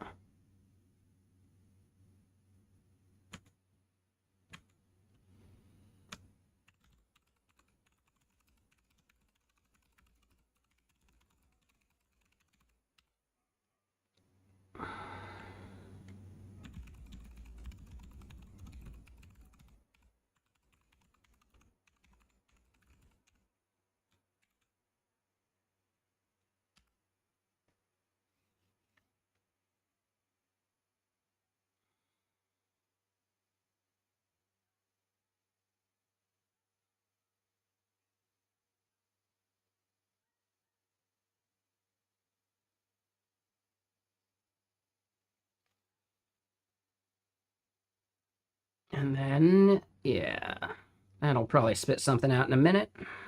That one's still burning. All right, here we go.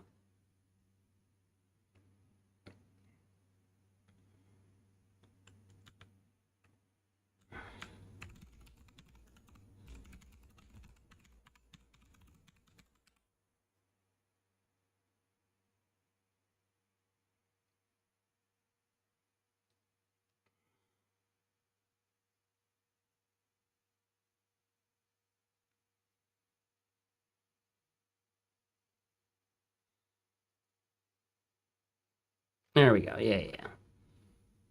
That was weird. I think we've had it ask that same thing before. It's just really annoying. Okay, so here we go.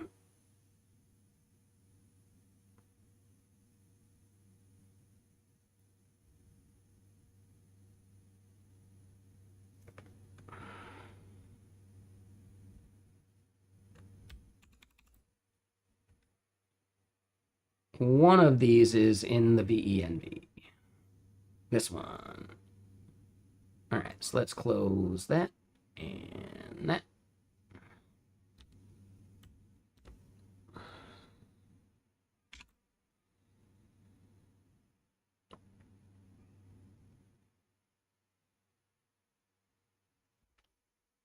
Let me double check my balance, actually.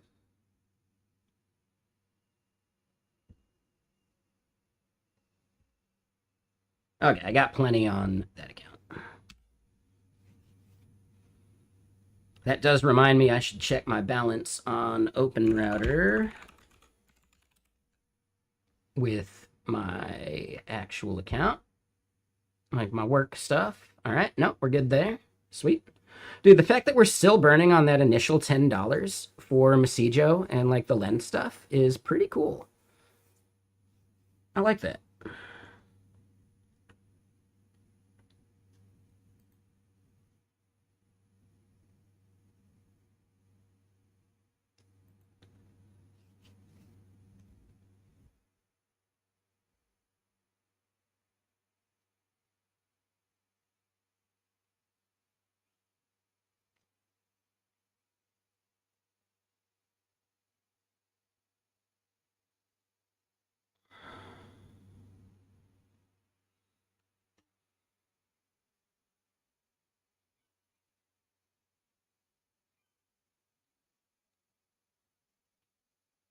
We could have added more models too. That would have been smart.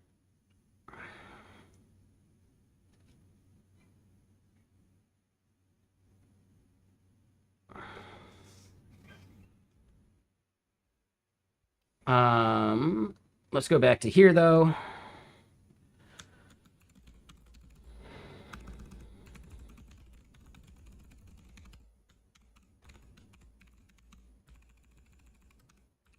Oop.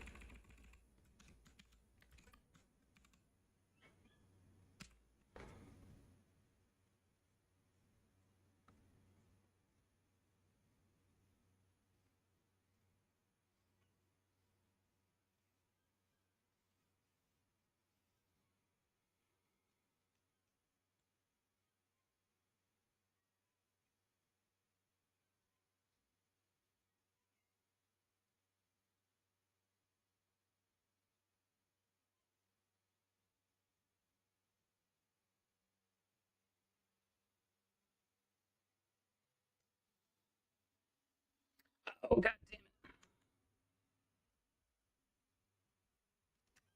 Yep.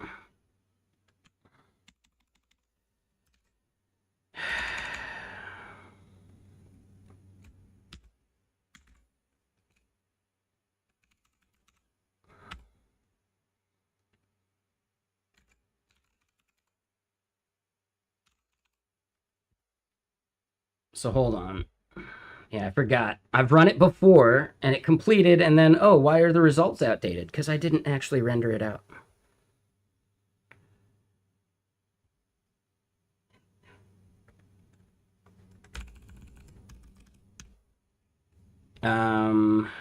Newest. There we go. So now I got to run it again.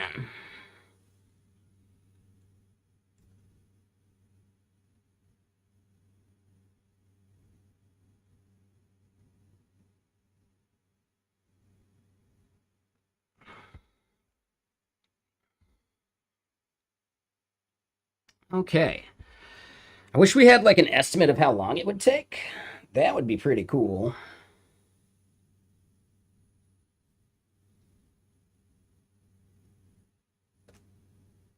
But yeah, we can just let that run in the background.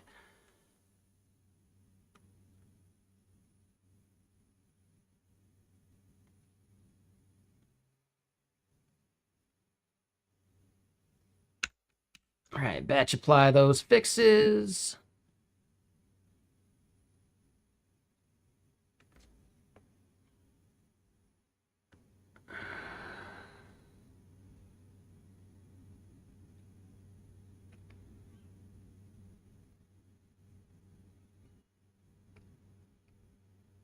Okay.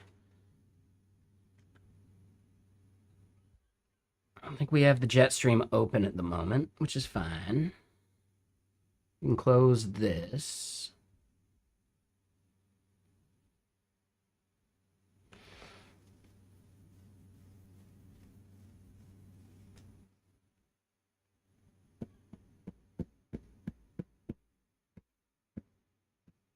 There you go.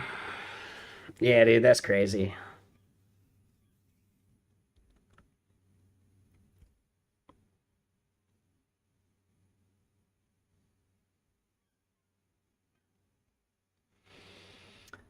Okay, so what is the next thing we should be kind of like churning and burning on at the moment?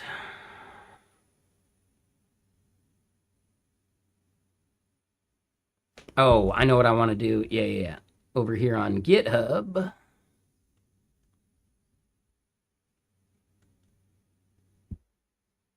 Oh my God.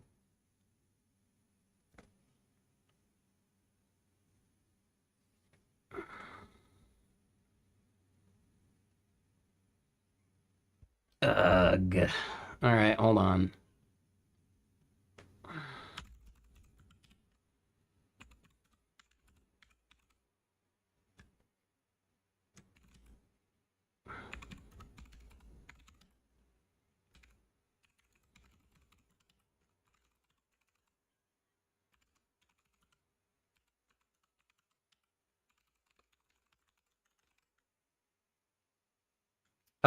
It's amazing.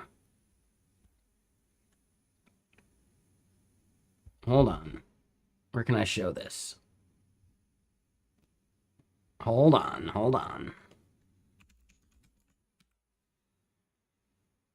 Oh, it was over there? Oh, it was over there. All right. Um,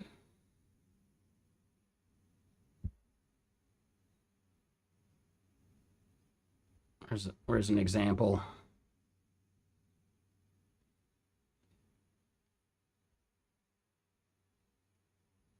Well, yeah. We got to go into the app, dashboard, source. I don't know. Any one of these will work.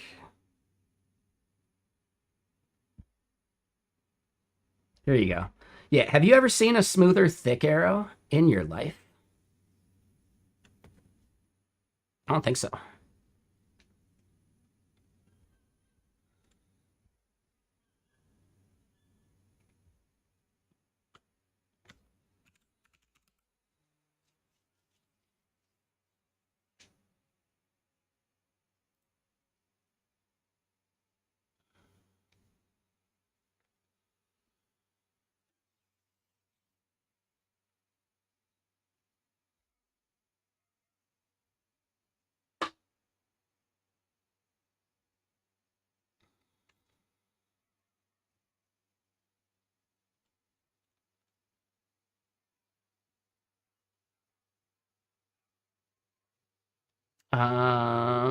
Yeah. So back to what we were doing. We got that running. We got that there. Yeah. Sure. Run cargo format. All right. So yeah, that's annoying. 6:30. We do want to get to some gaming in a bit, but we got time. Um, is Robotic Head around? Just trying to figure out like how soon I should be ready. In the meantime, though, I am going to dump this stale whiskey from yesterday, which is probably mostly evaporated and it's just gross water now. And yeah, I'm gonna dump this and we're gonna pour a fresh whiskey. Let's do it.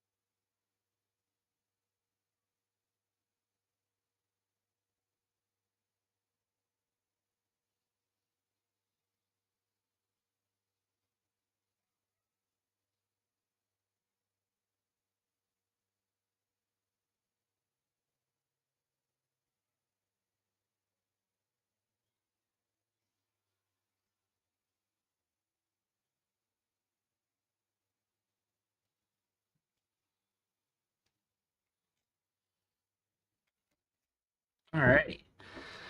I had to use the restroom, but I also took a magic eraser to the glass, and that is the cleanest it's been in a long time. Like, you can barely even tell it's green.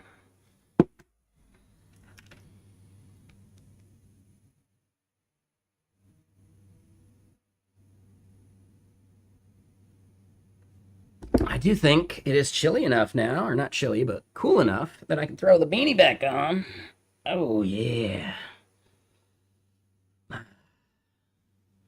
Now I feel safe and cozy again. And what's up, Muhammad? How you doing?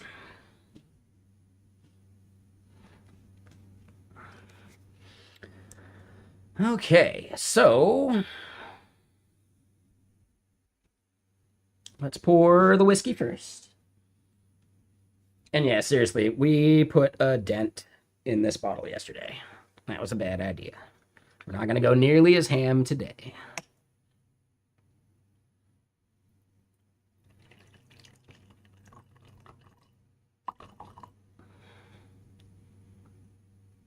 Yeah, it has a bunch of them.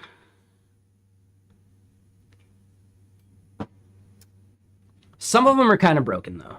If you do a lot of elixir code, there's one that's pretty annoying. I know I can show this somewhere. Let me just remember where.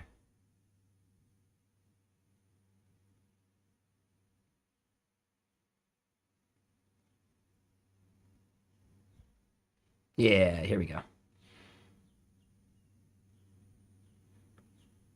Wait, I thought it was in here.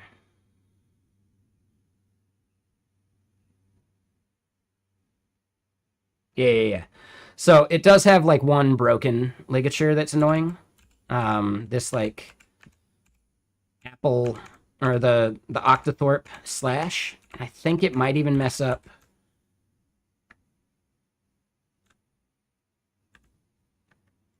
Let me double check this one. Let's do it in some TypeScript code.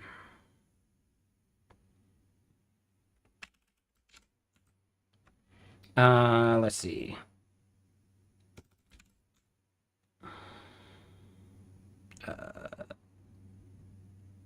$. Okay, so no, it works great for that. It's just the Elixir one, like for a string interpolation, that fails. We did it years ago, and I don't know. I haven't messed with it.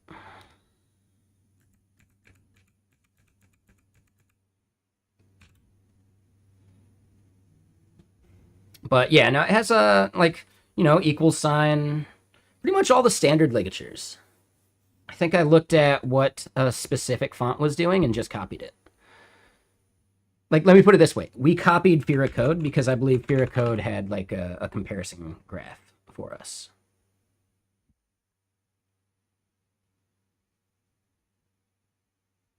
Yeah. So we just implemented all of the ligatures that Fira code had, as of, like, 6 years ago. So maybe they've added new ones, like the markdown stuff or something. I don't know.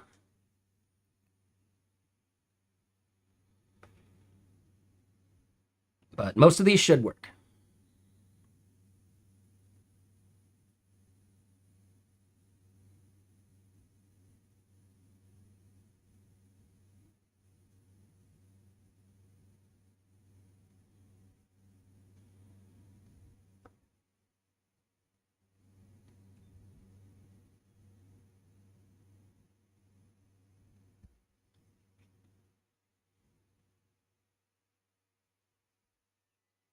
But yeah, let me pour some water into the whiskey.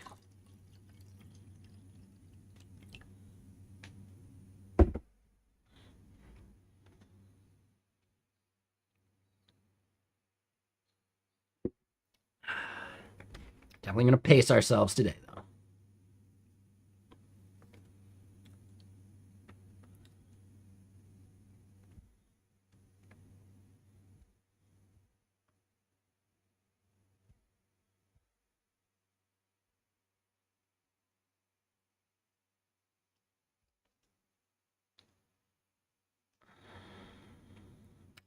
Okay. Now, looking back at stuff that's running.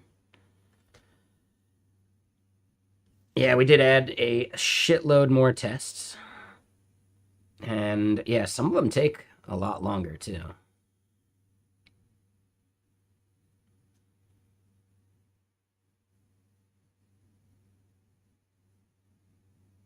But we should have plenty of credits to run all of these. I'm glad we started with the cheapest ones, too.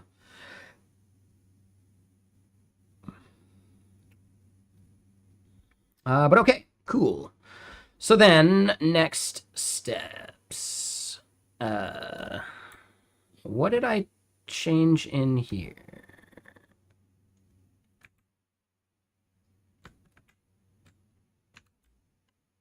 Yeah, I think we're good. Oh, that's right. Yeah, let's double check this.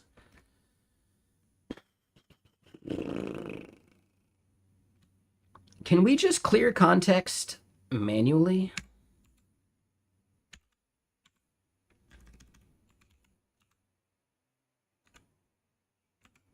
I thought there was a way to do that with Pi. Yeah. Damn, we uploaded 3.3 million tokens worth of bullshit.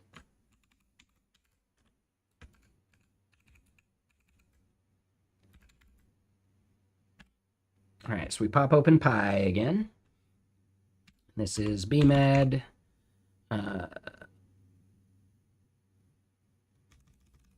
Hold on. We want to switch model. Ooh, but that was the end of the album. And yeah, should we stick with synthwave? Should we do some other kind of like instrumentally stuff? Should we do Angine de Poitrine again? Anyone here not know Angine de Poitrine?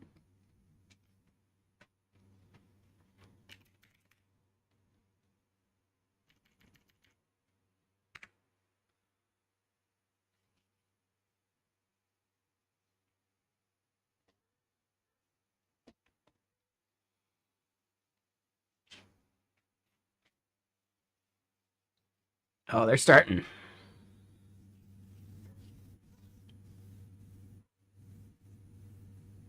They're like a cool microtonal lyricless Primus. If that makes any sense to you.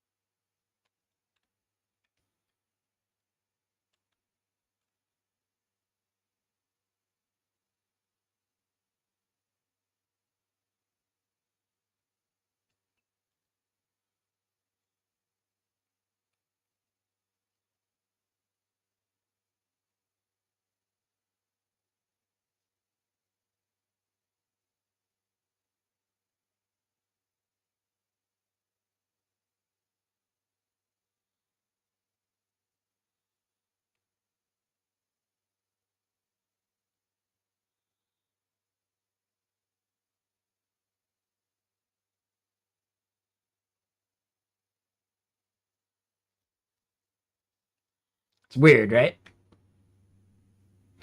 But yeah, so we're going to switch back to Minimax for planning. Yeah.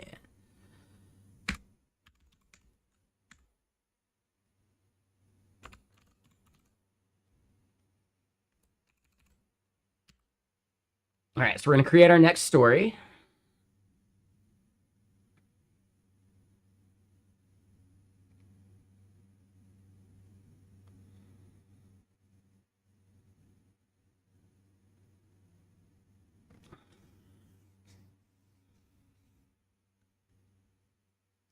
Has anyone actually measured prompting wise whether like the whole "you are an expert" blah blah blah stuff actually matters?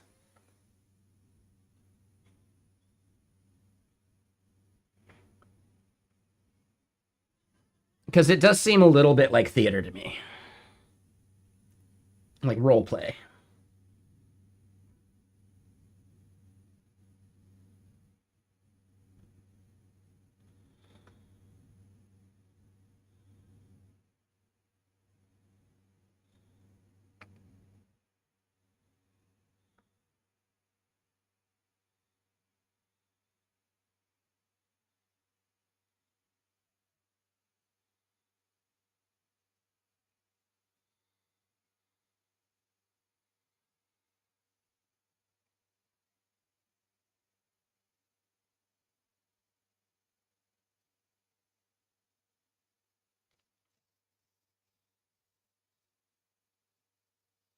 You're saying the "you are an expert" whatever because it becomes overconfident.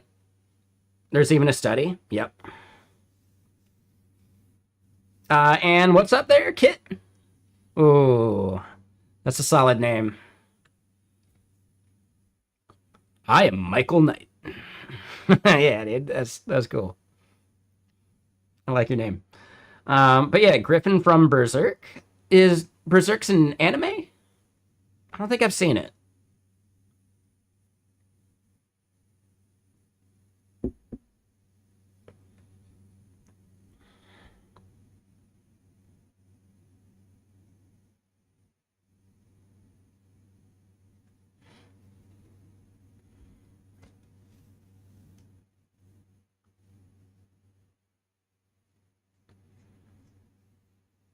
Oh, like post compact. Sure, I could see that.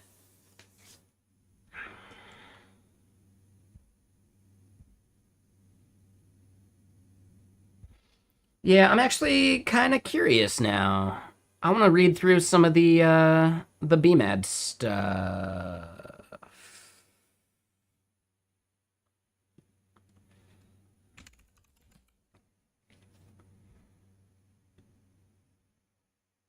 Right, so if we look at BMAD,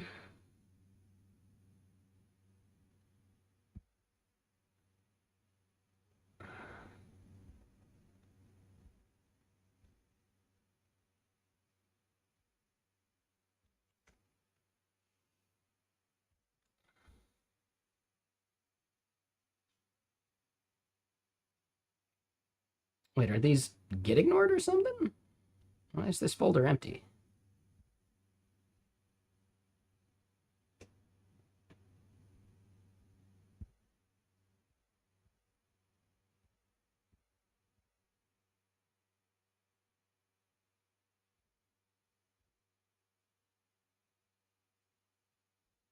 Okay, that just seems weird.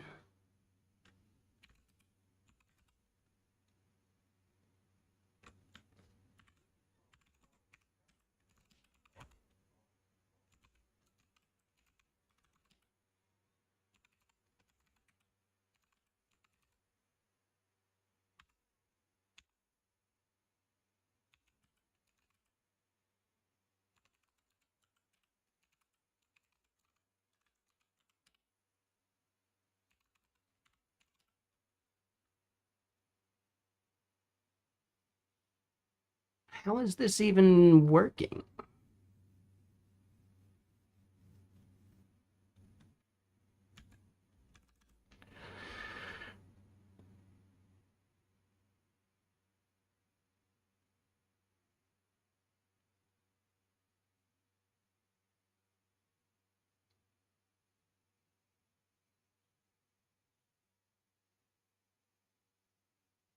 I think previously I had installed BMAD into,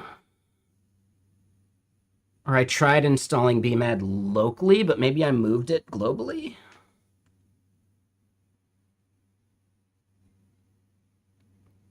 Interesting.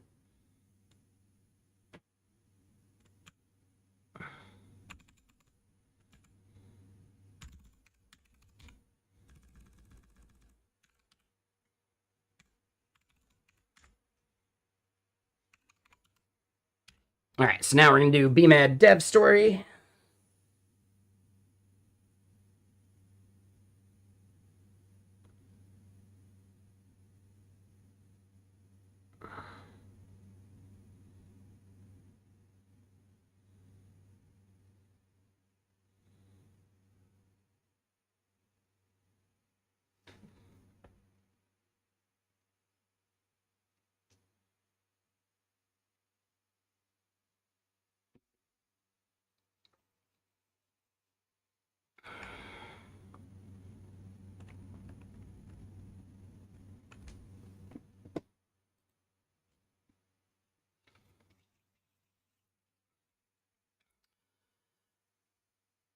All right, well, now's a good moment to start thinking about what we want to do. Oh, hold on, wait. We want to go back to here. Did our benchmarks finish running yet?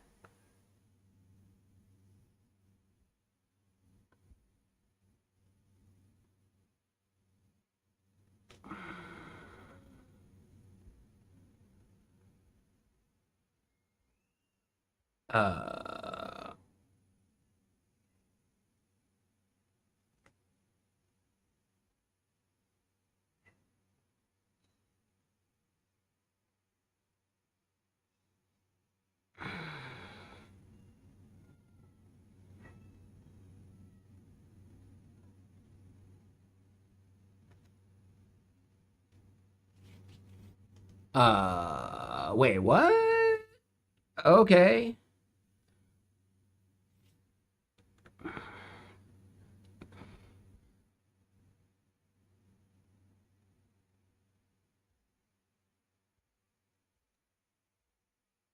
Okay.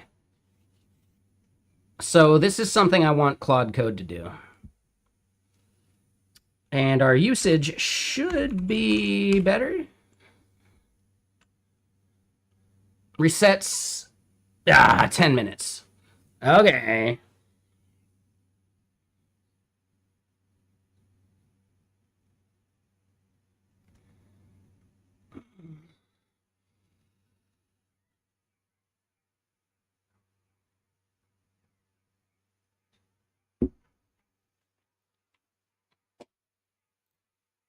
And I am going to do the Indian food tonight. You know, was that like 188, 189 pound wise today? I can treat myself.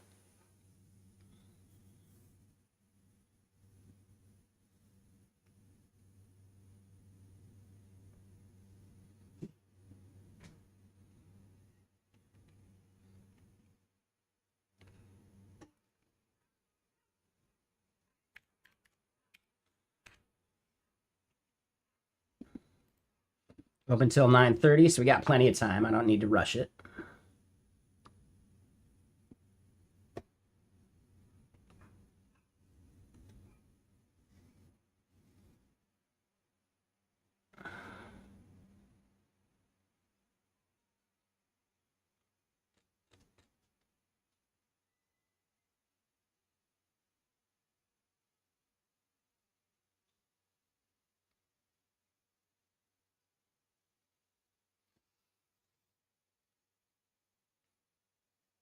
Oh, and hold on, wait, what?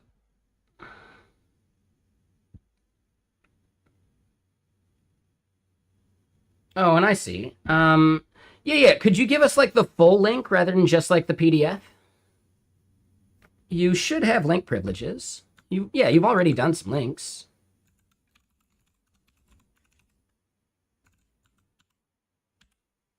Yeah, you're already regular. Yeah, if you could give us like the full URL, that would help me out a lot.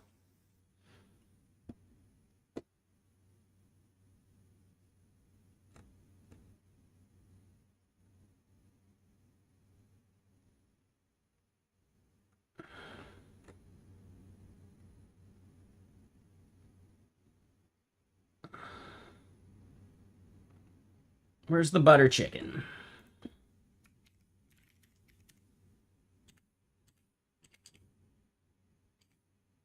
There we go.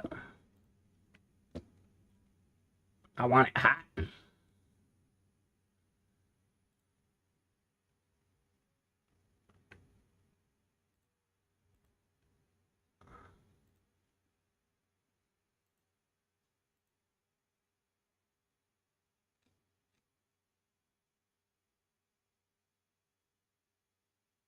Available later? What the fuck does that mean?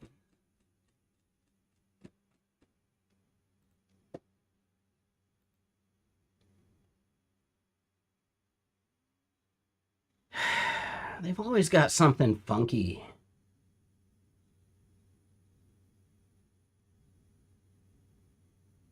on their website, man.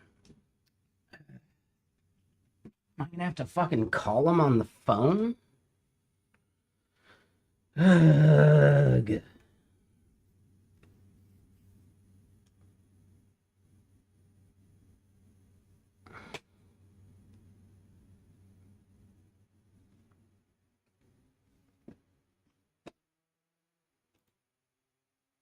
Hold on, let me try one thing here.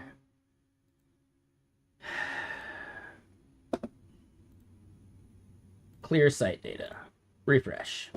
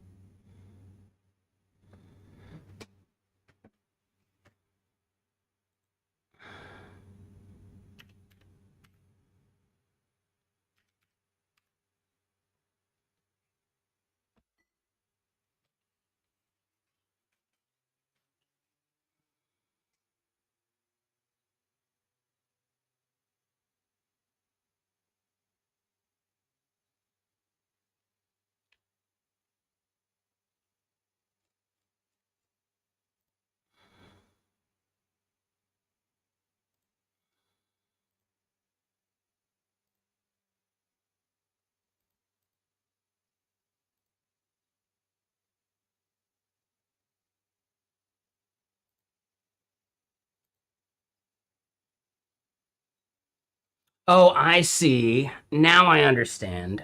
Okay. They're not letting me do an ASAP because I bet they're really busy right now.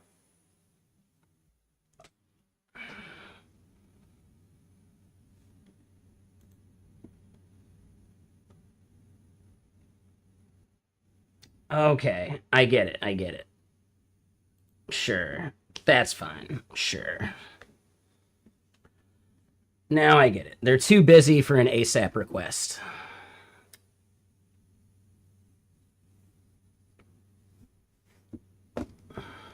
So I bet I can add this stuff.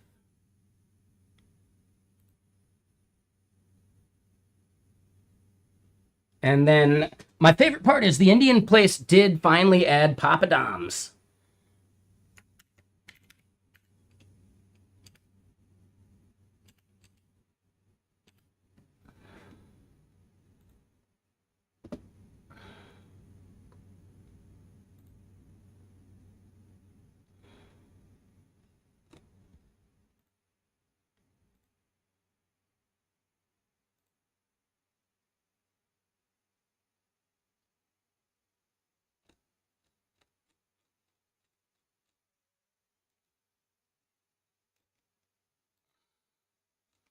Okay, and yeah, maybe they fixed the bug. All right, cool, cool, cool, cool. So I don't need to order the food just yet.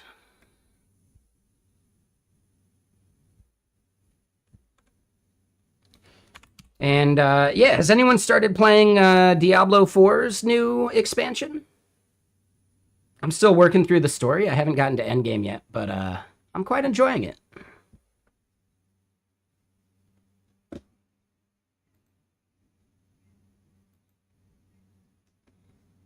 And I think this is my favorite song by them. Yep.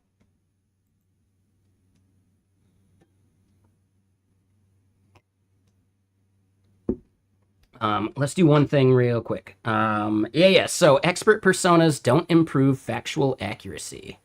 Yeah, see, like it really did just feel like bullshit to me.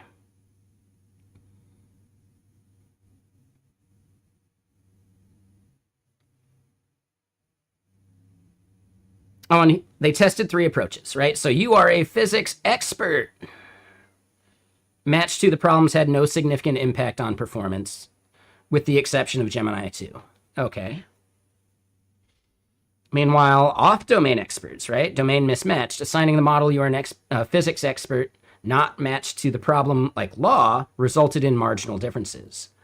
But if you did it with something like you are a young child, you are a layperson, you are a toddler, it's generally harmful to benchmark accuracy.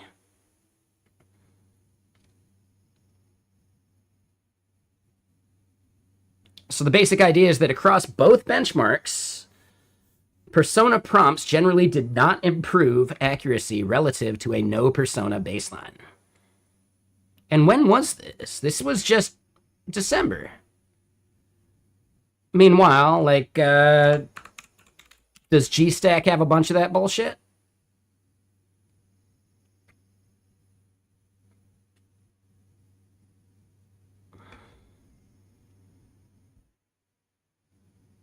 God, it's just such a ugh. So here we go. Plan, engineering review, skill.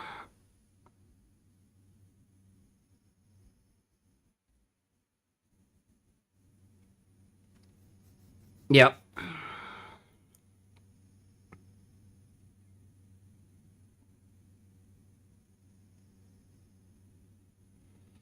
Okay, so it's not doing a bunch of the whole, like, you are an expert.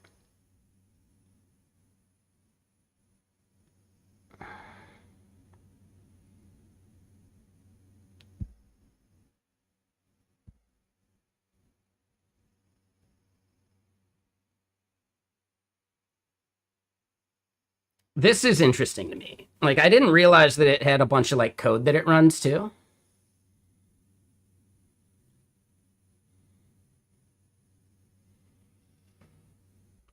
Yeah, no worries, Memphino. Have a good one.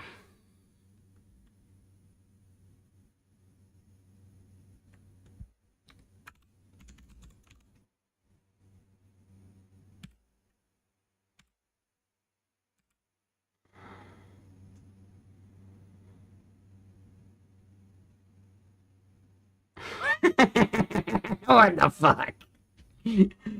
You are building a cathedral. Envision the Platonic ideal. Push scope up.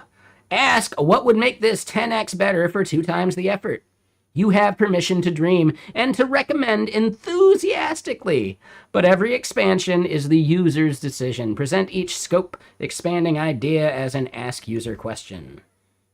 The user opts in or out. You are a rigorous reviewer who also has taste. You are a rigorous reviewer. You are a surgeon. Jesus. So this, like, the domain mismatch is bad. All right.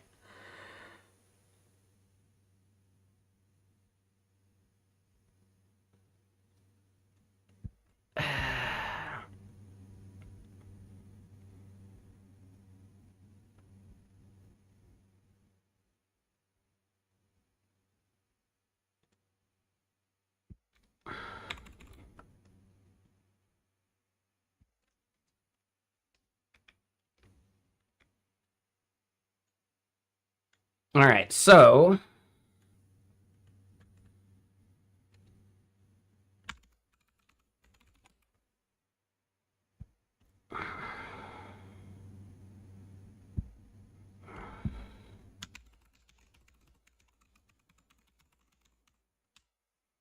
I find it interesting that this study was put out, that a study was conducted that evaluated the you are a surgeon, you are a prompts, and concluded that they don't actually do anything compared to prompting without it.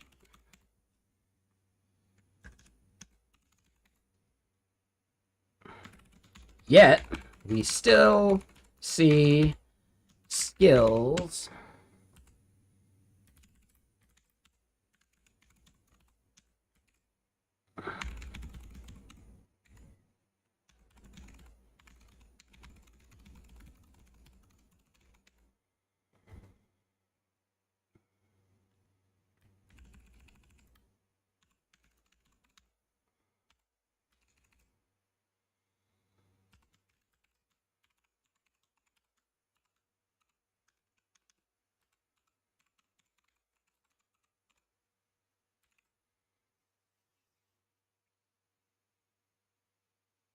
yeah, exactly, right? You are a world-class programmer. Yeah.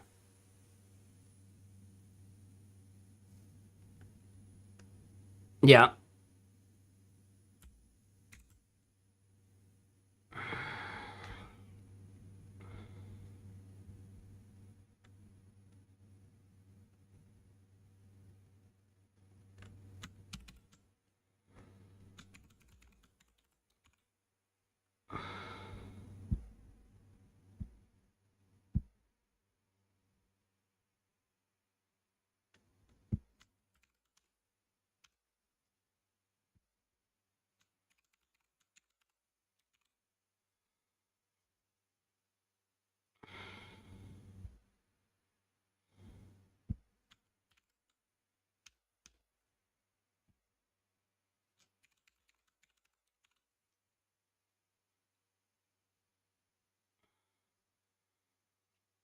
Oh, I messed up.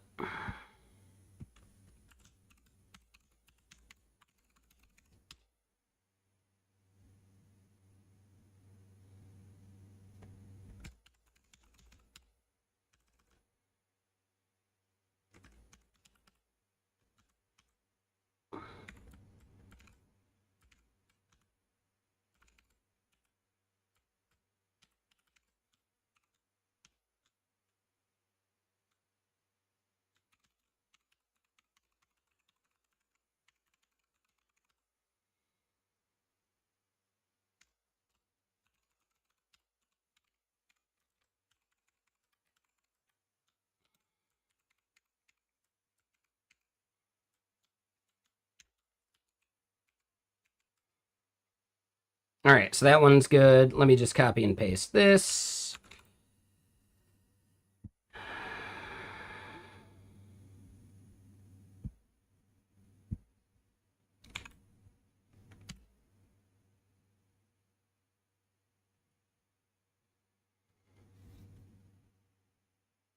Oh, shit. I forgot how small Blue Sky's prompting is.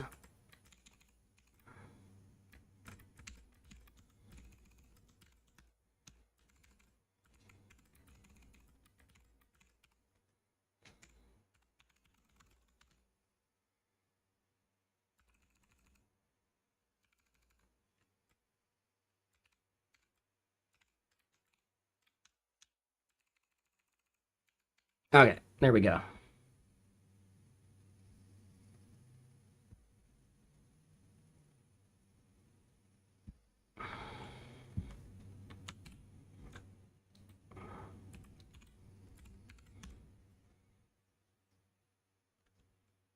All right, there we go.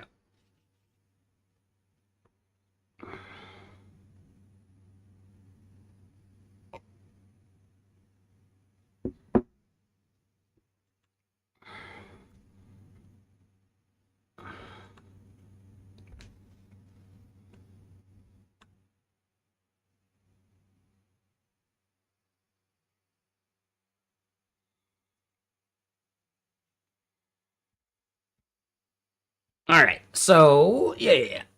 You like Claude, but you see a tendency that was the same Apple had in the 90s. It's design and it's expensive. Yeah. I would say Apple was still massively that into the 2000s, and like I think only recently has become even like somewhat affordable.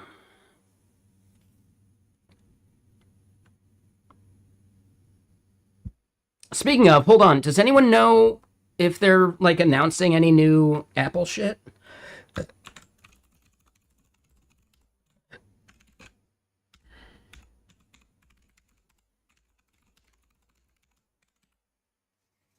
Are there any new ones?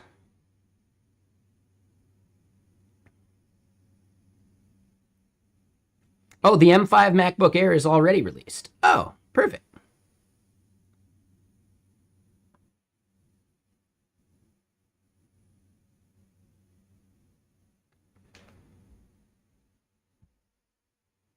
Okay, so I missed it. I just wasn't paying attention, I guess.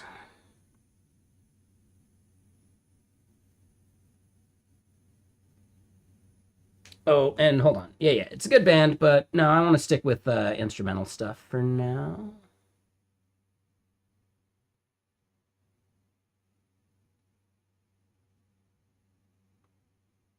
Let's do some funk. We haven't done funk in a while. Yeah, let's do some True Loves. I need to see if they're touring anytime soon.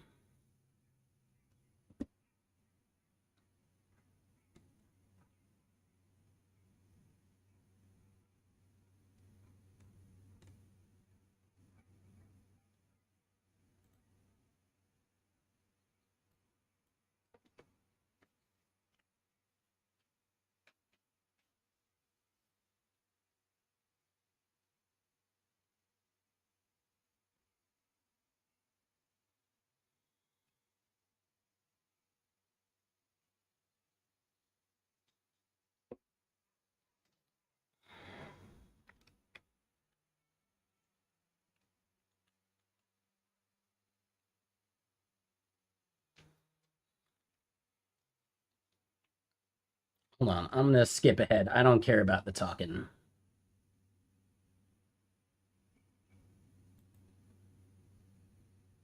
Come on, play the music.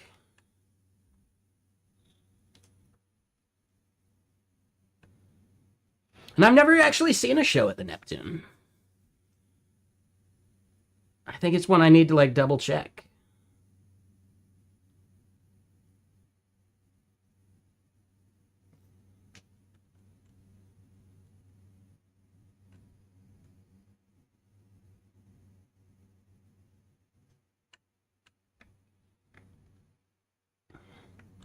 All right. Anyway, well, shit. Let me double check. What can I get? What can I get? I got these credit card points burning a hole in my pocket.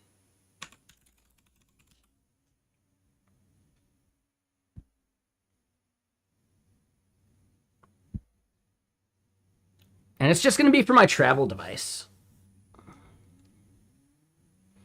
Right now, I'm still using a 2015 MacBook Pro. It has a proper NVIDIA card in it, but the card's like a 960 or something like that. Like an old one. Like an old one. The fans kick on when playing videos. You know, like, oh shit. Now, there probably part of that is like a lot of dust and bullshit in there.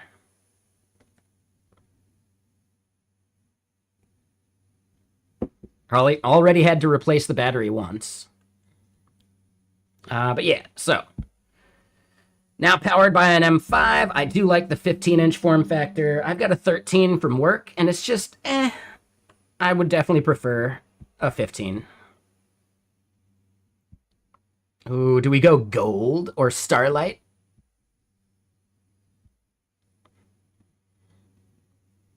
I'll probably just go black.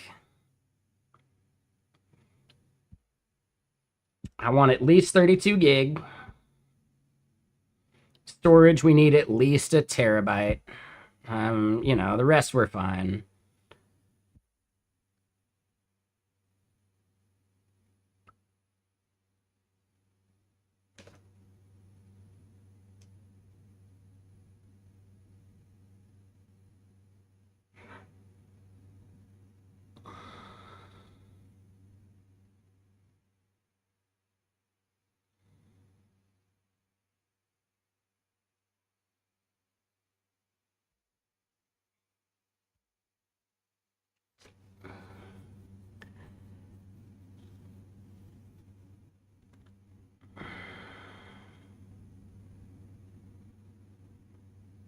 I'm not sure it matters much.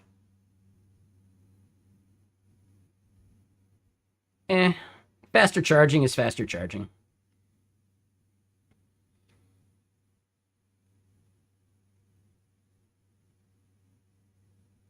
Okay. So yeah, I don't give a shit about the apps. Nah.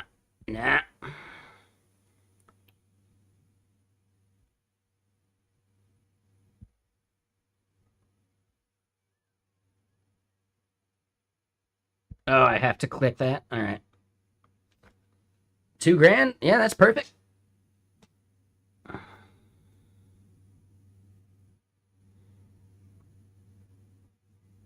That's kind of perfect.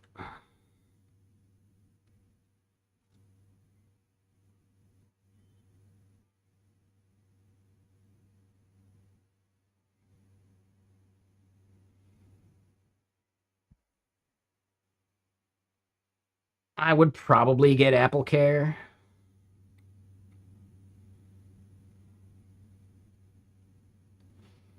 Oh.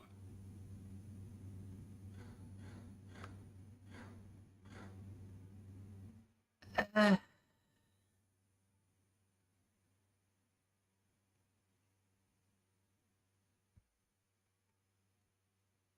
I don't know if Apple Care is actually worth it. I don't know. What do you guys think? When you buy a Mac, do you get the Apple Care?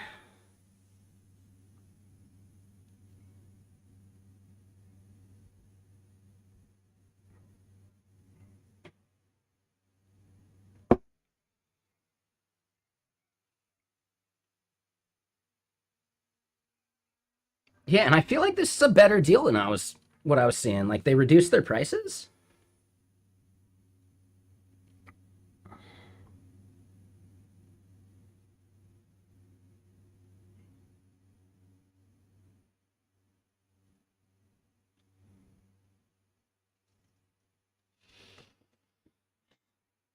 Yeah, I feel like I've gotten Apple Care before, but it used to be just like a flat fee and it only covered for like a year or two.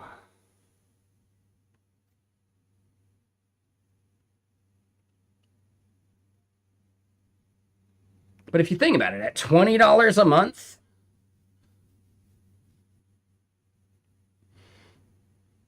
over the life of the device, that is a lot of shit.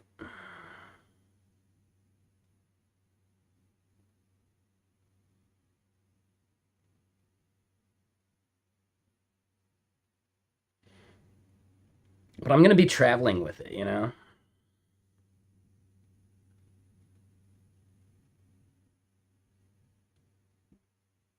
But if it's going to be an extra like 250 bucks a year or an extra 80 a year,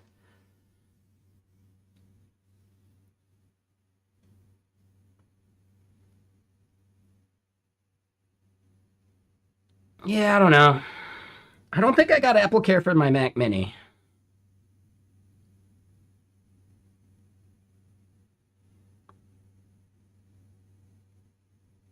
Well, I mean, at 20 a month, that is expensive. But it's still just 250 a year, right? That's not that crazy. And it'll cover the devices I have.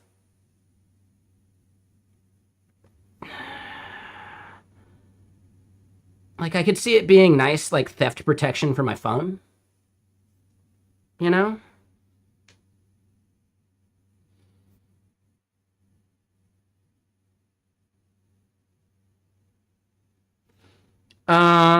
As far as I know, there's no actual limit, right? So the 3 years that you're talking about, that's temporary, right? It could actually be for the entire life. Yeah, 3 products. That's what I'm saying. Yeah, so I would be able to cover my phone and my MacBook for travel. We could do it for the Mac Mini as well. I'm not sure that's going to be a problem.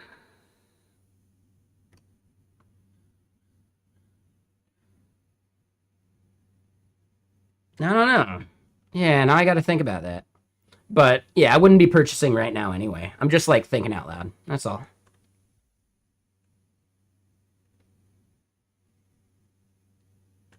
I don't think a Pro is worth it though. Right? Let me price one out just to look, just to see. Yeah, exactly. It is. I mean, 250 a year, then or 240 a year. But yeah, I'm definitely gonna have the device for more. So then, yeah, 720 is almost like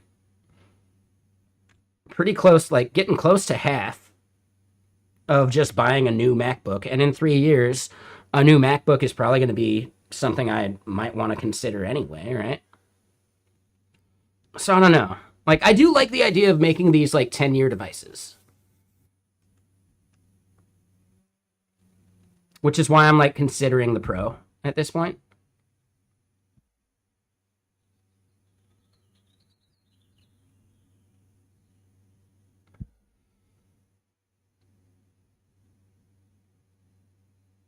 Ooh, but then it goes way up. Oh my god. Oh, dude. I don't think I'm gonna need a Pro or a Max, but oh my god. What the fuck, dude? Here's the thing. It's not like it's gonna be my like travel dev machine. I mean, let's just look at it, right?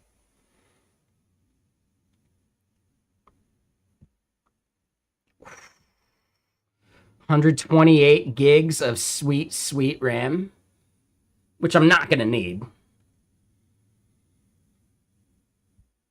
2 terabyte is the smallest they'll let you get away with, of course. It's only $5,500, guys.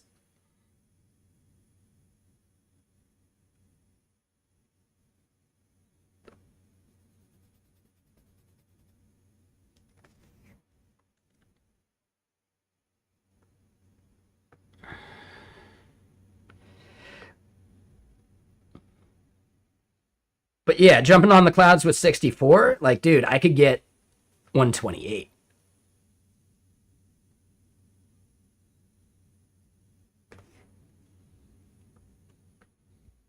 Nah, for that kind of money, I'd rather get a Mac Studio at home that I remote into with a Mac, like a just a throwaway MacBook Air.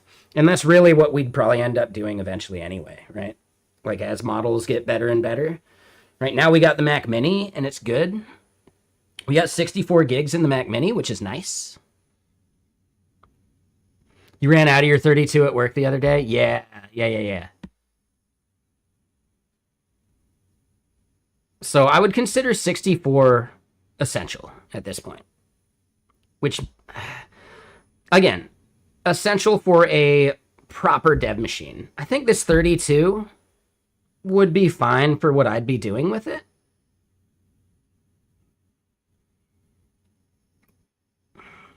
Like, I'm not going to host models on it.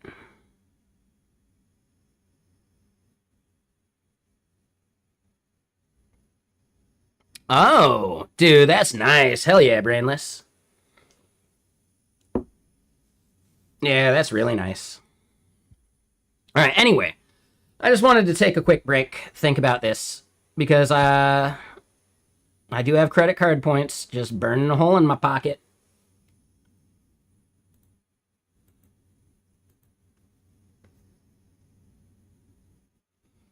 You know the funny thing? I got my mom a MacBook Air last year, maybe a year before. She doesn't even use it. It's just sitting in her room, like just sitting there. She has a proper like Windows device that like she just prefers Windows at this point, you know?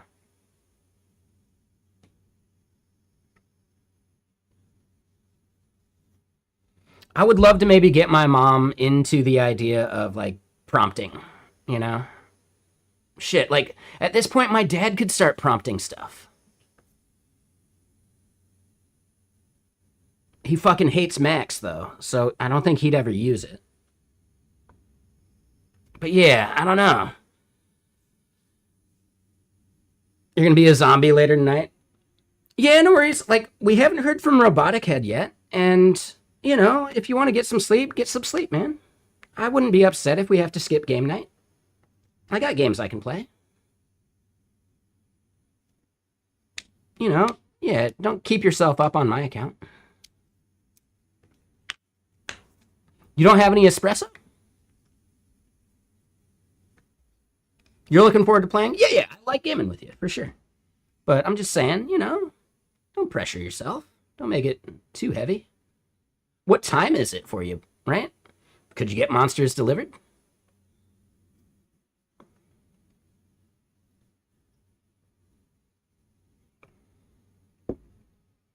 You bought some coffee stuff? Okay. You can do coffee. You can just chew the beans. You can just chew the coffee. Fuck it. Right? Get it up in your like your up in your cheek or something. Right? You could treat it like dip, like chewing tobacco.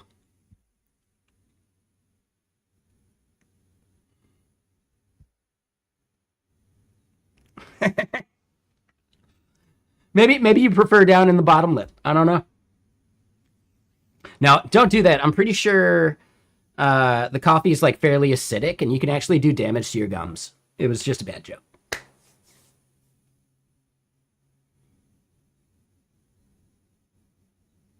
Yeah, I'm pretty sure you don't want to do that.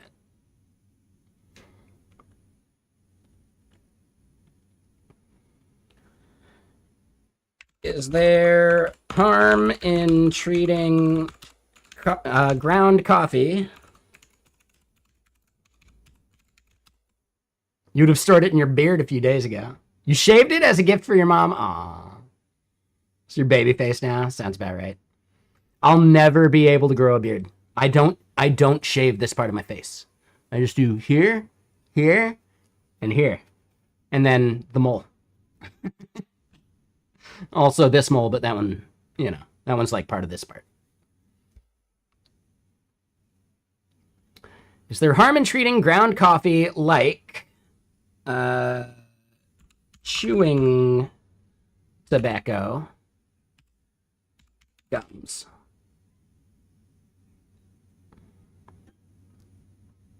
Gum irritation, recession, potentially tooth staining. Yeah, it's probably not worth it.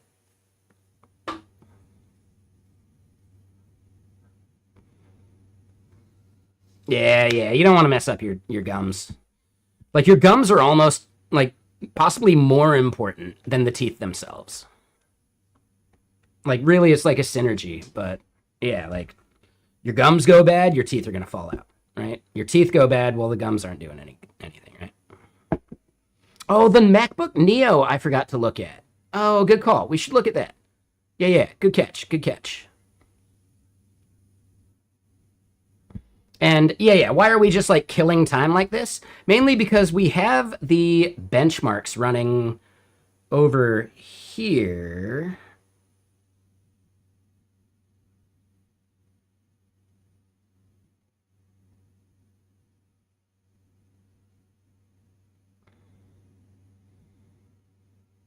And it looks like we hit some errors.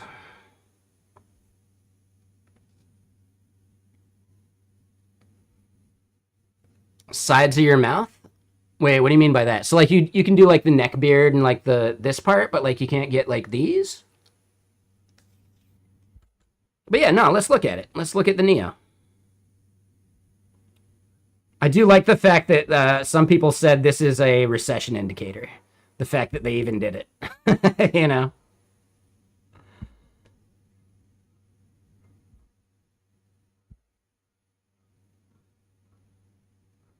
Dude, there is not much you can customize about this.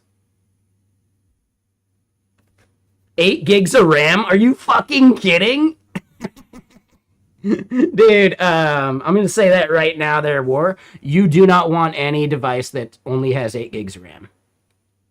That would be a terrible fucking deal. Right? And the fact that the storage doesn't get any bigger, like 512 gigs is bullshit at this point, you know? So yeah, I would not recommend this to anyone doing any serious programming whatsoever. You're gonna really fucking hate having only 8 gigs of RAM.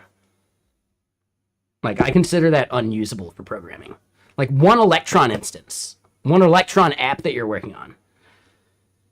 Dude, like, one Next.js site would be, like, as much as you can run concurrently on that thing. Anyone remember when we were doing, like, we were trying some stuff for Calcom? Right? Cal.com? They had every single app, like, even their API was a Next.js app. Running their dev servers, like stuff, right? Like local dev servers was like 8 gigs itself.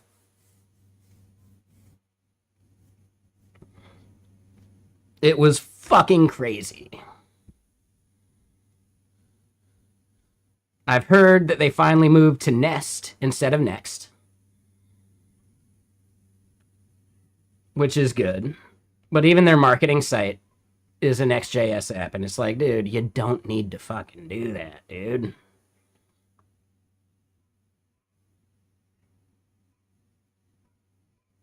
Yeah, yeah. Oh, I forgot, Brainless, that you're a NeoVim user. Yeah, I forgot that completely. Are you using NeoVim biscuits?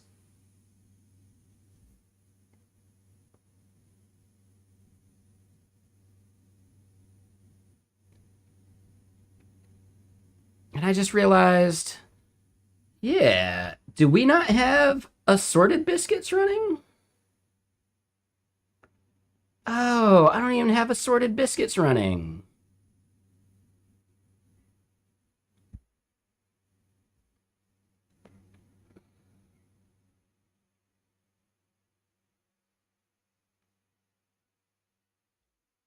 We're gonna do it for the workspace.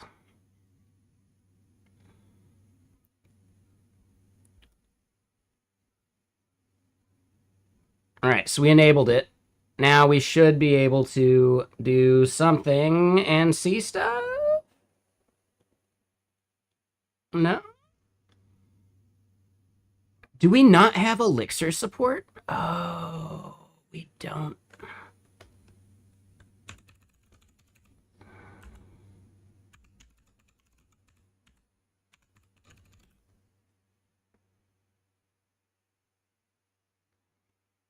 Yeah, no. I think it's just missing from here. Yeah, because they're just I think the grammar didn't compile it to WASM. No, we have it in NeoVim biscuits for sure, right? Like NeoVim biscuits uses tree sitter and allows you to use whatever NeoVim tree sitter does, or whatever's like wrapped into the core. So it should support Elixir, I would think. But I haven't had much time to test it, so I don't know for sure.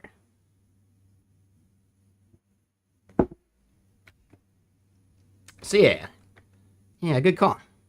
Yeah, I'd say give it a shot. If you don't like it, uninstall it. Fuck it.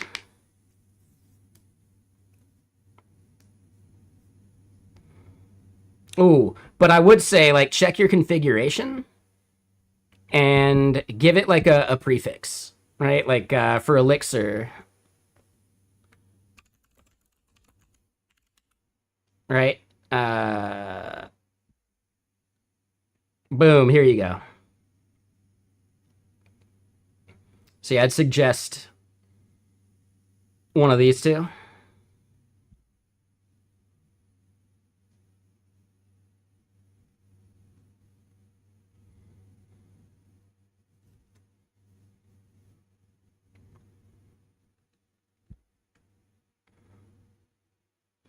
Oh, so keep in mind, like, it's really just emoji, right? So if you want to do one of the drops, like that would work, but it's only like just standard UTF-8, right? So you're not going to be able to use like a generic image, right?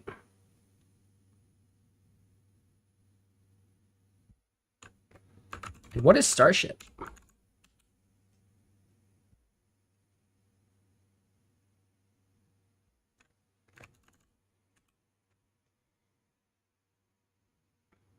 Oh, okay. Sure.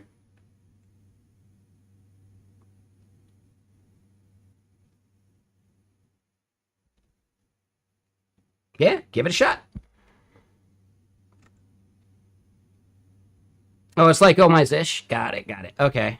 Oh, I've heard of that before. Yeah, because as long as your font supports the ligature or the emoji, like you're good to go, right? So Starship does their own like PowerShell, not PowerShell, Power fonts or something like that. You know what I mean?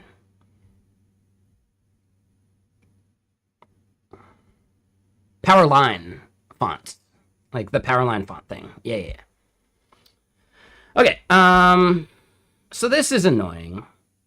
Now, this is the thing I find most interesting, right? Like, DeepSeek V4 Pro is good, but it is the slowest of the bunch. Like, dude, we were able to start and finish all of these before DeepSeek V4 Pro has gotten that far. So that's a little annoying.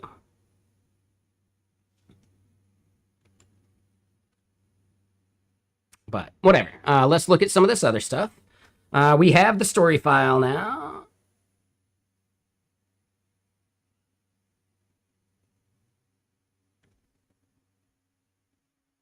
Wait. Okay, so we did dev story. Now we restart.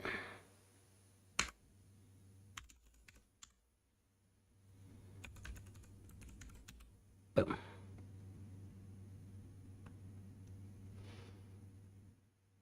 How it's improved over the years? I haven't yet.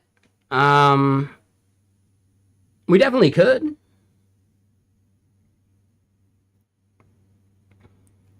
Yeah, I think the main goal will eventually be like historical records and things, like especially for the GitKraken part. I'm just not doing all of that on my dime because I think GitKraken could easily like cover the costs of this stuff. So as we add like a shitload of models, you know.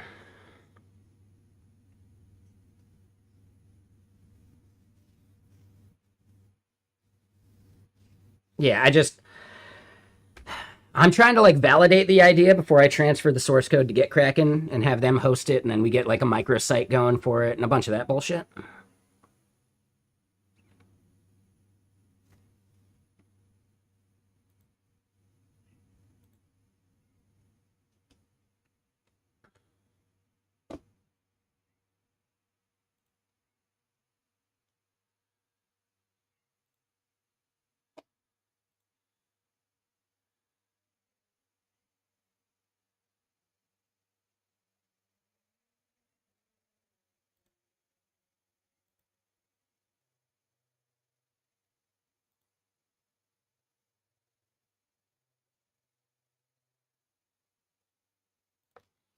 All right.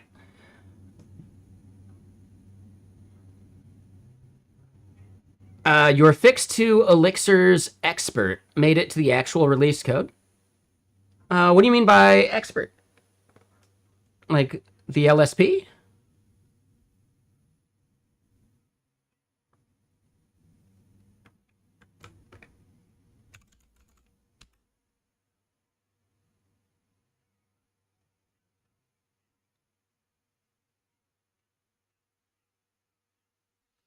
All right, let's pour another beverage. The official LSP. Oh, okay. Yeah, I don't think I remembered that that was the name. Did they change the name?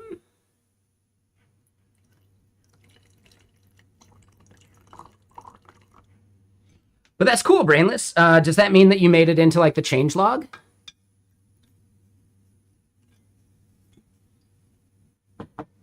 Because that's awesome, man.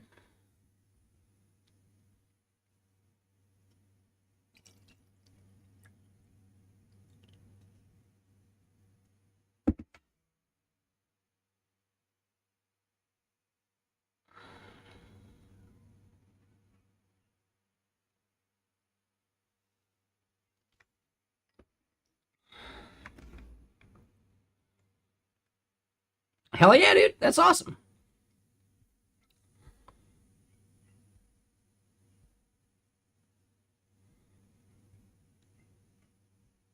Okay. Oh, and that's right. Yeah, we had Claude Code doing something. And yeah, we wanted to check our usage. And we have reset. 3% used. Dude, I haven't even run you yet.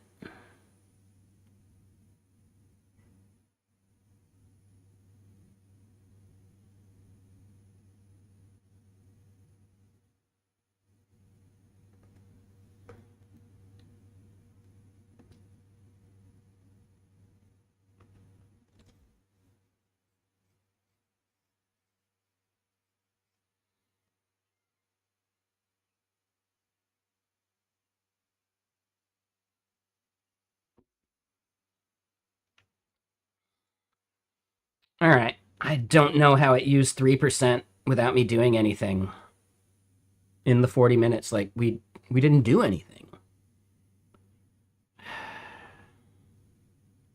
But okay. Whatever. Oh, wait. Hold on. We don't care about the session. We do care about just add dir.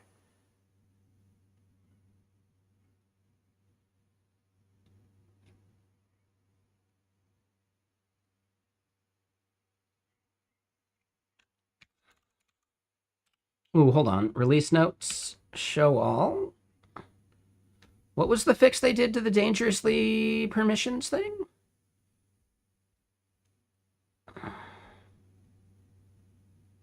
Hey, what's up, Robotic Ed?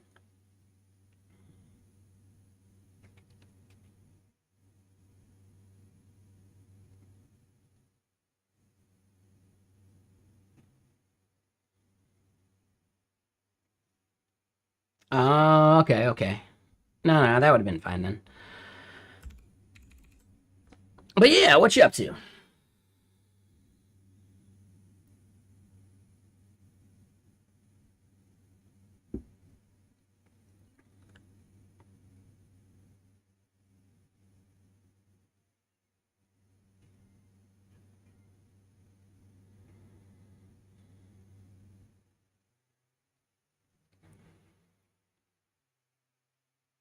All right, so back to Claude here. Yeah, we want to take this failed output here.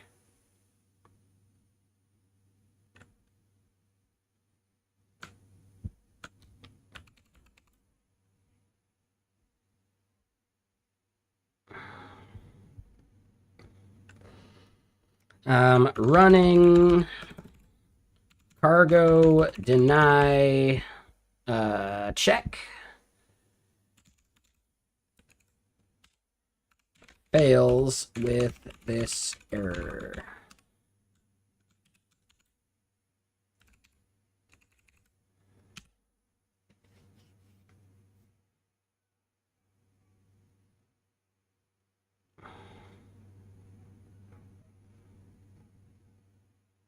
Nice.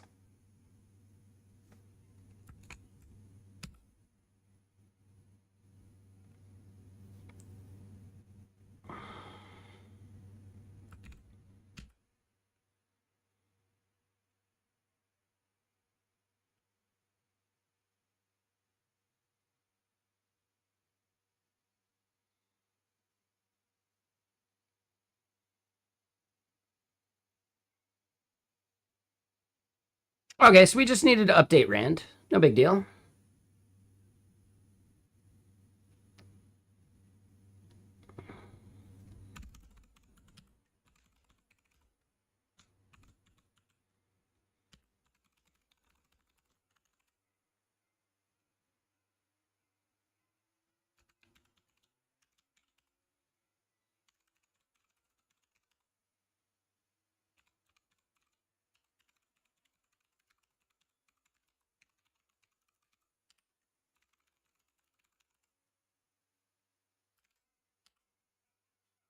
All right, cool. So we're getting that one up there.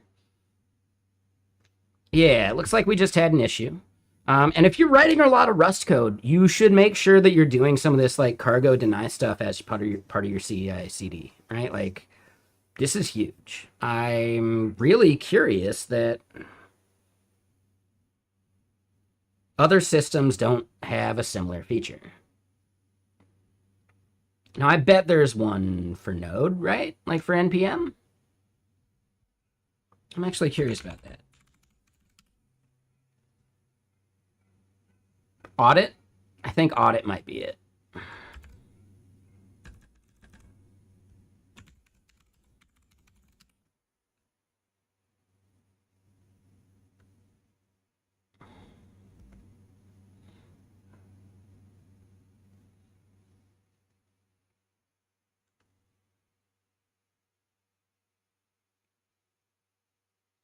Okay, so they do have it. You should make sure that you have this in CI/CD for sure, right? And like any good ecosystem should probably have a similar scanning tool, you know?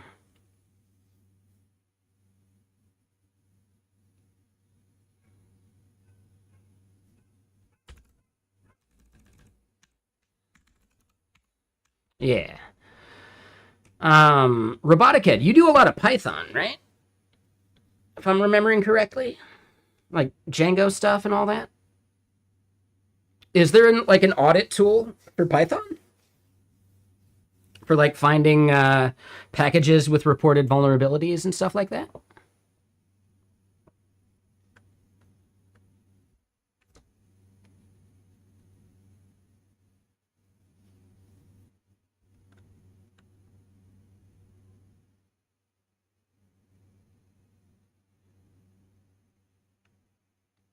Ah, brainless. Yeah, that makes sense because all it's doing is annotating the thing that started that line or that started that block.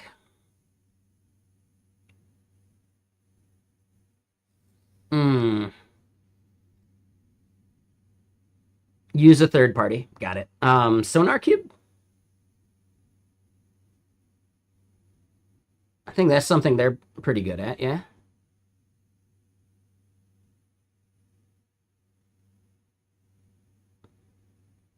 I know there's like Sneak or SNYK. They might be doing something like that too. I'm just like I remember Sneak being like purely about npm.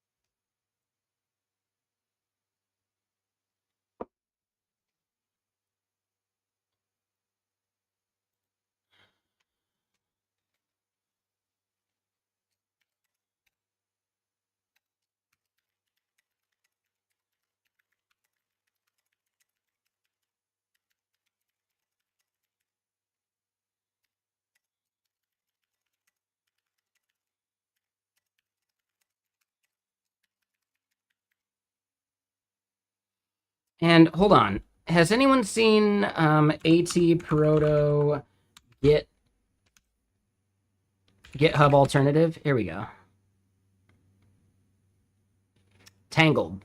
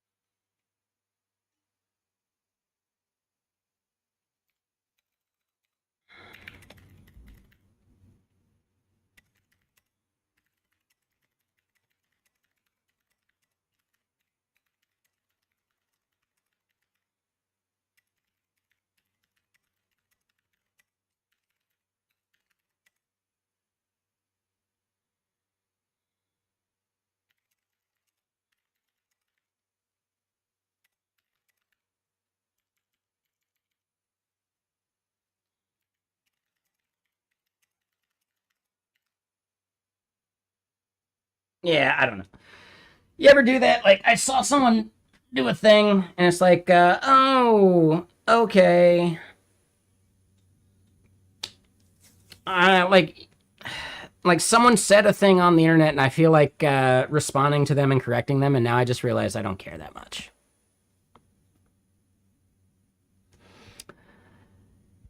I don't care enough. This person can be wrong on the internet. It's okay.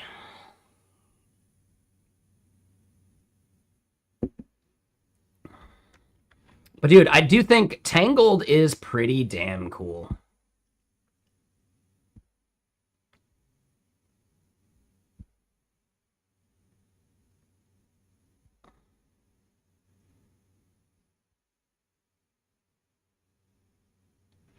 I should at least create an account.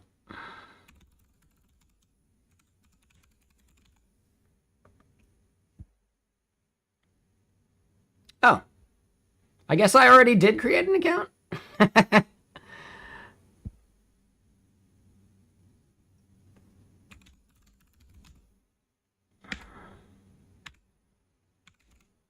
Oh, it's bsky.social.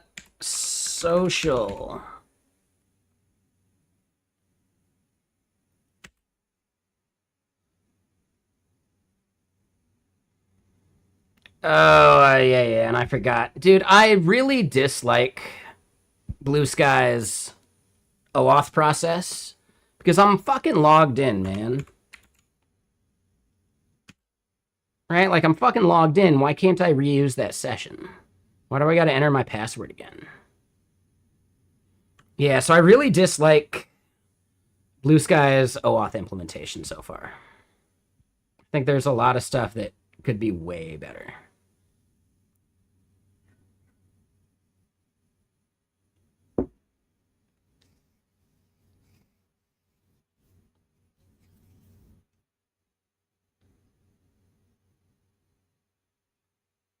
See, that's the tricky part, man. Like,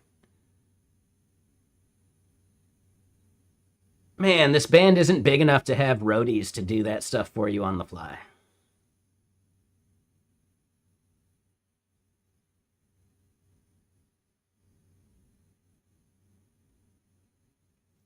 Man, yeah, poor guy broke some strings and he only has 2 guitars.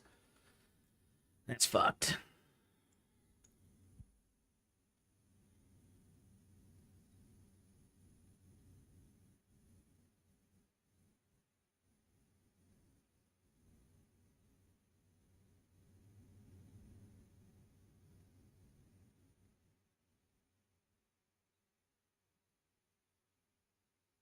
Dude, I like this funk, though. How do you guys like the funk? Pretty good, yeah?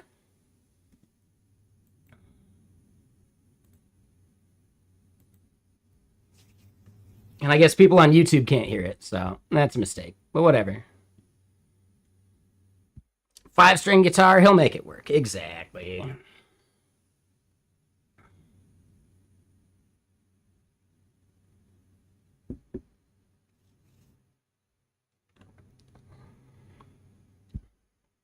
Oh, and they built Tangled in Go. Oh, someone was asking about Go earlier. Oh, that's cool.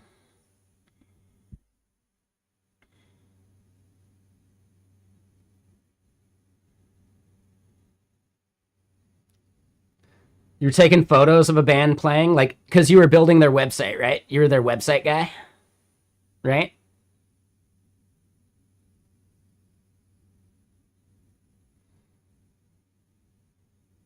Because Jason Langsdorff got his start into like web dev the exact same way, just being the web guy for a bunch of his band and a bunch of his friends' bands.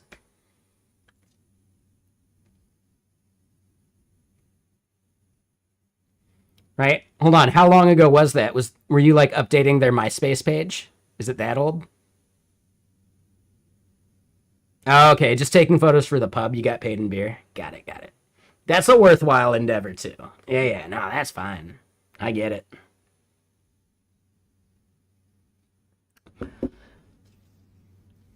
2010. You were young. Wait, how old are you? I always think people are my age, and then I realize I am ancient. Oh, no, I get it. Nah, dude, Dude, you're just 2 years younger than me. You weren't that young. Shit. Oh, there you go. Touche. Yeah, I was 26. I was fucking old. I was basically over the hill in snowboarder years, right? Like, retiring time. I know there are some pro snowboarders doing it well into their 30s, but you definitely start to hit diminishing returns as you get older. I think for me, it wasn't just like the diminishing returns. It was that I started like breaking myself more and more, right? Like collarbones and dislocating shoulder, and I don't know.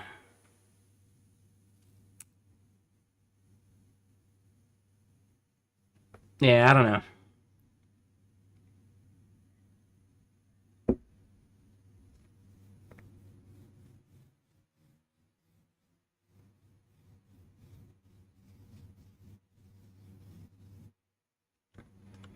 And actually, hold on. I have a thought.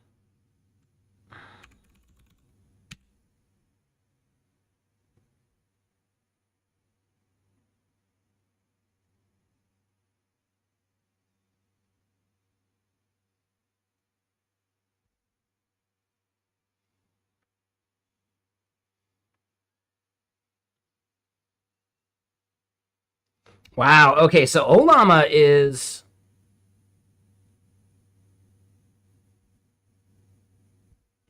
interesting.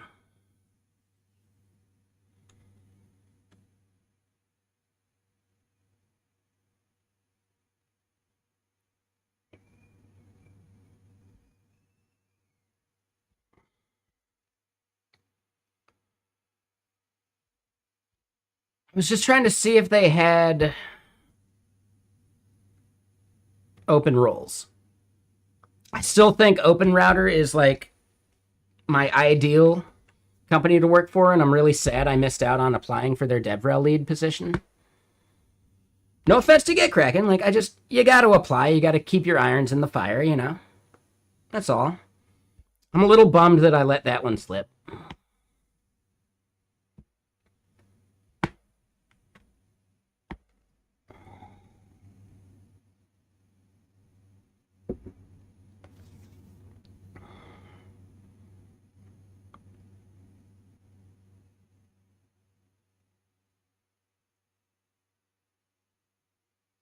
Yeah, I don't know. I might even just send him a message, be like, I love the product. It's so good. Is there any kind of like hybrid role where like half of my expectation is coding and half of my expectation is DevRel? I could do it. Actually, let me double check that. I'm actually really, really curious about that now. Like, if they're hiring for front end,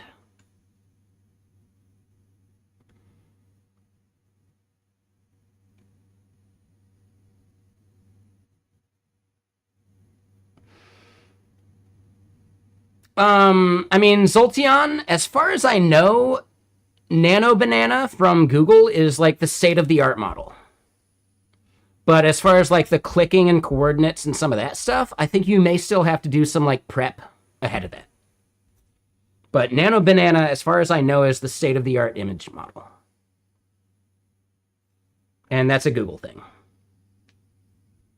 So that would be like Nano Banana on like Gemini or whatever. But I think you're still going to need to like prep the image. Yeah. I think there's still like steps you got to do. Right? Like have it analyze the image first, which might not be Nano Banana, right? Because it may just use like Gemini's like vision capability to like categorize parts of the image. But then once you have that, theoretically you could get that into an app, right? Like you're probably gonna have to build like a harness or an app that does that for you, right? So you like here would be my thought process, or at least like the flow that I think would work. You add an image to a thing.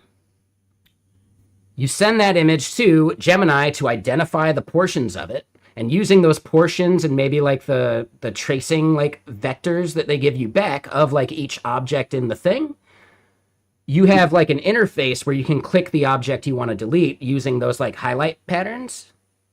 And then from there, you send that to NanoBanana with like the right prompt. Right? And that prompt would include the coordinates or the vector or whatever, right?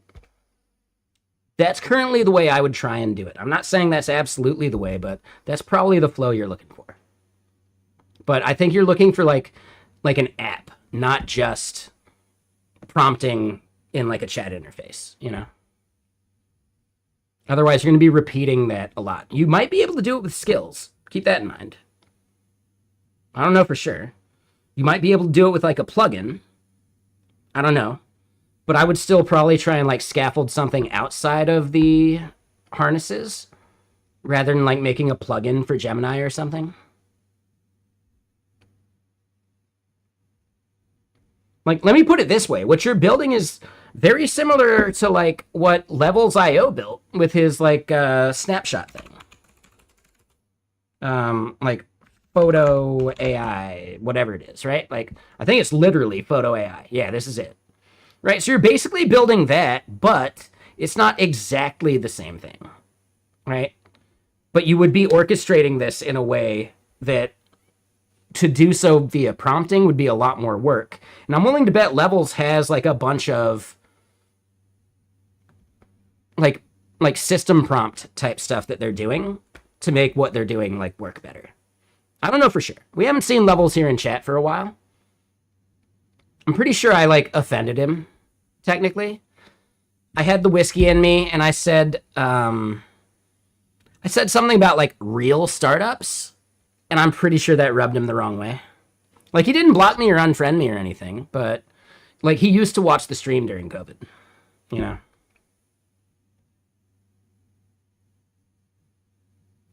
He's also not a drinker, so I think he maybe dislikes that part about my personality as well, which is fine. But he's still a great dude. I will disagree with some of the shit he says sometimes, but what the fuck do I know? He's more successful than I am.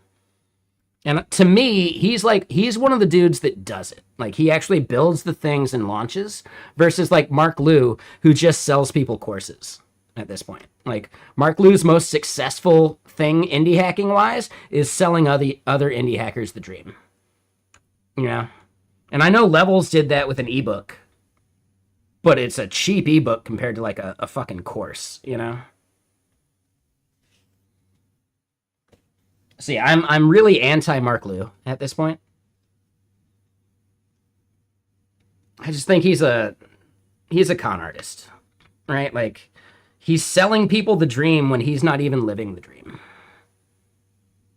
And I think that about a lot of people who create courses, right? Oh, if you can be so successful doing this thing, why do you need to create a course to sell it?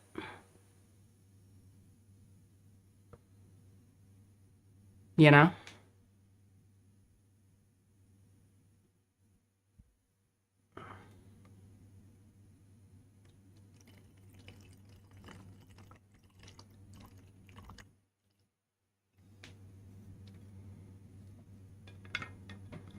Oh, you PM'd me here on Twitch? I'd recommend, if you ever want to message me, Discord's a way better way to go. Like, I rarely see the Twitch, like, messages.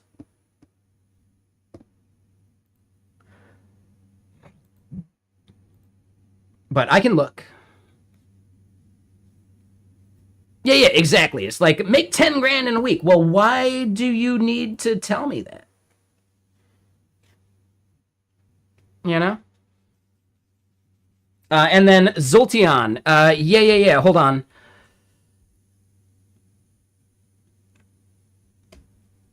Right? Famous edited Stalin photo.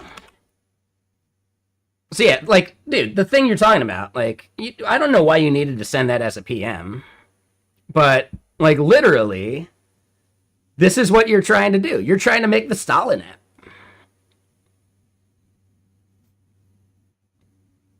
right? So if you can call it Stalin or whatever the name of the guy that got deleted was, that might be a perfect name for it.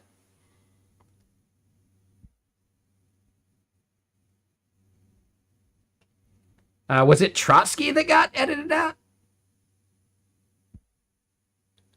No, yeah, here you go. You could call it Nikolai or Yezov, right, as an option, or call it Trotsky or something. Like, see if you can find a domain name around that stuff. Dude, that'd be hilarious. Like, that'd be fucking hilarious, dude.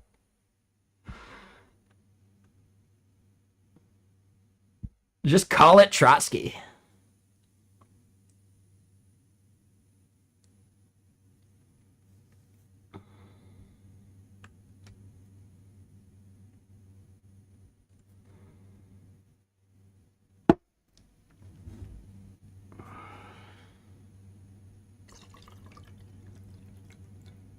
Honestly, Trotsky app sounds like a really good name. Like Stalin app actually sounds like a decent name too, but it's like there's a little more baggage associated with the name Stalin. Problem is, if you do Trotsky app, it might get like immediately blocked in Russia. I don't know if that's a target market for you.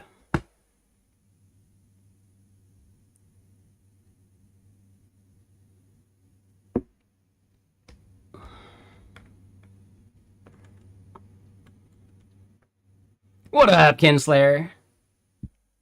It's Happy New Year. Happy. I'm kidding. I'm just quoting Trading Places. I think you knew that, but just saying. Just wasn't trying to be that harsh. Shit.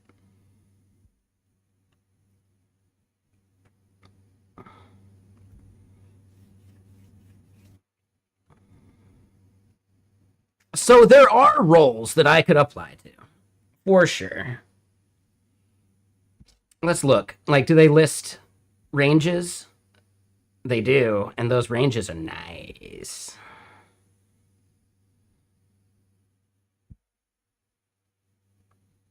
Those ranges are nice. And I really do consider OpenRouter to be like the tool that will survive. Like, I know there's other tools that are trying to compete. I just think OpenRouter has such like an early starter, like early advantage, right? Like early mover advantage, that's the name. That it's like, dude, so many things are going to have to catch up. And like, yeah, sure, Fusion, it's an interesting idea. I like it. I think OpenRouter is poised to build the future of these AI tools because you could route various like tasks to individual models using like an OpenRouter tool way easier, you know? So like you could have like a definition file for a project, right? That is like, yeah, for blank, use this model. For blank, use this model for like spinning up subagents and doing things. And I think that ends up being really fucking interesting and powerful.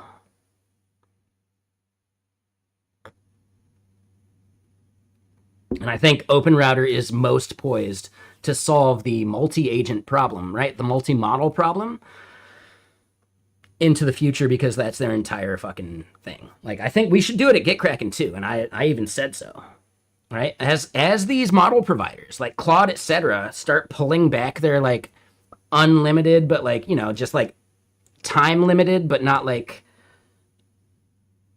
build per token limits, right? Like, once that max plan goes away, thousands of devs are going to need to figure out how to orchestrate specific models for certain things, you know?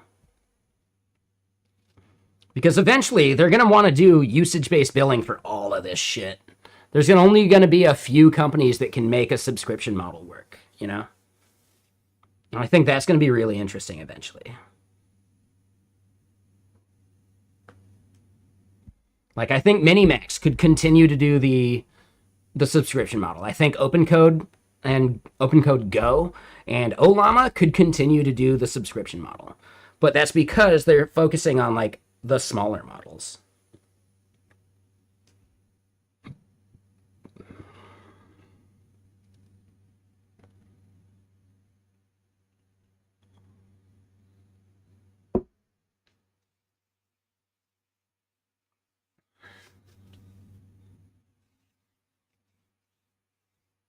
But yeah, anyway.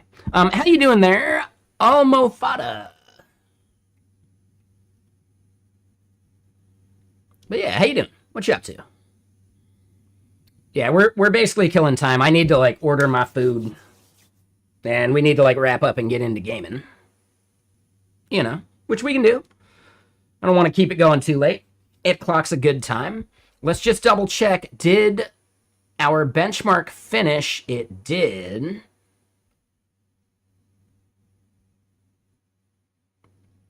All right, and we output it to newest.html. Let's look at it. Let's see what happened. Is it newest or newer, actually? Oh. Motherfucker.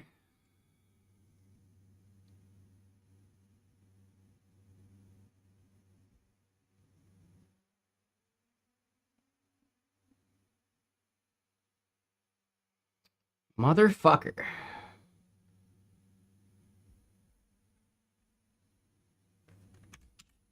Yeah, and this is just all old data.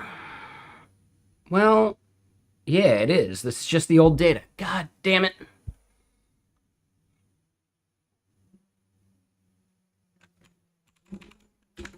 All right. I don't know why we're doing GSD for this.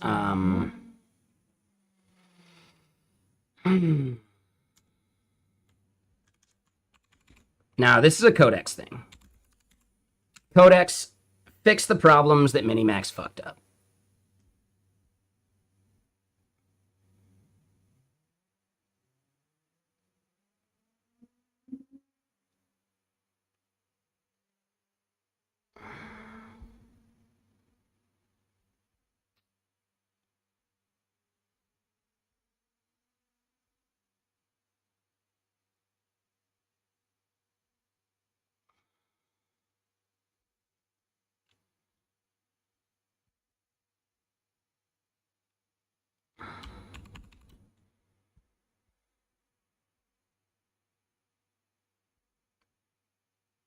All right, now, so the first problem we needed to solve.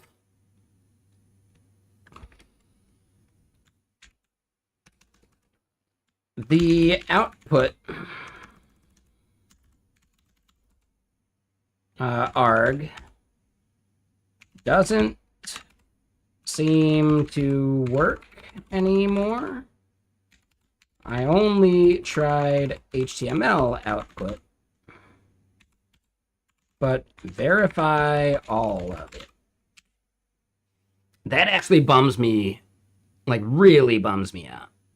We should have tested with just a single model. We could also do it with the mock model, and that'd be fine, right? Like it would suck, but sure. At least we'd see something.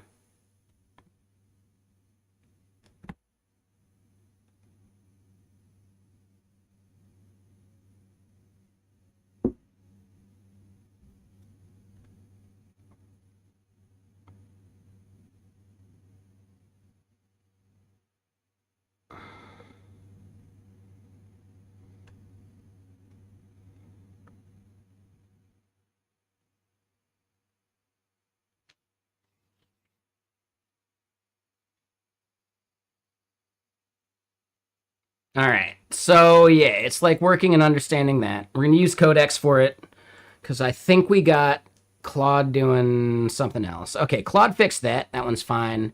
How's cuneiform going? And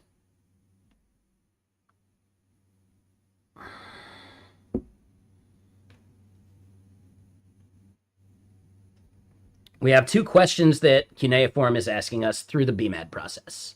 Now, 1 second. Hold on. Let me read some stuff.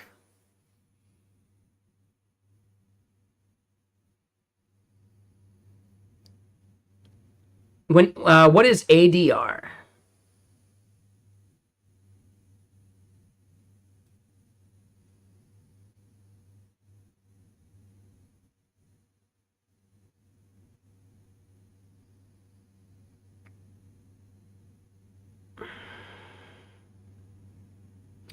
No. What I'm getting at, though, instead is like there are certain tasks where you can pass it like a smaller context. It doesn't need the entire context, right?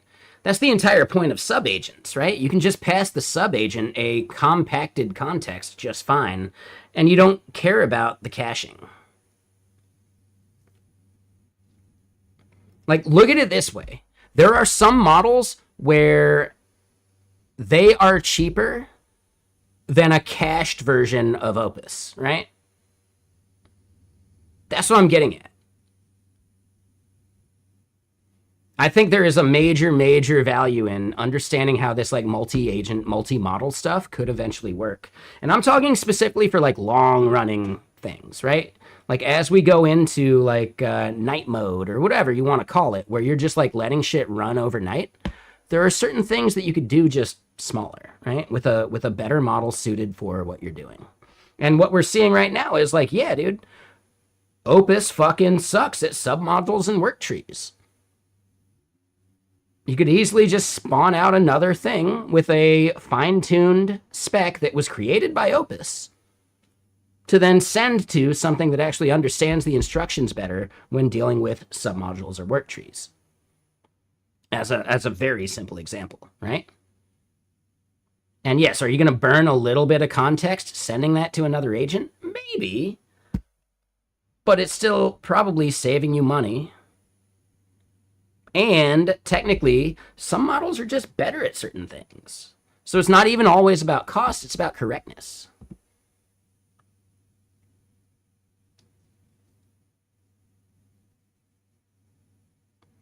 So I don't know. I still think OpenRouter is poised as like one of the forever tools, right? Some of these giant AI companies are going to have their investment dry up.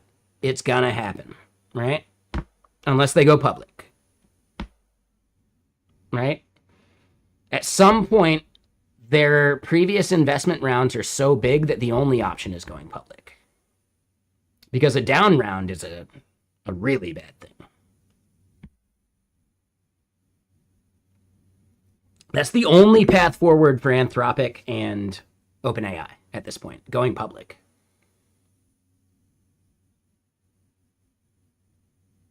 Right? Like, they cannot weather a down round. And they're not going to get an investment bigger than what they've already gotten, you know?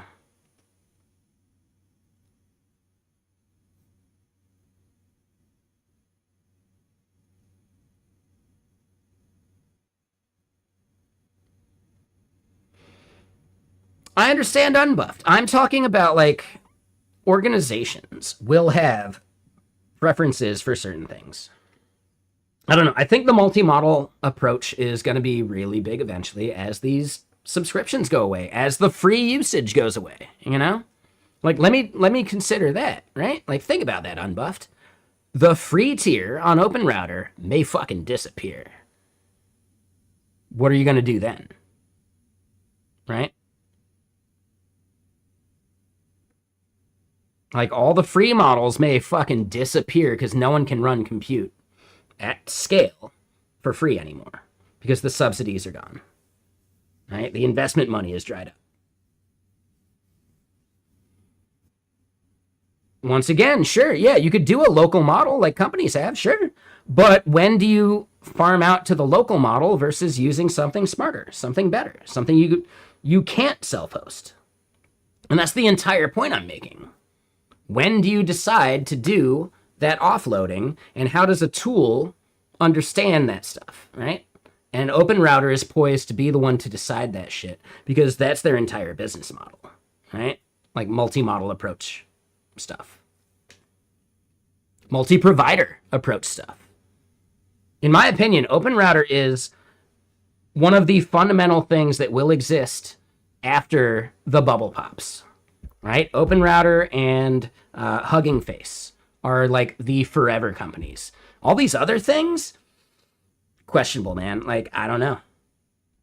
I think Hugging Face and OpenRouter will weather any bubble pop, in my opinion. If they were publicly traded, I'd be buying stock, personally.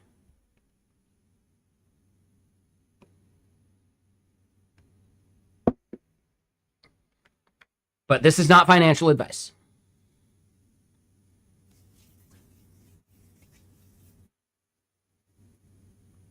I believe in the product that much, in my opinion. You don't have to believe me, and I could be totally fucking wrong, but at least I'm thinking about it, you know?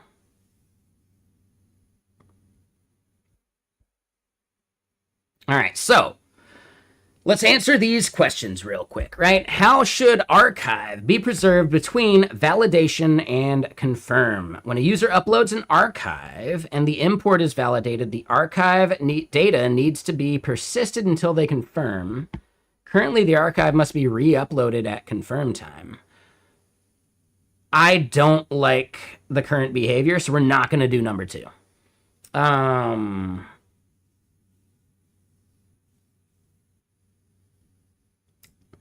That's a good point. Yeah, even Git. Well, I think Git will survive because just think about how shitty it would be to migrate your existing Git code base to any other like version control system. That shit sucks, you know? I think that's the tough part. Now, will GitHub disappear? Oh, yeah, I'm not betting on GitHub. But Git, I still don't see why Git's a problem, you know? And I think you might be conflating 2 separate things. Like, I think you might be mixing 2 separate concerns. Is GitHub an issue? Well, yeah, they're struggling to keep up with the scale. Sure, I get it. But is Git the problem with that? I don't think so. I don't think Git's the actual issue. Right? Like, no matter what, you're gonna be dealing with diffs and, like, you know, like, diff-based changes. Like, Git's the right tool for that, right? Yeah, I think Git itself, literally, will be just fine. I think GitHub, I don't know. I have no idea. No clue.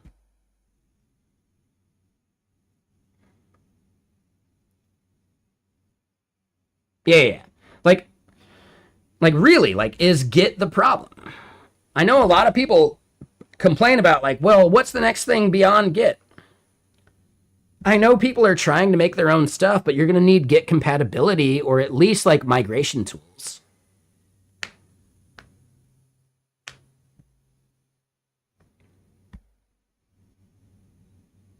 Like, there are still companies using Subversion. I believe WordPress is still Subversion. You know? Just because migrating off it is too heavy of a lift and it's just not worth it. Like, changing the entire underlying structure? Nah, that's not going to happen. The remote that we push to? Yeah, that might change. But the Git history still needs to live on.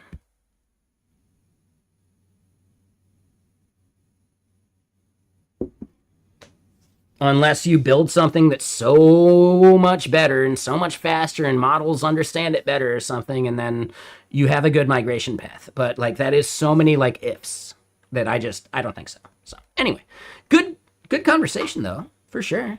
Especially with all the conversations around, like, GitHub fucking up and having downtime.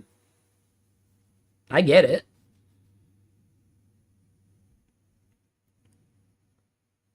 Like, look at it this way. The fix for GitHub is not necessarily upending their entire business model. It's imposing fucking limits for users, right? Like, how much have you pushed? Like, it'll go the same way, like, as our subscription plans for a bunch of this shit, right? Oh, yeah, you can only do so many pushes in a 5-hour window from, like, one Git account. Come on. Come on. Don't be a dick about it. I see that being like a thing that'll actually happen more so than anything else. Right? GitHub will introduce rate limiting at some point. And then if you want to get around those rate limits, well, then you got to cough up, I don't know, $5 a month. Imagine how much money that would make them from people who are using this shit for, like, totally fucking free. Yeah, I think they're working on rate limiting, like account-based or organization-based rate limiting. And then, oh, you want to, like, up that rate limit? Well, yeah, like, you can top up your account kind of thing. I think that's going to be the way it has to go. And then people that don't want to pay that will find something else. Like, that's fine. No big deal. Or you can just like fine tune your commit practices and how often you push.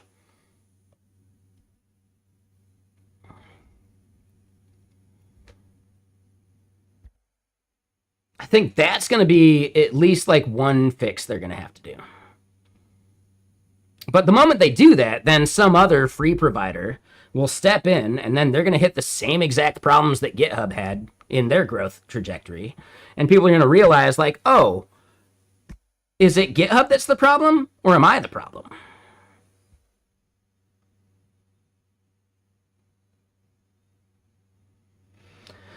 I mean, GitLab's fantastic. Honestly, GitLab's a really nice tool, dude. GitLab, especially like a self-hosted GitLab, is perfect. For sure, man. So people that don't want to pay $5 a month for increased usage on GitHub could totally self-host their own GitLab instance and then somehow federate that stuff to like GitLab actually could do something amazing by letting people federate their local GitLab instances or their like custom GitLab instances into the greater like GitLab ecosystem to where they're like searchable and shit. Like GitLab could totally do a thing right now. And it'd be genius. Tangled could totally do a thing right now.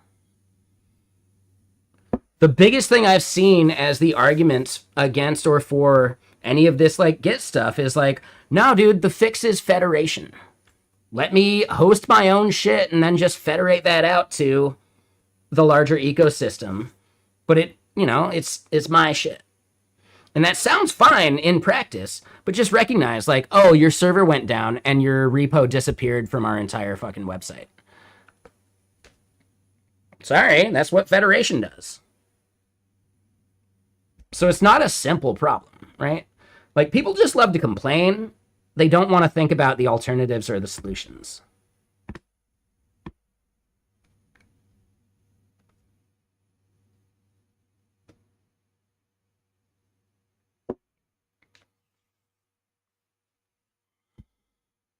But I don't know. I don't know any of this shit. Yeah, I think GitLab could really do like something amazing. I think Tangled could do the same thing, right? Like make the federation work and present it that way. And maybe GitLab from the federation just does like a shallow clone. So you can still pull stuff from GitLab, even if like the federated source goes down. And then boom, you have the best of both worlds. You've got federated stuff, but you still have centralized. And if your federated like instance goes down because you're locally hosting it in your fucking bathroom or something, right? And your power went out.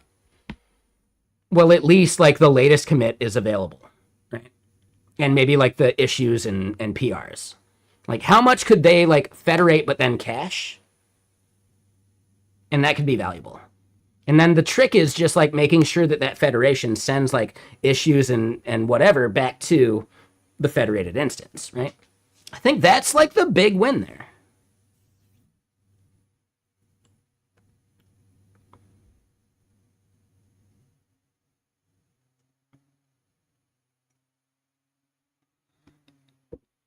I don't know for sure. This is just something I'm thinking.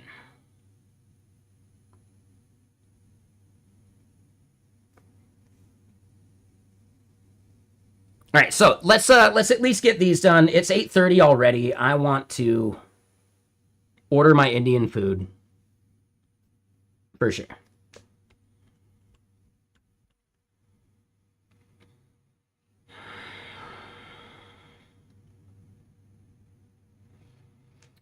So what do we think about this, right? Like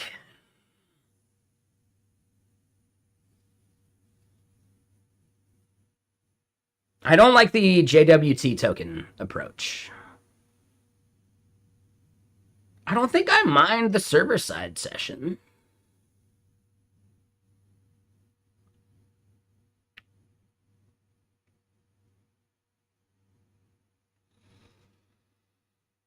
I think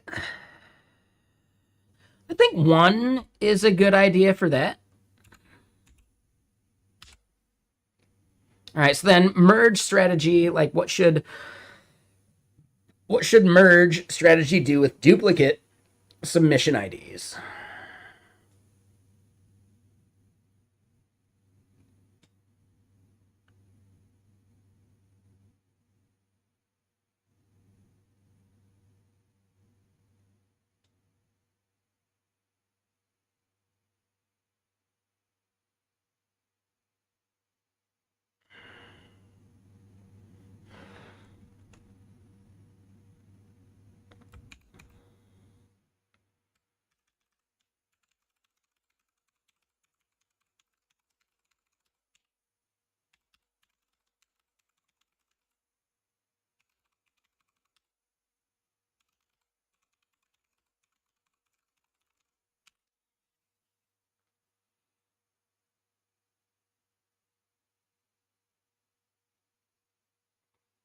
All right, so let's discuss this, right?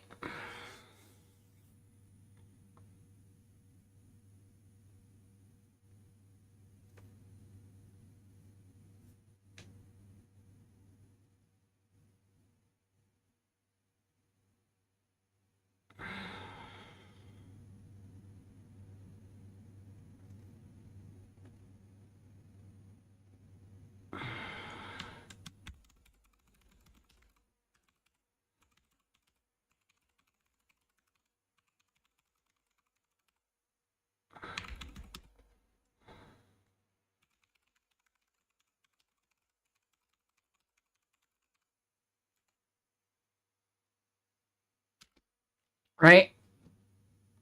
We should let the user decide.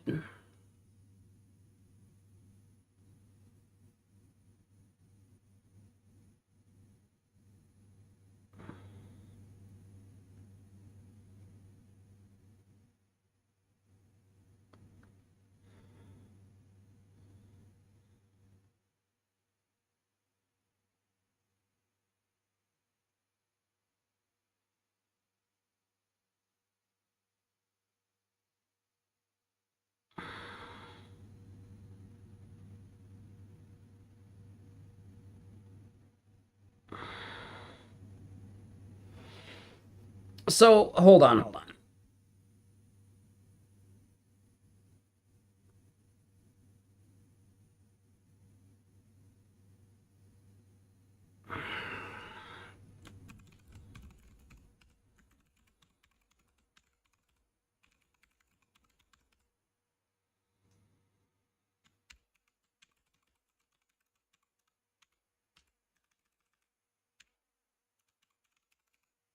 And oh shit. Oh man, is my tweet blown up?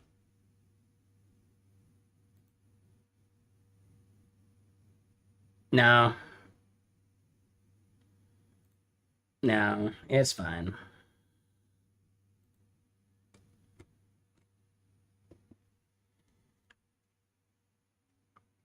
The great rate limit? Yeah, yeah, exactly. Like it's gonna have to be. Like it's gonna happen, you know?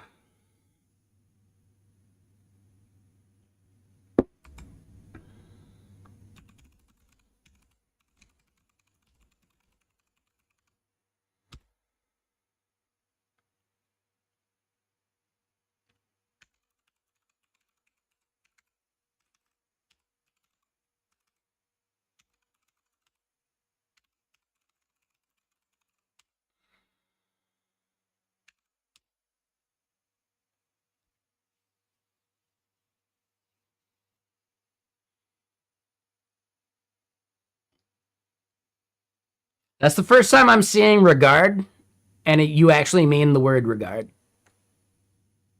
Dude.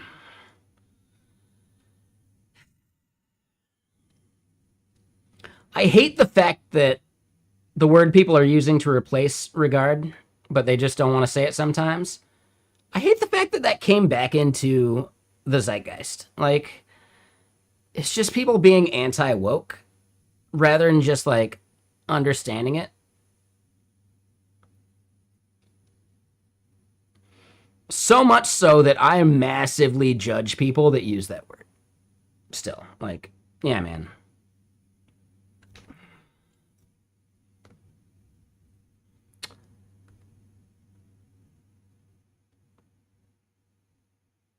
I know it literally means you're just calling someone slow, but it's still just like, dude, there's a stigma attached, you know?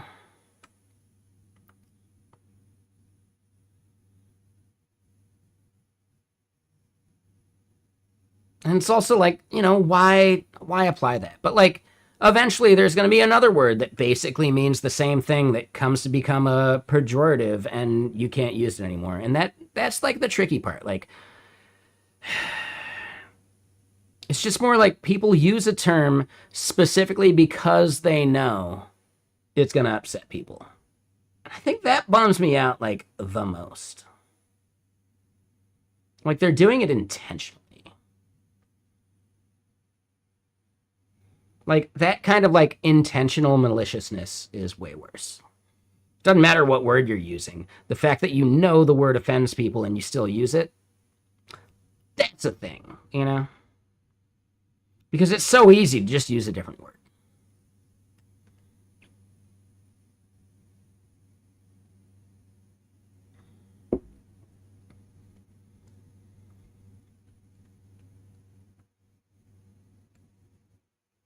In the same way, though, like in skateboarding terminology, pushing Mongo is a thing. Where does Mongo come from, though? It means a thing, and it's definitely a pejorative. So I think it's tough. I don't know. I don't know. I don't have a solution, but it's just like the people that are so anti-woke they reclaim the word, fuck those people, right? I think that's the big thing in my opinion.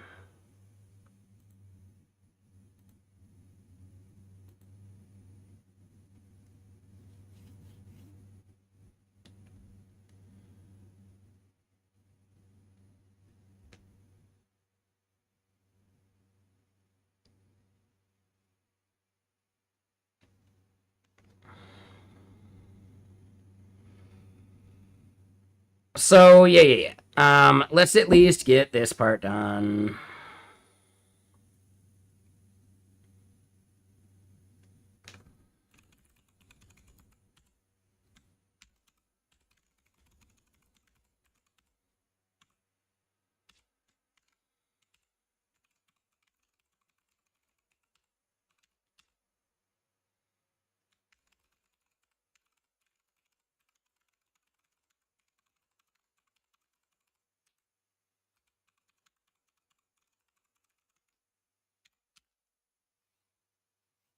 All right, so let me at least like order my Indian food.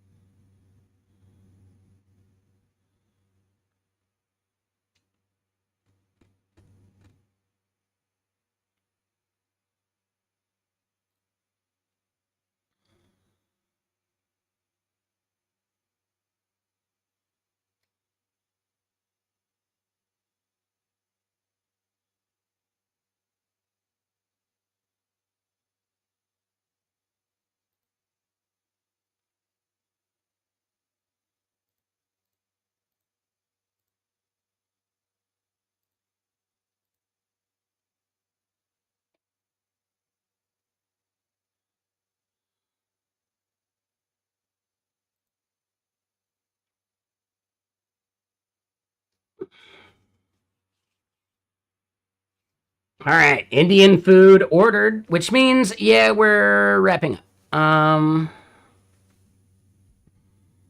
So then yes, 0, apply all. What was their thing? Yeah, review, defer.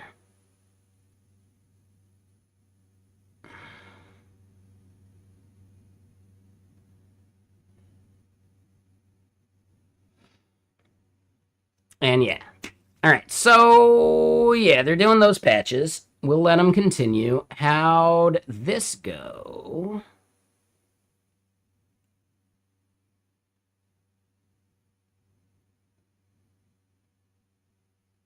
Okay, and we got more stuff to do, but we're going to have to do it on Monday because tomorrow's a day off. And I'm looking forward to Cinco de Mayo. I got the tequila already. I just need to go pick up the margarita mix. So yeah, I think this is a good point to like, yeah, leave off. Should I leave myself a leaving off, actually? I'd be okay with that.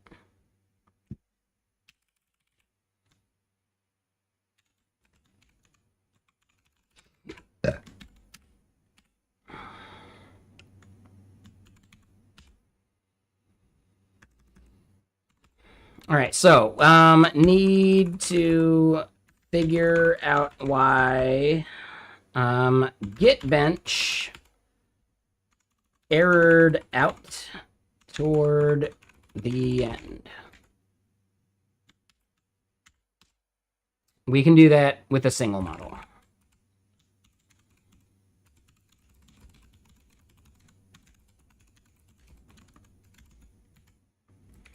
All right, the next thing for cuneiform, that's easy enough. We'll continue on that.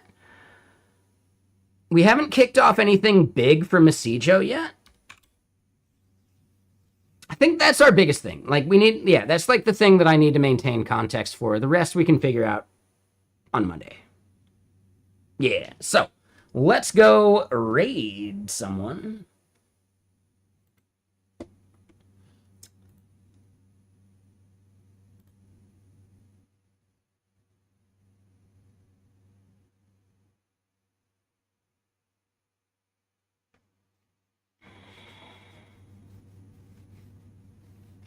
Oh, Danny Stem's going. That's cool.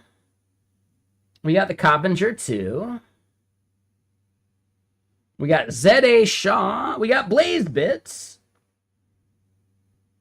Rython Dev doing some co-working. Oh, I wish DJ Duckman had his camera going. Oh, Will the Fool Learn is killing it. Oh, no, we can go raid iBorrowCheck. We've never raided them. Yeah, this is perfect. No, let's go do that. Nah, that's perfect. Hell yeah.